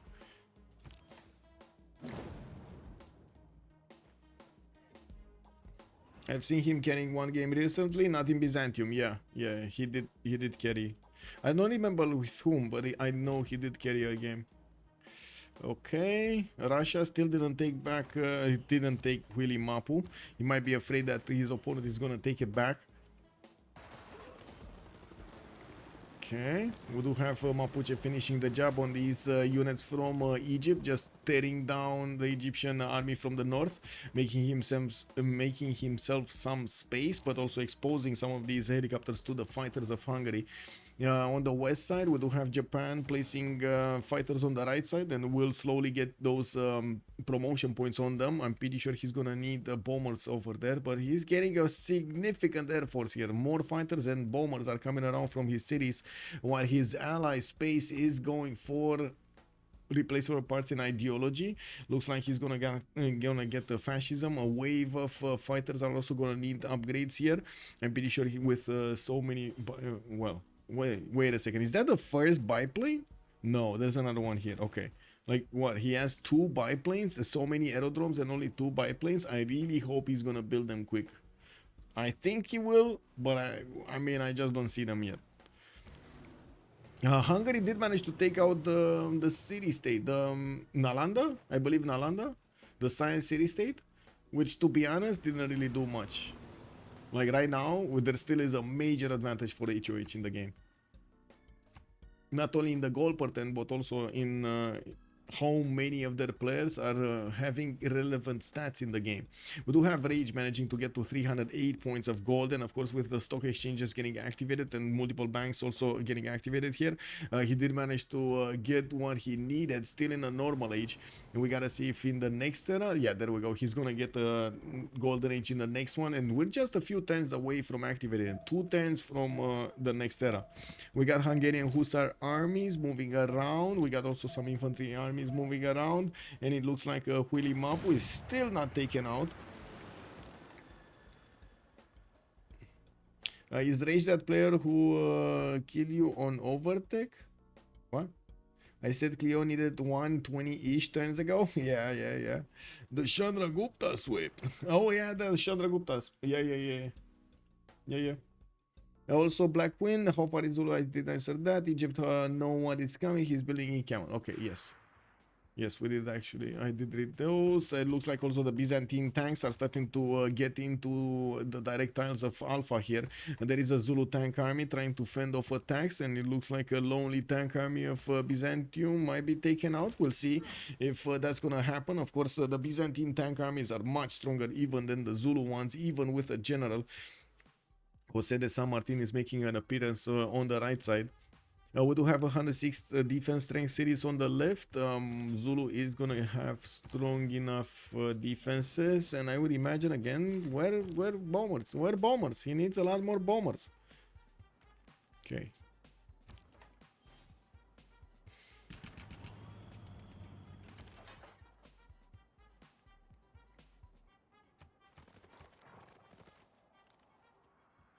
Does Egypt have a city in Hungary's territory? No.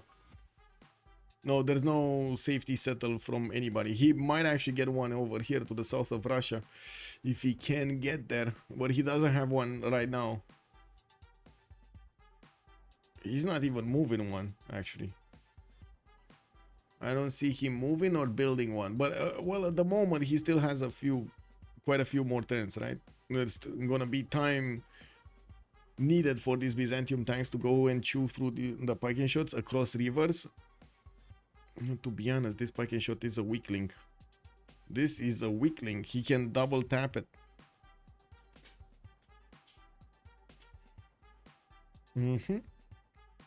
Okay, no more movers from Japan on Zulu. We do have him getting new encampments of his own, getting those bombers. We're gonna need to give him a few turns to actually get his air force up and running.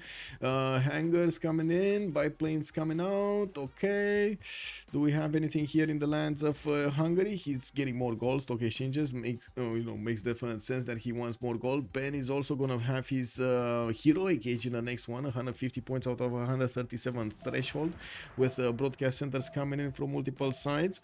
Looks like he did raise the city of Mapuche to the ground, not allowing Mapuche to actually get it back.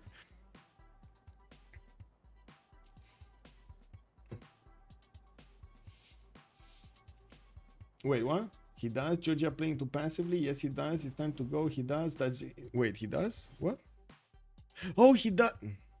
My God, man, I didn't see this city. He does have one. Wow. He actually got to fit snugly in the tiles in between. Thank you for pointing out. Thank you. It's on the border of Russia and Hungary. Yes, it's a color issue. Yeah. It's so close. Kick W. Honestly, I thought it's lake, because it has basically like the same color of the lake. Lol. Anyway.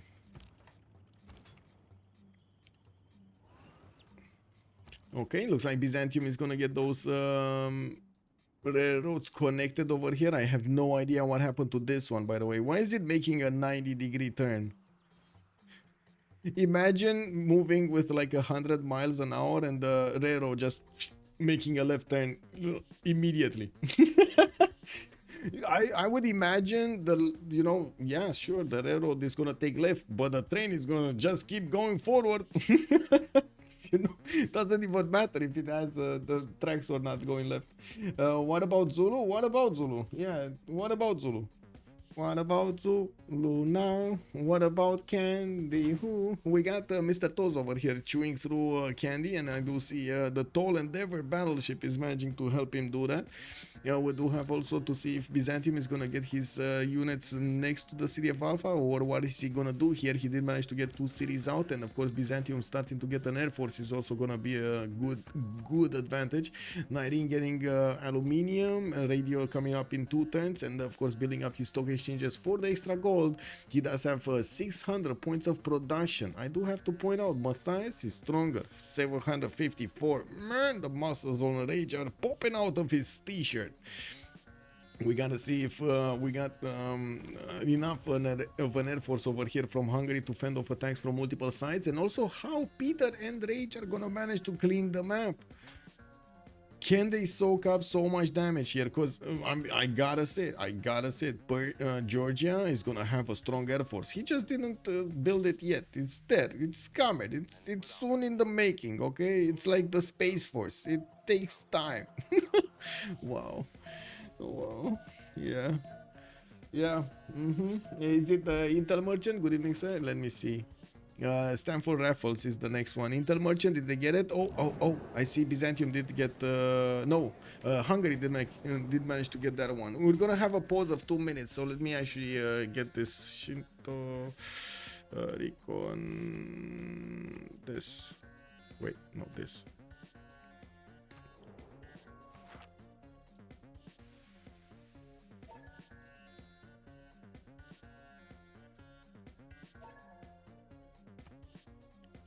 Okay, so pause of 2 minutes and we're coming back. Tech difference, yes sir. We got 54 tech on Matthias, Nyreen is 50, Space is 52, Sabuga is 39, Mr. Toes is 52. So there's like a two tech difference. It doesn't seem like it's that big, to be honest. And the other ones are TaskForceFish is like 34. Bam, finally, Basil. Like I said, CWC have executed the regional pretty well. Zulu did Zulu things. They are getting very, very good, great people. Yes, Hungary did manage to get quite a strong advantage here with not only a lot of science but also a lot of culture. Even though he's getting shadowed by his opponents, he does have Ben to rely on to keep the strength up. I do have to say I'm a bit worried about the late game, but I do also want to say it's starting to shape up quite a strong game. We might actually see Rage over here getting those GDR soon. We do have nuclear fission in 2 turns, also fascism in 2 turns. Ben is gonna get his fascism out quickly, while also Space, Nyreen, and Mr. Toes are getting fascism. It does seem like it's gonna be faster on Peter and Matthias Corvinus, faster on COC. So let's see if those turns, those extra turns of +5 damage attack against their opponents is gonna be what they need to punch through their opponents. With Benny going into a heroic, that means also Mapuche will have extra strength against him, an extra +5 to defend with. This is gonna make these helicopters untouchable for a while. The fighters are also gonna not do that much damage. Wait a second, do I see a +9 intel from Hungary? Is that correct? That is a +9 intel on these fighters? Whoa! And helicopters do have a -5. Okay, never mind. -5 light cav over here. Shinto gonna get going, sure. And Peter gonna get the 2 diplo points. What is Peter on? Peter is on 12 out of 20, and he couldn't manage to get the statue because... wasn't it built here? Yeah, it was built here in Buenos Aires. Wow. Imagine Japan using a city-state to build statue. Wow. I'd be very impressed if COC pulled this out of the hat. Yes, me too. Like, this is unbelievable. We do have Byzantium doing his very best to actually go through and chew through the Egyptian defense. Of course, TaskForceFish is well known for putting up amazing defenses. He did manage to get his tank core upgraded, and we're going to need to see if Byzantium is going to have enough strength to chew through these walls. Well, the city is not converted yet. We do have Byzantine artillery starting to come out from his cities, and I do want to say in his capital, oh wait, that's not, that is his capital. Where is his government plaza? He did not go for Grandmaster Chapel. He doesn't have the ability to buy, just straight up buy units with faith. He's gonna need to hard build his artilleries and send them on the front line. With the balloon, he's gonna get an extra range, which is gonna be very important.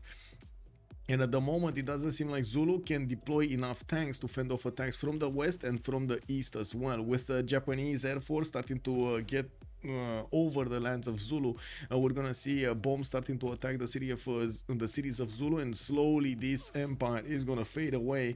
I would imagine also Georgia is gonna start to do the same thing against Hungary. We do see deployed fighters, and we do need to see a lot more bombers coming around. We got a massive air force here from Georgia being built, with another 2 fighters alongside the 2 that he already has, the 3 that he already has.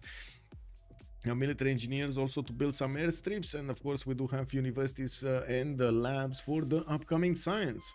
We do need to see also if Russia is going to keep on going. Doesn't seem like he's going to get to keep on going against the Mapuche here.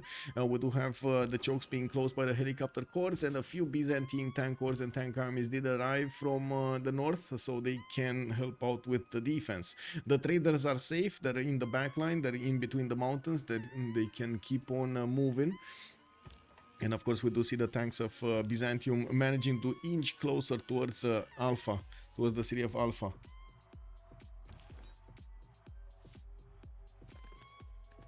Buenos is cooking. Yeah, I already said that HOH will win this, so I couldn't put my vote for them. Monstras, why? How did you not put the... Wait a second, what happened in the prediction? 55% for HOH and... no, sorry, 45% for HOH and 55% for COC. It looks like you guys... Wow. Only 60,000 points on each team. Wow. Philip, good evening, sir. Let's see. What do we have here? The religion, right? You asked the religion. This one. Stupas, Holy Order, Stewardship, and Choral Music on Byzantium. Woo! Woo! Yeah, Mustras, it invaded. Okay, there we go. Last moves coming in. Nyreen is gonna, well, actually first moves, those were first moves, is gonna inch closer towards the city of Alpha, while TaskForceFish did manage to pre-build, well, build a few tanks. He only has 2 of them to fend off attacks. Now, a few more anti-cav units in the south, not gonna matter though. These tanks are impenetrable. They do have intel on opponents' movements, and yes, we do see also Zulu is gonna take quite a bit of damage here from this air force of Byzantium. The artilleries are gonna start shooting the city of Alpha from afar, from the 3 tiles out. Hey, Athena? Athena?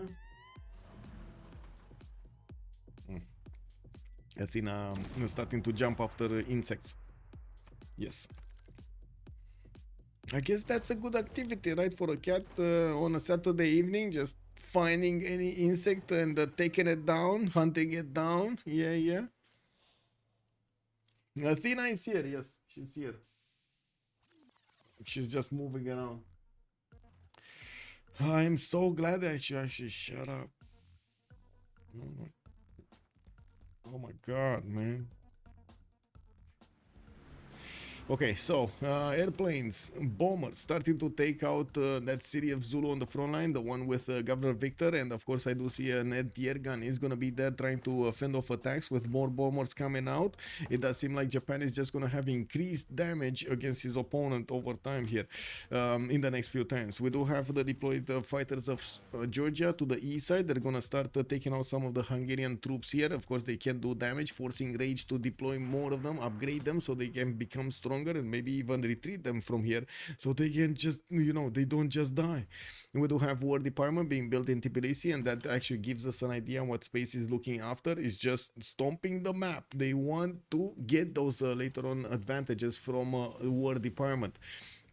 With also Manhattan Project coming out with importance from the city of Buda. We're gonna see on the other side when combined arms and nuclear fission is gonna come out so they can start doing the projects. It doesn't seem like we have nuclear fission anywhere in the lands of Japan, not right now though.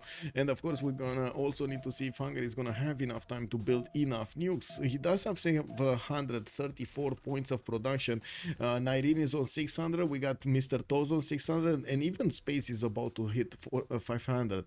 Yes, a bit more science, but I'm pretty sure it's not that much right now. Or, well, I guess we're gonna need to see if he's gonna get to GDRs quickly and build enough of them. Hungary gonna get another settler. Kinda looking forward to see what city is this. He's moving okay to the east side here. Wow, I would have thought he's gonna build this a long time ago. Anyway, building the railroads towards the north so they can get more gold in between them from the trade routes. You can see how immediately the gold portion has increased in that. And I do notice Byzantium still needs to do something here. Plastics attack damage against Zulu. He didn't take out any more units, so the city of Alpha did not get converted to his religion. But he still has the apostle ready to go. Can he do it though? Okay, his tanks are definitely strong enough to withstand the attacks of Zulu. That's not a problem. We do have the fighters upgraded, and I do see the fighters are gonna chew through the tank armies quite quickly. Only one though. It's only one fighter. That doesn't look like it's gonna be enough. He's gonna need to deploy another one, and he does have one in Antioch. With research labs coming in, his science numbers are gonna go up a little bit more every few turns. And I do notice Japan did manage to chew through the halfway point of Candy's defense. We still have these battleships just keep on knocking down that city center. Slowly but surely they're keeping it down. Zulu deployed a few units to the west, probably to try to stop any kind of incursion from Georgia into that city, into that mountain range. But to be honest, it looks like Georgia has other plans. It will probably be a more direct approach against Hungary here. Through Shekesfervan and probably even go towards Buda. We gotta see how quickly he's gonna get his nuclear bomb though. That's gonna be very important, the nuclear bomb. We do have also Taj Mahal finishing up in Kutaisi. That's gonna mean quite a bit of era score. And looking at the Golden Age, Rage did go into a 2 arms Golden Age, with Ben going 2 arms, Heartbeat of Steam, and reform the Coin Age.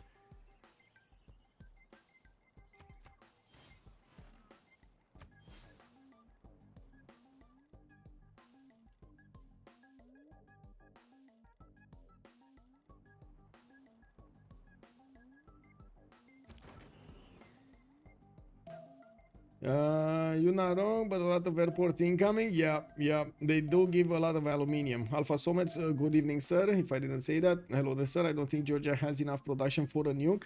Let's see what production does he have. Tbilisi is 57. Oh my god, no. 69. Yeah, he doesn't. 25 production in the third city. Wow. Yeah, you're right. He doesn't have the production. Alpha Somets is correct here. It's only gonna be Japan probably having the production. What is all of this 468 production if it doesn't have these? Kick. Well, I guess each city is like 50. Lol. Anyway, Georgia's Air Force is starting to fight the Hungarian Air Force, and you can see he's trying to pick off the easy units. We do have Hungary attacking into this Georgian fighter, and I would imagine Georgia is going to want to put more there. Now, we got another fighter here that should be able to do more damage. Well, I guess we'll see. It doesn't look like he's... well, usually you do want to clump up these fighters, by the way, so they can help each other when the attacks happen.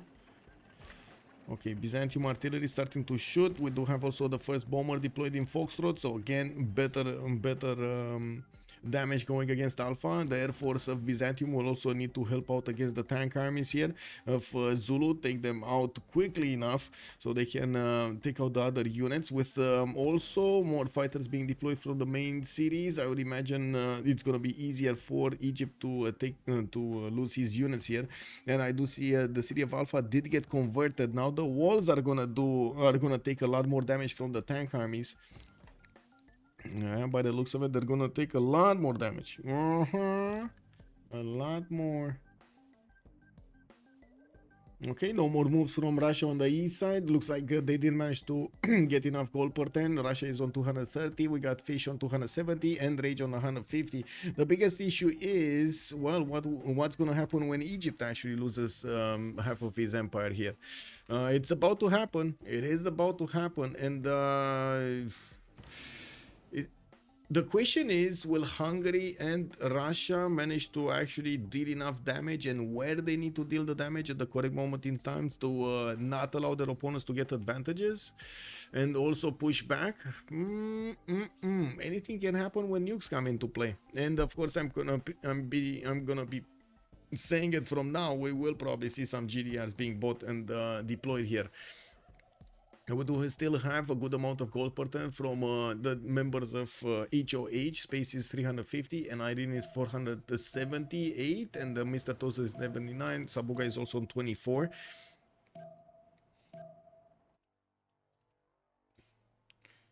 Yeah, Hungary is keeping two opponents suppressed, Mapuche and Georgia. Yes. Yep. Well, suppressed, I think it's a bit of a harder word for Georgia, because at the moment Georgia does seem like he did manage to do whatever he wanted, and that's a good amount of, not to mention, not only science but also culture. You do see the Air Force is going to be very strong also, and Georgia will get the opportunity to start attacking into these Hungarian units. Biggest issue is Hungary did manage to get his spies out, and it looks like he's deploying his level 2 in the city of Gori, getting the listening post in there. That means these units do have a +6 intel on them, making these fighters of Hungary superior to the Georgian Air Force. And you can see they just, well, ate each other out here. We will need to see a few more fighters, quite a few more fighters coming out from Georgia, and probably even get to, how to say, jet fighters, so they can be stronger. Electricity next turn, nuclear also next turn, and we do have Ben getting democracy and combined arms. He's also gonna go for nukes. 3 turns from Manhattan project to finish here in the city of Bura, and we got a destroyer showing up to say hello. Hello, how are you doing, destroyer? Latina, hello. What's going on? One is crazy 900 production. That's already, yeah. What's up? I stay to it. We do have more of these fighters coming in, of course, from Rage, and by the looks of it, Athena doesn't have any patience to stay with us. What is this? What is this? I'm out hunting insects, and you just call me to keep me here? No, I want to feel the power. Yeah. Go feel the strength of taking out insects. That's right. That's right. Hey. What are you doing? Hello.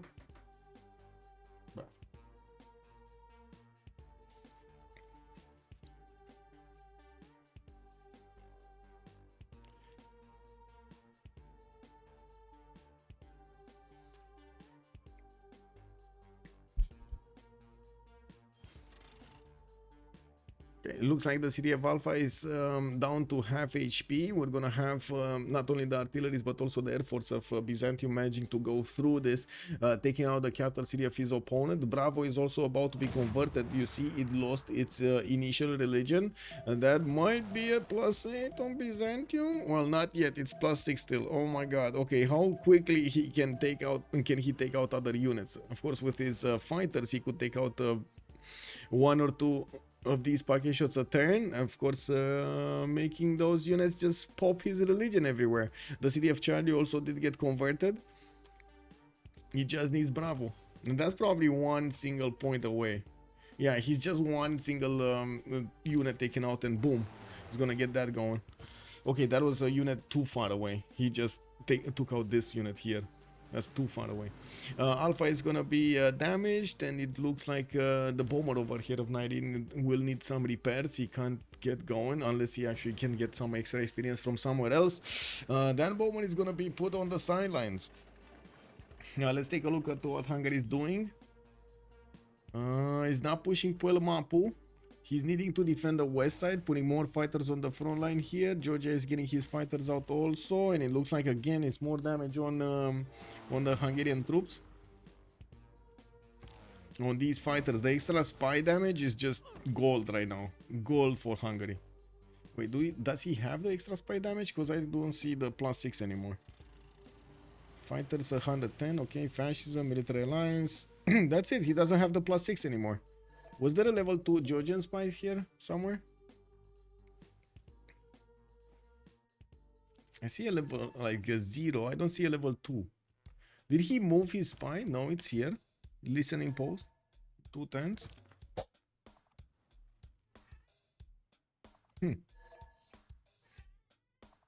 Interesting. Did he get... Whoa. Oh, he kept candy. No. Yes, I do need to see the gameplay also. I can't wait to actually see a little bit of gameplay. Okay, let's see.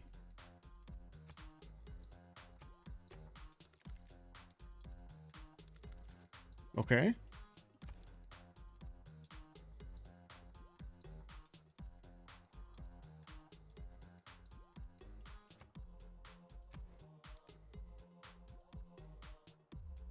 Okay, we survived more than 5 seconds. Oh, yeah. Drink water. Oh my God, I don't have coffee, but I do have a bottle of water here. Oh, check. Oh my God, that reminds me, I actually need to go and buy some water afterwards. Oh, yeah. I actually need to get back to running. And this is summertime, so actually during the evening, during the night, after I finish the games, I can actually run.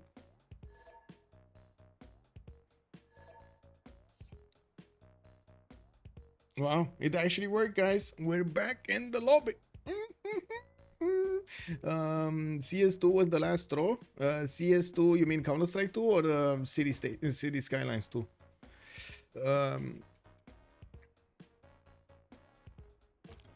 Nobody about, no car, so can run on the road. It was the same. Exactly, night run is the best. It's amazing. It's just, you just go around and nobody's there to, you know, stop you or make you like move left to right or something. What happened to my wrist? My cat. So the other cat, the big cat,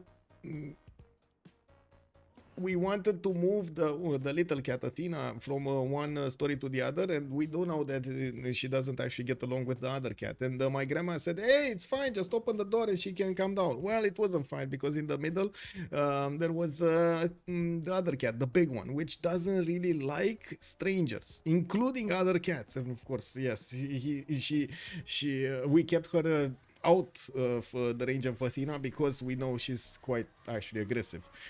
So I saw them. This little one was going quite like, you know, directly towards the big cat, and she was trying to be friendly, you know, sniffing her out, and that one they already started to like and getting ready. So I just like put myself in between them. So yeah, yeah, this happened. No, I wasn't the ref. I was basically the one taking the hits. I was Athena didn't get hit. Athena was like there just looking at what's happening, and me keeping the other cat away from her. Unbelievable. I didn't actually. It was unbelievable to win that. Athena didn't even jump like scared or something. She just didn't care. She just didn't care that she's getting attacked, and I stopped her. Like she was so confident I'm gonna stop the other cat that she didn't care. Yeah, I was the meat shield basically. Yeah, and you have like I have in my feet like four. I have the dental marks of my cat basically. Anyway, it is what it is.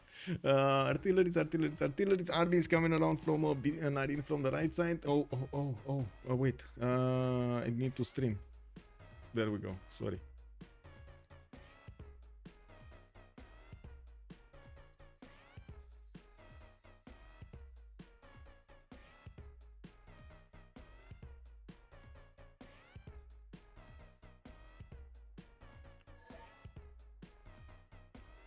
Okay.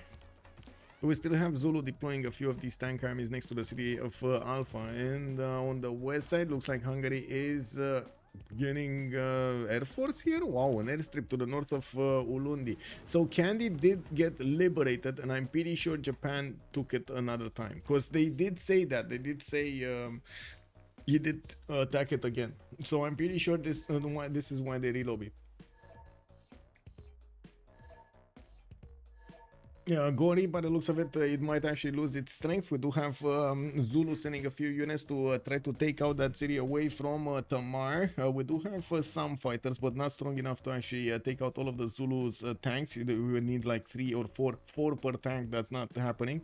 His air force is being deployed to the south to stop the Hungarian fighters from getting a bit too much territory here.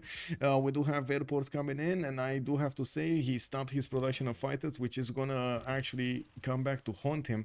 Yes, even if he does have 100 strength in his cities, the bombers of Hungary are gonna manage to make quick work of those cities. And Georgia just deployed another fighter over there to try to stop this attack, and it looks like he will be successful in slowing down the takeover of the city of Gori with those airplanes.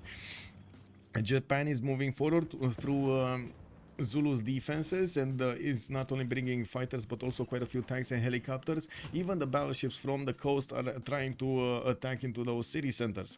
On the right side we do have Alpha about to be taken by Byzantium, and yes, Byzantium did move his air force, but his bomber is down. We have him with a bit too low strength. He's gonna need to get some experience from attacking a unit or something that could be attacked, so he doesn't get damaged on return, so he can get that promotion next turn. So basically this turn is just not gonna do that much. Maybe the city of Echo, actually just attack the city of Echo and do some damage there to the walls. Looks like Byzantium is also helping Mapuche to stay alive. We do need to see if Russia is gonna manage to get his nukes. We do have him with Hermitage in 2 turns, and looking at his production in St. Petersburg 150, he can definitely go for nuke technology. We do have him in the text, advanced flight next turn, Cold War in 2. While Rage is gonna get his plastics in 2, Reformed Church in 1, he's just 1 turn away from getting Manhattan project in the city of Buddha. He's also 140 production in that city center, while Pest is gonna be 135. Shekespervar is 50. Whoa, that's a big difference. And it looks like the bombers are doing the damage against Gori. Turn by 10 over here. Another one. And another one. And these tanks of Zulu are just gonna walk in and take what they want from that city center.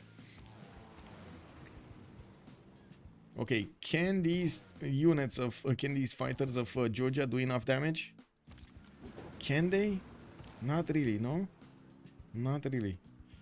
Yeah, too many bombers over here. It looks like Hungary is managing to get a much stronger air force than Georgia.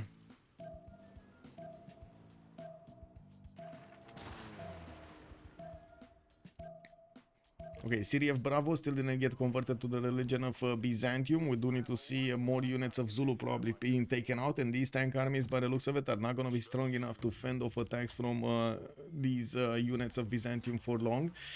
We do need to see the production queues over here. Okay, massive aerodrome spam. We do have also some research labs, and I do want to see Gori is going to be taken or no? Yeah, Gori is going to be taken.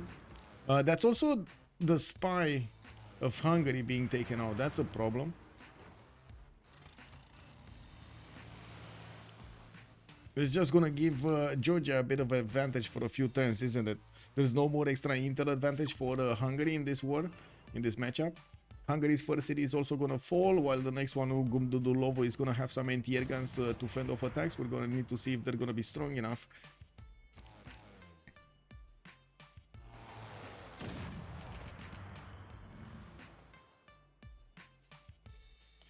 Okay. City of Alpha being put under siege. I see Tina has found some thing that she's ripping apart right now. She's destroying it. I think those are like, how to say, those plastic bags for garbage. You know, those plastic bags for wine. She just unwind them and she's just ripping them apart right now. She's taking a lot of misery here. What is this? Anyway, Zulu still managing to do damage is pretty impressive. Yes. I mean, even with like 70 science or 60 science, so Alexis Krempp is still managing to get his tank horse slowly built, the tank army slowly built and useful against his opponents. He's managing to help out Hungary over here do the damage against Georgia. It wasn't a critical hit, but it did give Space a bit of question mark here. What is he gonna actually do? Because he doesn't have the necessary production to output it in good enough time. It does seem like Rage is gonna have nukes against him pretty soon. We do have the first nuclear devices being built over here in Buda and Pest, while we do have more fighters, and of course the bombers are starting to get their promotions up. We do have also Japan deploying those bombers on the right side. He's gonna start attacking directly into the cities of Zulu here and taking out those steel walls very quickly, while we do need to see if Japan is gonna manage to keep on chewing through his opponent and get to Hungary here. Looking at the tech side, we do have Sabuga going for his chemistry. I do notice at the moment nobody's actually discovering GDS, but they shouldn't be that far away from it. Space going for rocketry in 2 turns, Mr. Toast jet bomber still taking 2, and the fascism next turn. So he has been fighting with our fascism against Zulu for quite some time now. Of course, imagine next turn he's gonna get an extra +5 against his opponent. Definitely better. We do need to see also, there we go, Byzantium did manage to not only convert the city of Bravo but also take Alpha down and will take Echo down probably this turn. Now we do have Echo converted, the tanks can do full damage against the walls, and yes, we do see that Bravo has also been converted. That means +8 taxes straight on these tanks of Nyreen. What's going on here? Do we have any more movement? No, Russia is not moving anywhere, and I do see him building a few more fighters. We do have him with broadcast centers and starting to get a few more theater squares. I didn't really see him go that crazy with the culture, but it looks like right now he's on 648 tourism, and looking at the culture screen, he's 30 out of 155. So it looks like Peter right now, he's gonna actually switch over completely towards pushing that culture victory, and he's gonna start doing everything he can so he can get not only those musician points, he's gonna get the writers, he's gonna get the artists, and he's gonna fill all of the slots in his empire. He already got a few extra ones from Hermitage, and we're gonna need to see if he's gonna manage to get all of his broadcast centers filled with music slots. I would imagine so. In the capital though, I don't think he built Natural History Museum. I do want to double check. Yes, he did. He did actually build Natural History Museum. Okay, this is something we missed earlier. We do have Egypt rebuilding his government plaza here in the new city of Hotel, and I do notice Georgia will need to rebuild his air force, so multiple bombers coming around, and I do see new fighters. They will need to get to the right side, and I'm pretty sure there will gonna be a nuke falling quite quickly here. In 2 turns, nuclear device is gonna be finished in the city of Buda. In the north, okay, we got Zulu moving out, moving in. Japan did get its extra +5. Now he should be strong enough. No, he's still not strong enough. Actually, these Zulu tanks are still very, very relevant right now in the game. Of course, with level 2 Japanese machine gun cores, those will be strong enough to punch through the armor of the tanks. Bravo got taken, Echo got taken, and it does seem like also the Egyptian cities of Delta Charlie and Antananarivo will probably fall next turn. In the next turns, we do have a bigger air force showing up here to help out the Byzantium tanks to take out all of the cities of Egypt, and he's also gonna start to take out some Zulu cities on the west side. There might be a few too many units for Hungary to be able to withstand We'll see. We shall see. Japan, intelligence agency, repaired. Looks okay. He's repairing it. I do see he's getting more barracks, helicopter armies. Okay, more flood barriers on the west side. I don't see him getting nukes. I don't see him getting nukes. Of Matthias Corvinus, 2 turns for robotics. Okay, that's what we were waiting for. Does he have enough gold? Yes, he has enough gold. Actually, they might get enough gold for like 2 of them in a few turns. So he's gonna get a nuke next turn, and he's gonna get a GDR next turn. With the GDR, by the way, he could easily go and take down Georgia's capital. Whoa. Whoa. Okay. Let's see how this is gonna fall. We got Byzantium with multiple jet bombers getting upgraded here. I do see 1, 2, 3 of them getting deployed onto the front line. Alpha also might actually get one soon. Now we do have the fighters that will also need to get into jet fighters quite quickly. While I do see on the side of Russia, he's starting to get quite a few rock bands. If I do have to point out, if Hungary is gonna manage to get GDRs and enough of them, he might be successful in actually keeping his opponents away until Russia gets the victory. And of course, if he does manage to take out Space's capital here, well, that's a problem. That's a big problem. That's a lot of lost culture over here from Georgia's theater squares. Russia is happily simming away. I don't. Yeah, exactly. I mean, he needed to show Mapuche that he needs to keep his pace. He needs to keep his distance, right? So yeah, he needed to do it. There's a nice Egyptian hotel for the Russia. Yes, exactly, right? We got all of this TaskForceFishian awesomeness here in between the empires.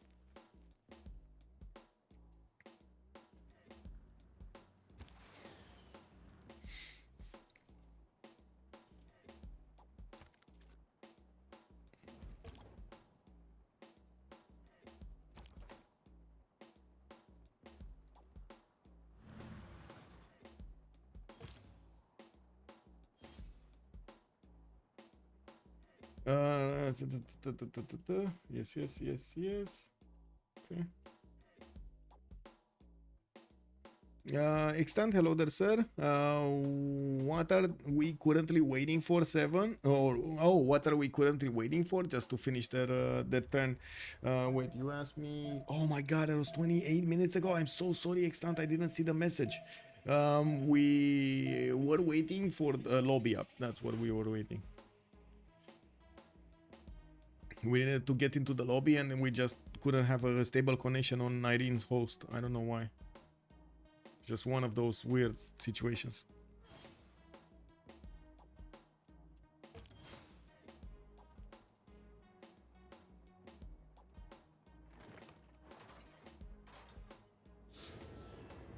Okay, that's the first nuke. I heard the nuke here. Okay, that's Bravo City. And that's a liberation. Easy peasy.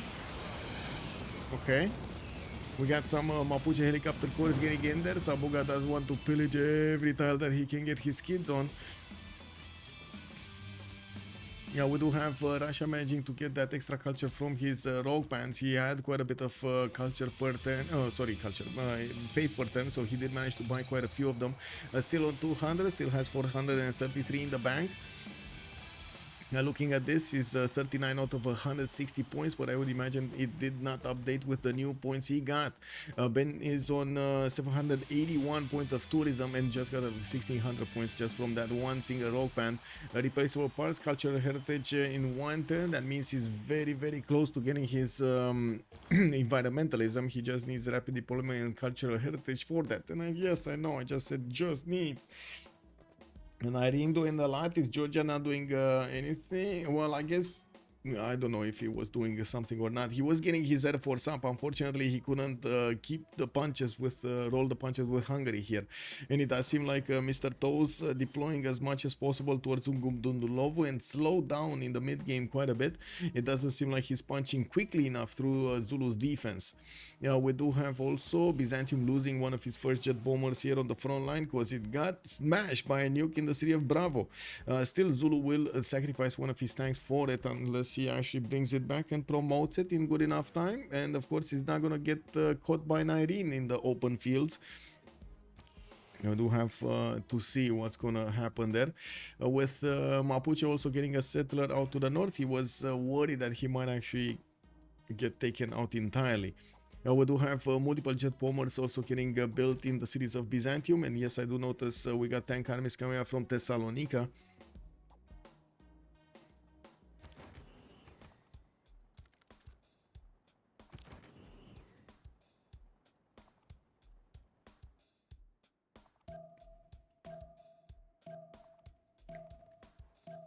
Okay, another nuke in 2 turns. Hungary did not get the GDR, did it? It did not get a GDR. Okay, it did spend like 1,000 something gold, but I don't know what. I didn't see on what. Or maybe he gave it away so there will be some upgrades or something. Okay, interesting.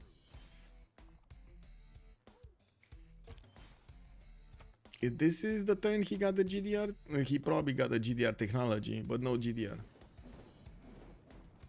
Okay, jet fighters deployed on the west side. They're gonna have a bit of a problem with the wall of fighters of his opponents, but Hungary cannot be counter-attack here. 4 jet fighters are deployed, much stronger than the Georgian Air Force. While Georgia, I do see he's gonna get his jet fighters in 2 turns. Lasers coming out there. We do need to see also if Byzantium is gonna get to, there we go, liberate probably Anshan with the help of Mapuche. Gonna get 100 Diplo favor easy peasy with that, and it does seem like at the moment they have a serious advantage when it comes to the Diplo favor per turn, or I should say in the bank.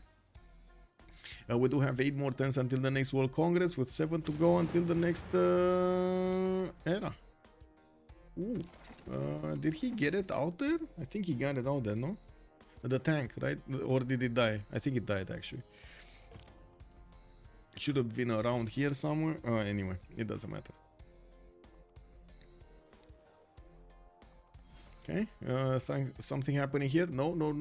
We do have jet fighter also from Hungary being deployed to the northwest, sending a few Hussar armies to keep these Japanese at bay. While I do notice in the cities, he's still... Oh, there we go. He's 3 turning GDRs in the city of Buda. And he did buy 1 in Shekesfervar. So, okay, the next upcoming attack is going to happen over here on the cities of Georgia. We will probably see the GDR trying to get in there, and we will need to see if these fighters are actually gonna tickle him to death. Well, we've seen it before, how jet fighters or even jet bombers who could actually attack into these GDRs at the beginning while they're baby GDRs. Big GDRs not gonna be touched, but small GDRs, baby ones, might be. Was that 3,500 points of tourism? 45 out of 156, yeah, and another 1,150. It looks like Ben is managing to get level 2 rock pants to help him out here, and it does also seem like we got a massive spam of GDRs coming out much faster than his opponents can do. Hungary is gonna have a serious advantage when it comes to this. Now, I also want to point out we don't actually have anybody going from GDRs from his opponents.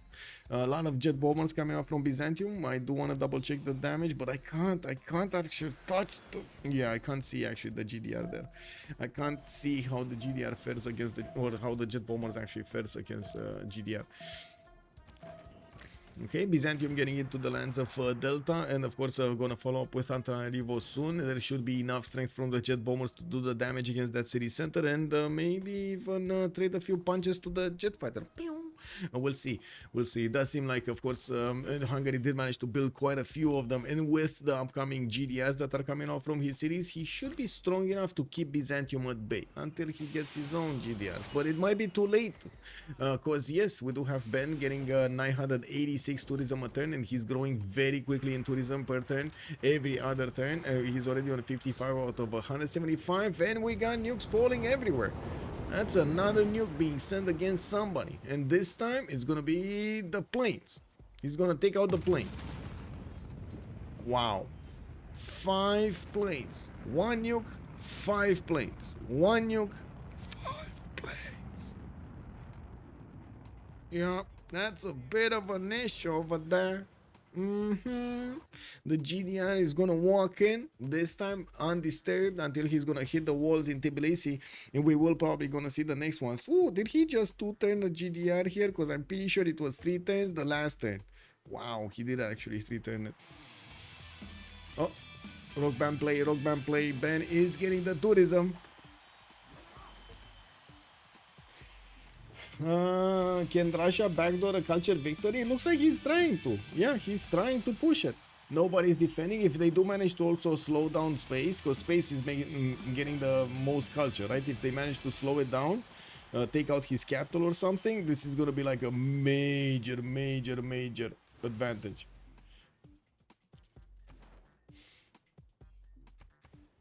Well, he's coming very close to the halfway point, not really there, but I do have to say, having level 2 or even level 3 rock bands showing up here is going to be helping out Russia so much in the next part. We should be seeing him also discover his environmentalism. Looks like he's not there yet. He should have computers, no? With 1007, he should have computers. He's on advanced ballistics.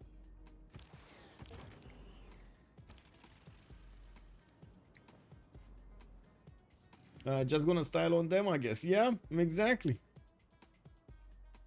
Well, let's see. Japan did manage to take that city of Zulu down with one of his helicopter armies, and will probably follow attacks against the other cities of Zulu.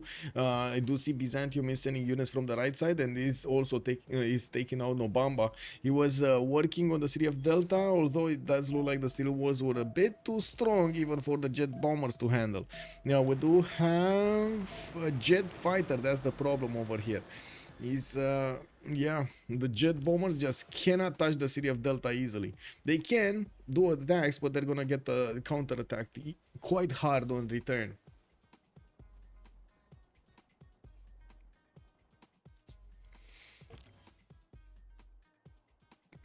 We have cities from Mapuche being deployed everywhere he can. We do have also the first GDR about to show his face over here. We do need to see it cross the river to the west side. And of course, Russia did manage to take those out. Did I just hear glitter? Where did I hear glitter from? Kick. Anyway, GDR, another GDR from Buddha. I'm actually curious if he's gonna send it to the north or keep it to the south. Looks like Zulu's empire is down to 3 cities, and he does have a safety settler built in Ogoma, but not settled anywhere yet. Of course, he can get quite quickly through the empires of his allies here to send it to the south if he needs to. Can he? Oh, that's 10 times to get there. Anyway, we do have quite a few national parks also being established in Russian territory. I would imagine he might actually want to invest quite a bit in his builders to build more, but it looks like no, he just doesn't care that much. He's getting units, he's getting theater square festivals. He doesn't want to build more of those national parks. These ones on the west side are just enough for him. We do have Ben on okay, 10,000 58 points with 600 production, 733 culture, and I do see he's getting nuclear fission in 2 turns, rapid deployment in 2. That means he's just 2 civics away from discovering his next one. We did have Hungary fending off attacks against Novgorod, and as you can see, Russia did take out that attacking helicopter from Georgia. There's another one here, another helicopter army, although I'm pretty sure the GDR is gonna put the fear of GDRs in the hearts of Georgia here. Okay, looks like also a Japanese Air Force and Land Force is advancing. We do have the first GDR of Hungary appearing next to the cities of Zulu, and he's gonna start to one-shot the majority of these units. Now we get to see the jet fighter damage against these GDRs. Looks like they're not strong enough. Well, I guess it is a GDR defended with a jet fighter next to it, so you know that definitely counts. Another city has been taken down. Only Antananarivo is left open here for the taking. Egypt is going down to 2 cities, while we do have Byzantium getting the majority of his territory. Well, it does seem like Byzantium is going to need his own GDRs if he wants to actually flex against his opponent. And looking at his techs right now, Nyreen is going for electricity in 2 turns and rapid deployment in 5, getting more jet fighters and also trying to get a lot more helicopters to attack into his opponent on the west. Zulu has safety settler. If they kill Zulu, it is a whole for culture victory for a few turns.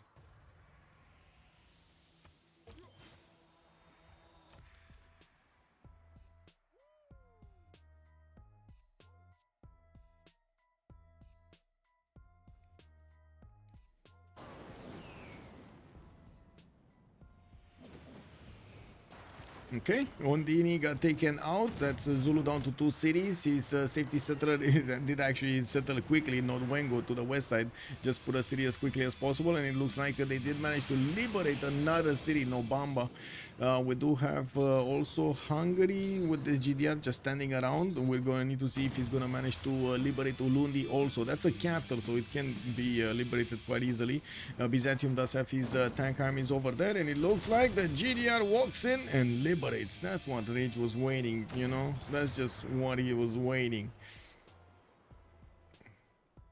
And it does seem like Japan did take out another city on the west side, the newly settled city. So just Nobamba and Nongoma are available for Zulu. Let's actually take a look. Is there any city here? No.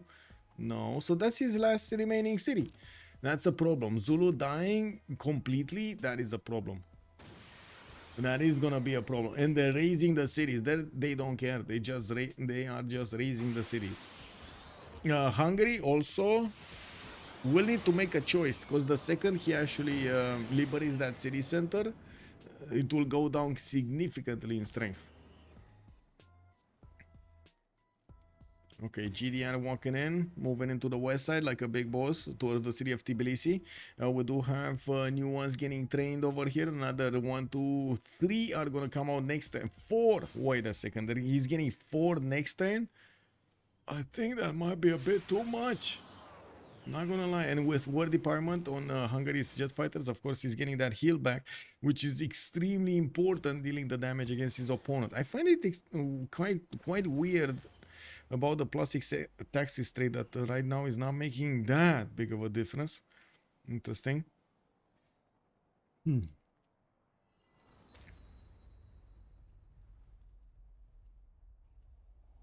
So guys, did we have any sin here? Definitely won't help.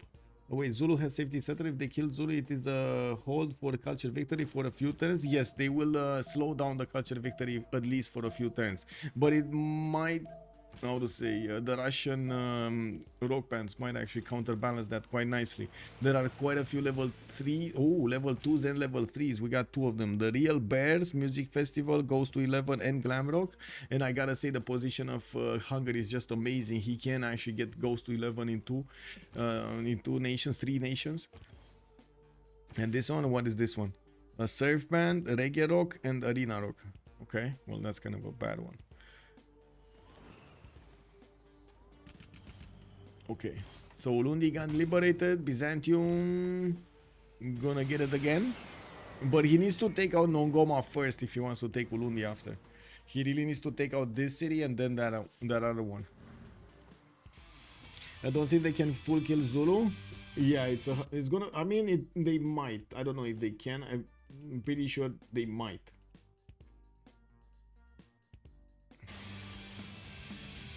Foreign culture victory imminent. It looks like Ben did manage to get to 85 out of 181. He should be just over the halfway mark because he did manage to play a few more of these. And I do want to mention these level 3s do manage to give him so much of an advantage. Shekes Verfar, by the looks of it, is also getting attacked by the bombers of Tamar. And I do see it's halfway down. We do have also some of these ski resorts getting built around the cities of Hungary. Now we do see the GDR did go into that city center, and it should actually keep it alive. Yeah, it should be fine right now. With the new GDRs also moving north and west, we're going to need to see if they're going to manage to actually take back cities and what are they going to do with them. We do have a GDR moving here. Okay.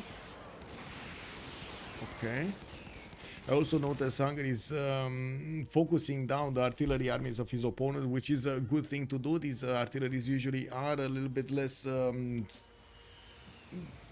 powerful than their counterparts, like than the other units, than the tanks, than the ET crews, and so on. You're allowed to do to same time liberate, yes. Culture victory, it's imminent. Yes, it looks like it's a bit too fast. It's a bit too fast for any defender. If Space is gonna try to get professional sports here, but I guess he never got to. Did he get the boost? Kick W. Anyway, does it matter anymore? I'm not even sure if it matters anymore. Democracy, 434 culture. It's not making not even nearly enough culture. Like Ben is getting like 10 just from 10 envoys or 11 envoys just from playing these rock bands, and he still has 1, 2, 3, 4 alive. Does he have another one? No, 4. He has 4. And with so many GDRs roaming around and with no other counter technology here, like no enemy GDR actually pressuring, it feels like Ben is just buying himself so much time right now.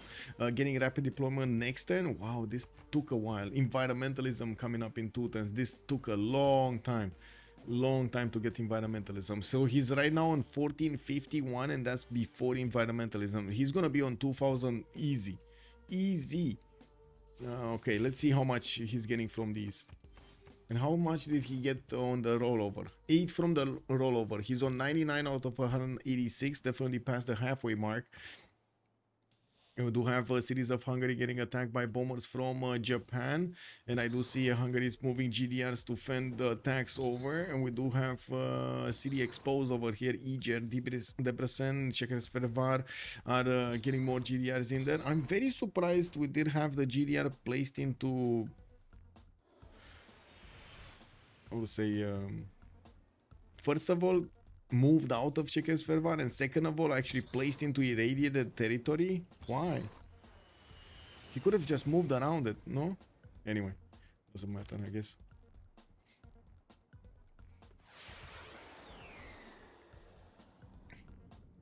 Michael GDR is immune to radiation. Oh, kick. I'm, I would say, always when I see this red, I'm always thinking go around it. Never actually, I would say, wait. Did we have? Okay, never mind. We do have the rock bands coming up next to Debrecen, and the one did just die next to Bura, but I think it was, wait, was it a level 3? Because I see a level 3 is missing. There's a level 2 and a level 3. I think a level 1 and level 3 died. That's a problem, actually. 2 of them dying like this. Those were important. Iger is gonna get attacked by the multiple units of his opponent. Looks like more GDRs is are going towards the north.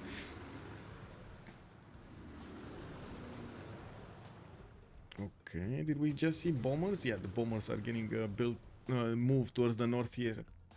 So many jet fighters from Japan actually going into the main cities of Hungary, while Ben did get environmentalism. No, not yet. We do still need him to actually get through the next 2 turns.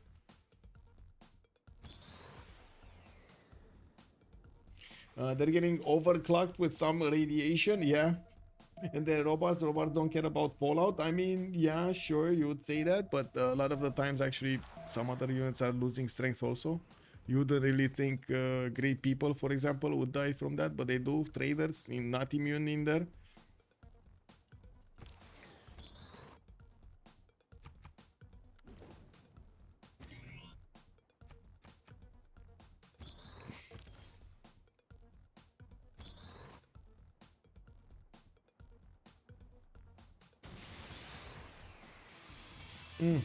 I don't know, those robots at Chernobyl weren't loving it. Yeah. Okay, so environmentalism next, and from Peter, we still have Hungarian cities slowly getting attacked, while Hungary does want to take out all of the units that Japan might actually use to take out his cities. We do have mountain tunnel here. Well, I guess that is a Zulu mountain tunnel. None in the north, and we do have new helicopter armies on the way towards the front line. It will take time to actually get in here and actually manage to take out cities. We do have Hungary protecting the city of Nongoma with all of his units, 3 jet fighters and GDRs next to it. Well, I do notice Georgia is making a line of defense against this GDR. We're going to need to see if he's going to manage to pass through next to Tbilisi. A few more of them are being sent, 2 more with another one coming up from Czechoslovakia next turn, and of course more nukes also getting built. He might want to throw another nuke here so he can clear the pathway towards Tbilisi. If they do manage to take out that city center, this is going to be so valuable for Peter. He's already on 111 points out of 185. Yeah, this culture victory is coming out extremely quickly. Extremely quickly. Well, extremely quickly. In the next 5 turns, probably. 5 to 7 turns. Wait, does he have still the level 3? Level 2, level 3. Yes, still 2 alive. Can he get another one? No, not yet. Only 450 points. I'm pretty sure it's like 600 or 700 piece for a rock band right now. They did get quite a few of them. Next turn we're also gonna have the new era. Alexis Krempp is gonna switch to a heroic. TaskForceFish normal. No, actually Dark Age. Sorry. Rage is gonna keep his golden age. Ben is gonna keep his golden age. We do have Dark Age on Mr. Toe. Sabuga Dark Age. Space is normal age, and we do have golden age here for Nyreen. Can Nyreen do anything next? When does he get his GDRs? Oh, he doesn't have time for GDRs. Guidance systems in 2 turns, and I don't see a single GDR. Yeah, so many jet bombers, so many jet fighters, but no GDRs. This is a very big problem. Not only that he needs them right now, he needs to actually send them right now to his opponents if he actually wants to get in time to do anything against Russia. That's the issue. He's just not gonna have time. We're talking about so few turns. Environmentalism finishing up next turn for Peter is gonna boost him up from 1600 points of tourism to like 2000 plus. Come on, come on. What is it? There we go. 22, 22, 21, 22. Antanarivo got taken. Nyreen will liberated another 100 diplo points for them, and this is before the next World Congress, so they can use them for the diplo victory. We do have Ben also getting 125 points out of 193, and the nuclear bomb. Where was it? Okay, so it looks like Japan's Air Force did take the full brunt of that nuke. Half of that Air Force just got deleted.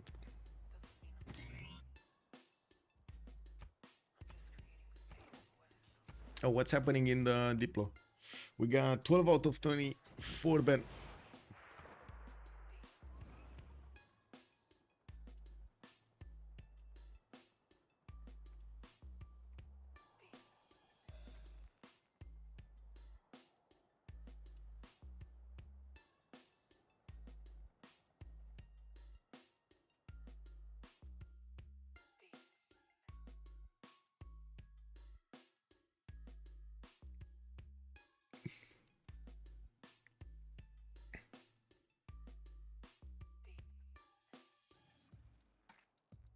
Okay.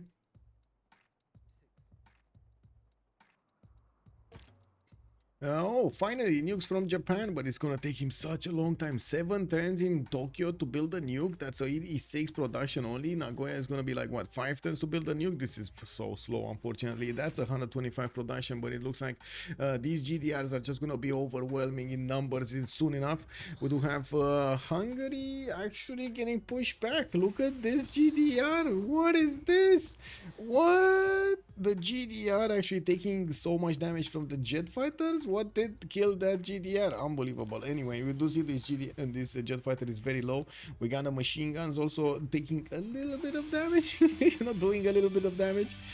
Wow. It does seem like Russia. Let's see. What is he? What is he? What is he? What is he? Still 125. Okay. Out of 193. They couldn't get Space's capital. They couldn't lower that defense up, unfortunately. Well, we do have more of these GDRs on the road towards Tamar, and as you can see, we do have Tamar lashing out the Shekes Fervar. We're also gonna have the World Congress, so 2 minutes for a pause over here.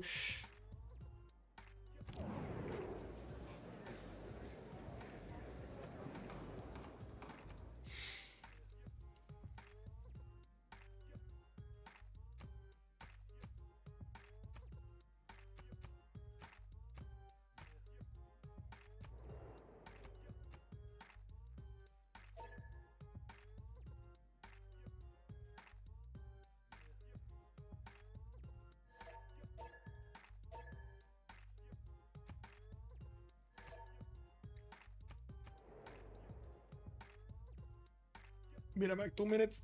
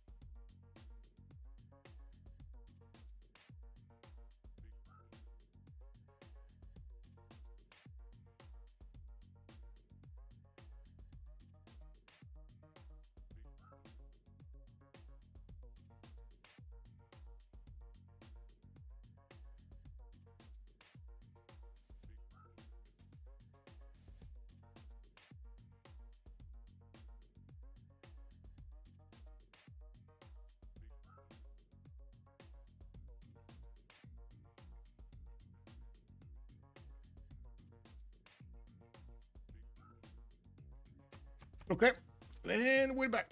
Let's actually see. Aside from funds, we do have Operation 2 times tire. Marsh also getting the gold. Looks like Peter losing Diplo. Okay, so he's not gonna get the Diplo, but he wasn't really interested in Diplo, was he? It was more of this culture victory. And looking at the points here, we do have 141 out of 202 to get the victory on Ben. We do need to see if he's going to manage to keep alive Zulu to the north, so he can keep those tourists alive. Not to mention, on the west side, we do need to see if Hungary is going to manage to start to chew through the Georgian cities. Do we have any more nukes? We got another nuke from Pest in 4, but that seems like it's going to take a while to get in there. Looks like Hungary is going to get pushed from the northeast. There is a GDR over here that will help out with the defense. But yes, we do have helicopter armies and also tank armies here. Oh, 2 GDRs and a modern army. Okay, that's more like it. This nuclear silo was destroyed earlier. I would imagine a jet bomber from Byzantium did pillage it.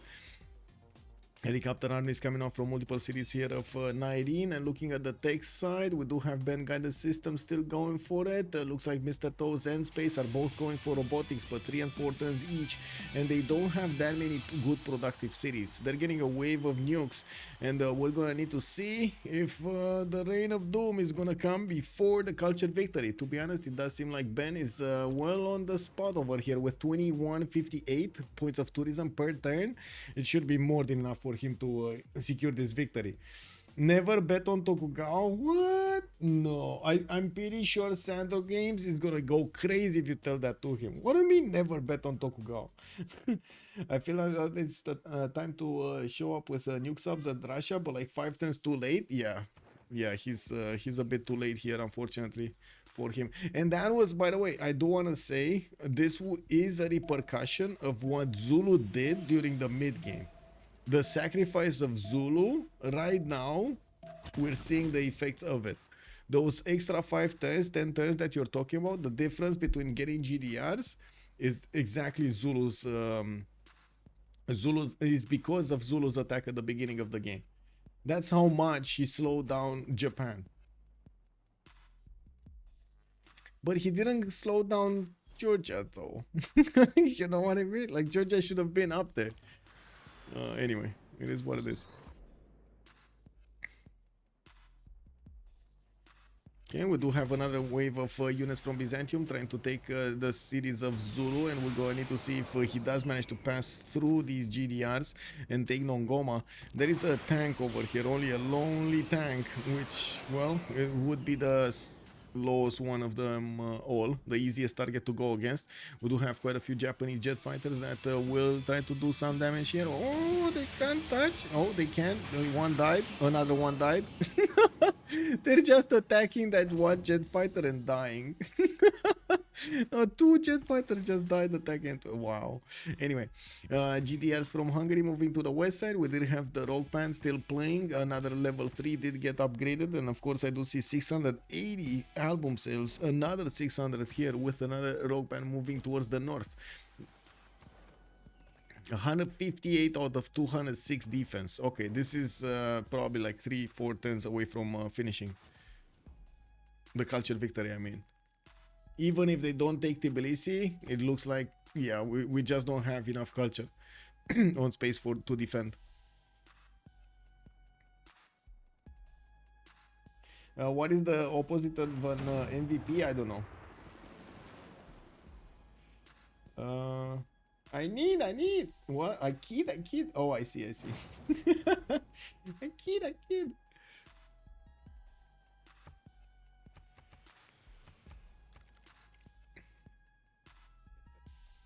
Okay. Whoa, TaskForceFish industrialization in 11 turns. He's gonna industrialize the city of Hotel. Man, this is gonna be the best city you've ever seen.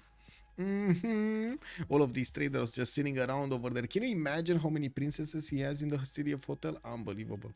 Anyway, we do have GDRs coming up here from Hungary to the north to fend off attacks from Byzantium's helicopters, and by the looks of it, Byzantium is gonna try to inch forward. We're gonna need to see if he's gonna get the opportunity to take out these cities here, because you can take a look. The GDRs have a lot of strength from afar. It doesn't seem like any unit from Byzantium that is getting into his borders is gonna stay alive.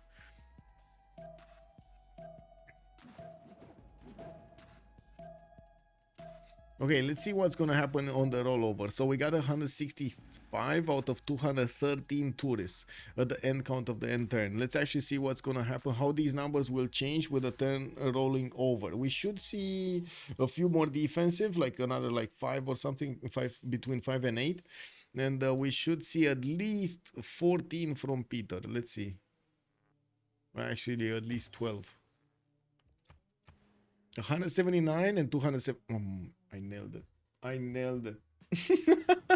Wow. Okay. Well, it is what it is. 179 out of 217 is going to be the way. Looks like Hungary did manage to get Nongoma and liberated. Got also a free settler there. Wow. KW. Ulundi got taken. Looks like it got liberated again. They're just liberating the cities. Even liberated the city in the north that, of course, finally Japan took out a long time ago. Wow, I can't believe it. Zulu is making a comeback, boys. He's getting more cities. Okay, we had all of these concerts playing, and it looks like Ben did get to 189 out of 217. They're getting there very, very quickly. No way Mapuche didn't press it fast enough. No way. I mean, good thing Byzantium built 1 million helis. Good for yeah.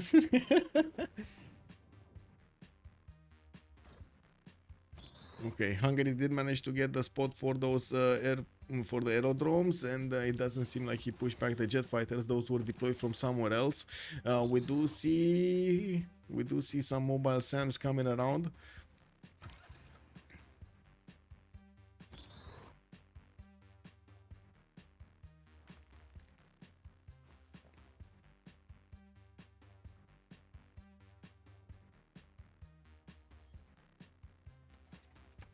Okay, who's getting the gold?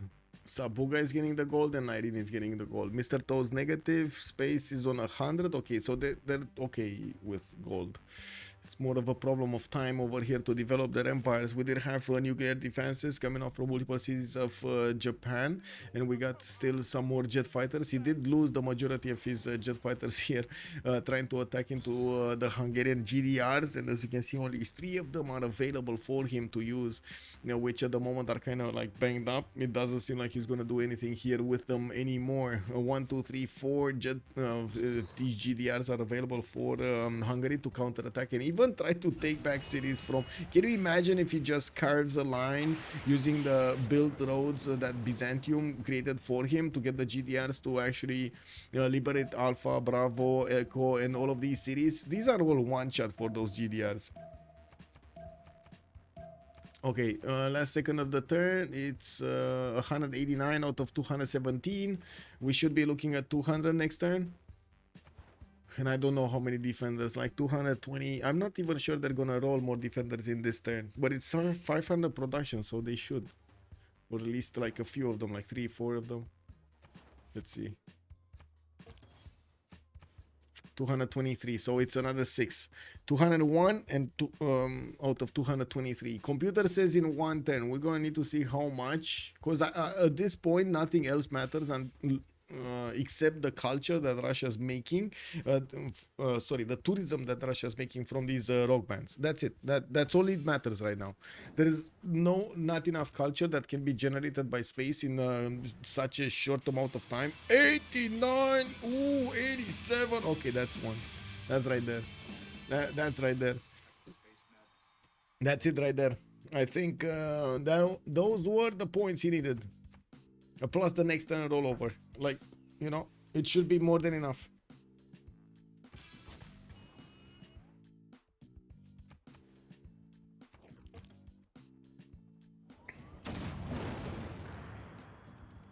Whoa, Georgia actually took a city away from Hungary.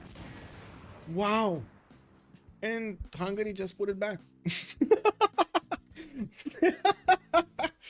Wow, HOH snatching defeat from the jaws of victory. Body back ban indeed. Oh my god, that reminds me of Mighty Jingles.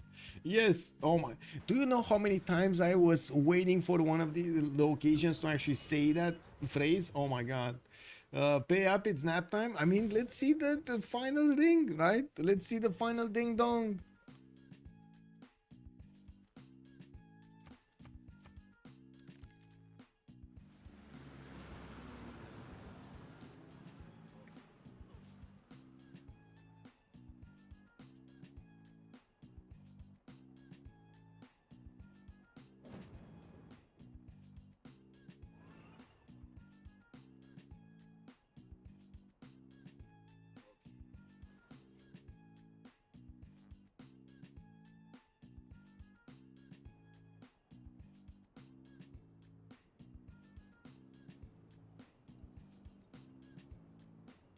COC is always the biggest. Well, by the looks of it, they're definitely the biggest in this game. Ben, 2322 by the way, tourism per turn. And he's 213 out of 223. Okay, this should be it. This should be it, right? He was getting 11, and I'm pretty sure he's gonna get more than 11 in the next turn. With 5 on the defense, that might not be it actually. He might just need a few more. He might just need like 3 or 4 more.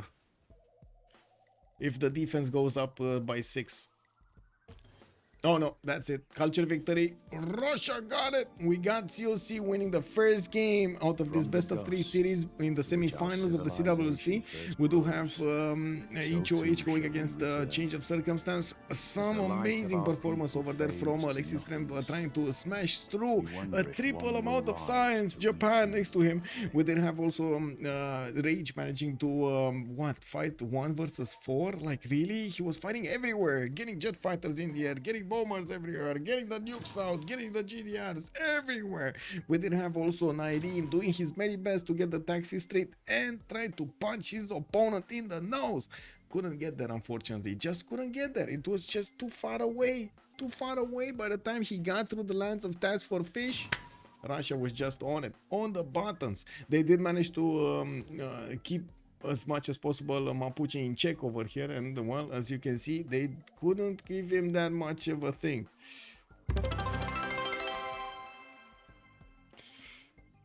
Mr. Breaking News, thank you so much for the Hanabidis, much appreciated, sir. And love you too, Thundurius, thank you, thank you. Just saying GG well played. I'm actually curious. Okay, there we go. We got some debrief going on. Just give me a second. Putting my things and I need to get the awesomeness technology, the newest technology on the planet over here. Oh my god, the boombox. The ear boombox. Have you seen this? Oh my god, it's the ear boombox. Okay.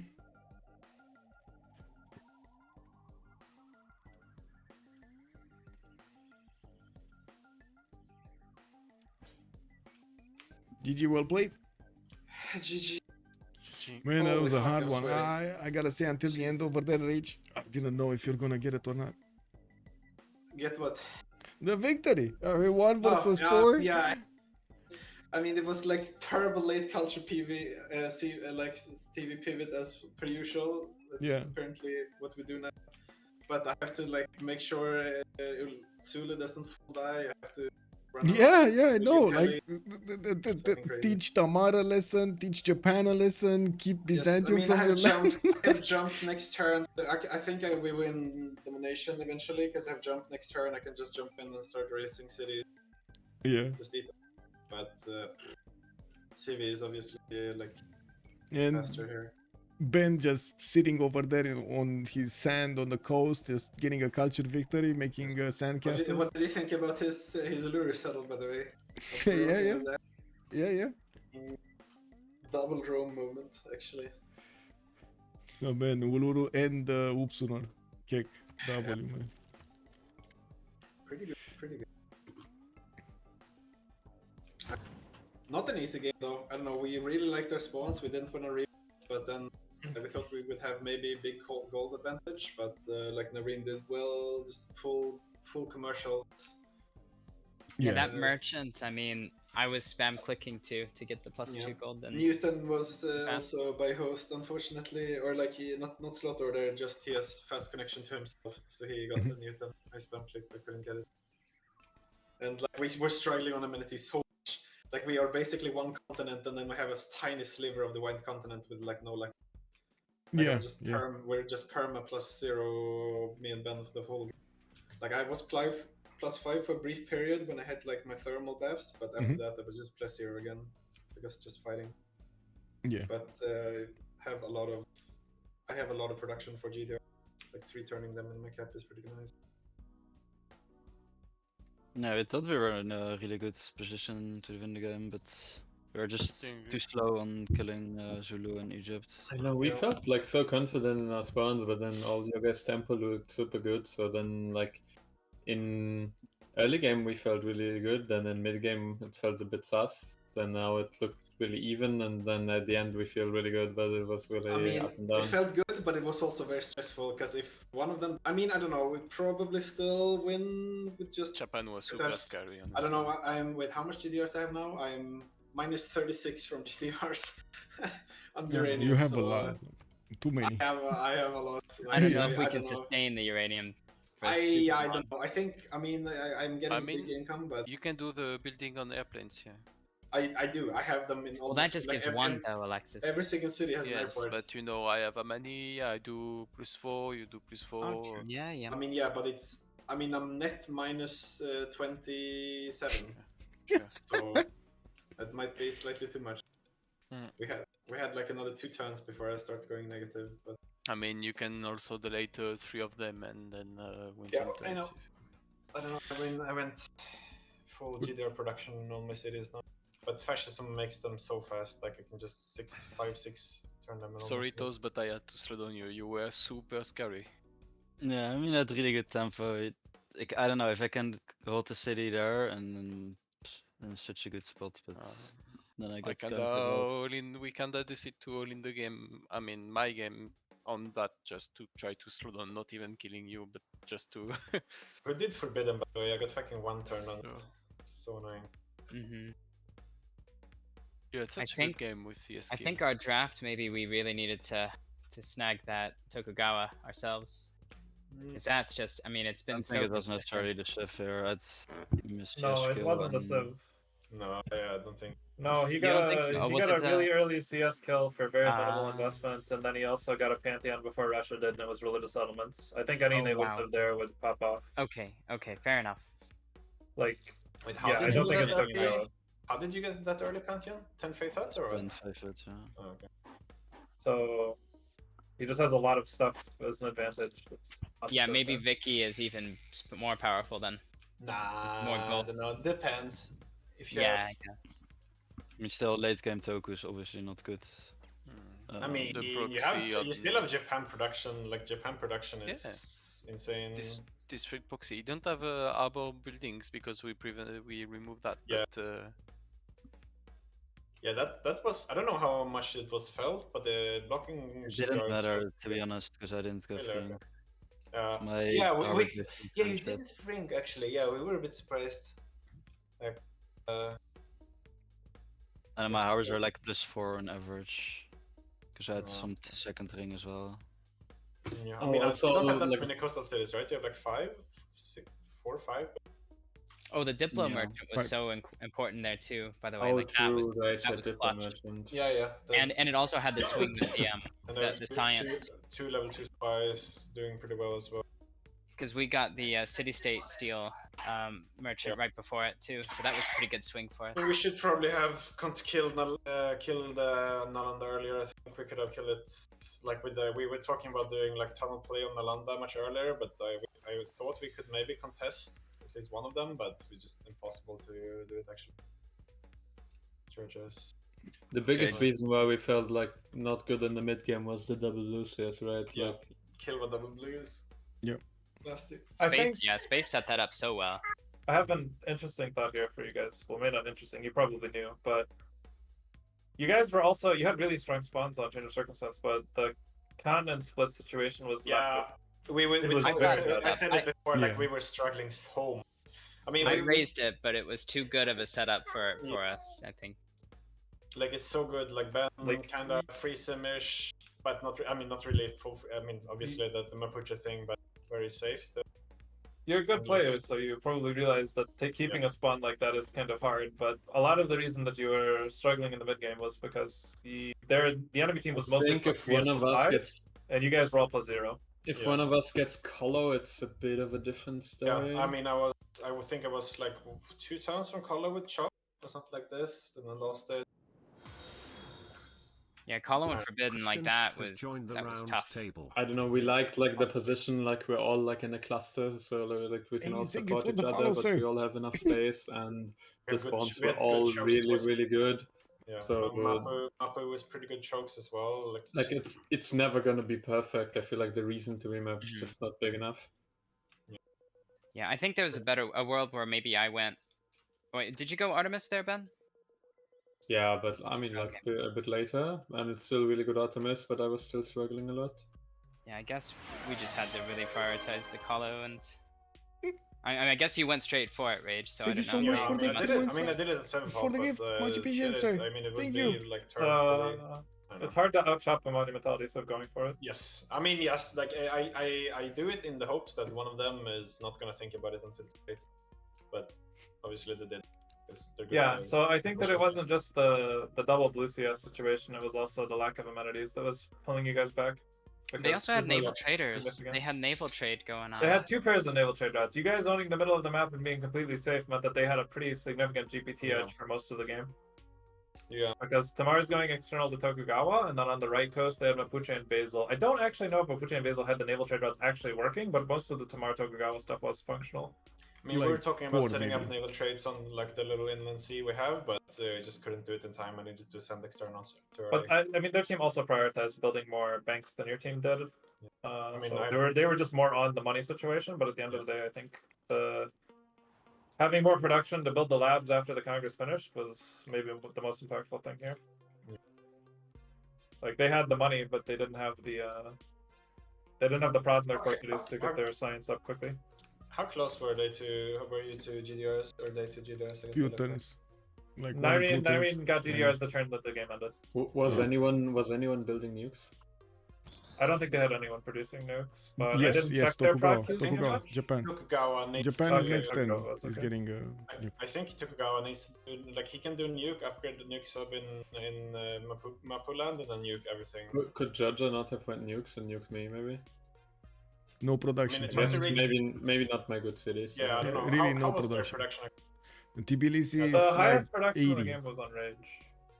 Yeah, I kind of assumed I set up for big. I mean, I don't have good Okolect setups, but my industrial. Tamar's production was kind of on the lower end, and Tokugawa's production was delayed by Zulu griefing him, and the Basil production wasn't great. They all had like playable production for the late game, but none of them had like nuke printer production.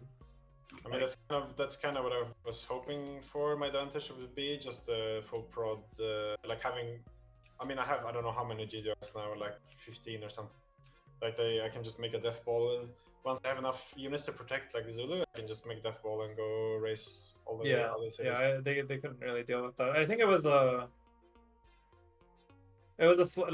just barely not enough production for them to do what they want, and like kind of just barely not enough science. Yeah. Well, GG. Thanks for the GG, well game. played. Congrats. Good night. Thanks for the carry. Yeah, thanks for the carry rage. I mean, thanks for the culture. All I did was having fun running around. Well, there we have it. We heard from CWC and on the other side, Holiday Highlands. So we did also hear from Elephant Guy a little bit of his opinions about the game. Thank you so much, by the way, CRV Science TV. Much appreciated, sir, for the gift on the channel. Again, I do want to say we will have the second game tomorrow at 1800 GMT between these two teams, and we're going to see each other then. In between, then, I do hope you're going to excuse me. It's going to take me a few hours to actually get the video back together again on YouTube, make it from 2 parts because we did have that crash in the middle. So yes, the vote is gonna take a while to get in there. In the meantime, I do want to thank you for the subscriptions and of course for the gifts of the channel, not to mention the bits and your continued support, asking questions, being just awesome over here in the chat. Thank you so much. It does help out so much. I do want to say also, if you want to check out my schedule, you can take a look at my Discord server, and hopefully you're gonna get all of the information from there quite easily, ready up for you. They're in the 2 channels, and I do try to update them as soon as I get the information myself. So see you guys tomorrow, and I do hope you're also gonna leave a like over there on the YouTube video on the vote as well, and hopefully you did enjoy the show and you're gonna come back for more. Have a great evening. Bye bye.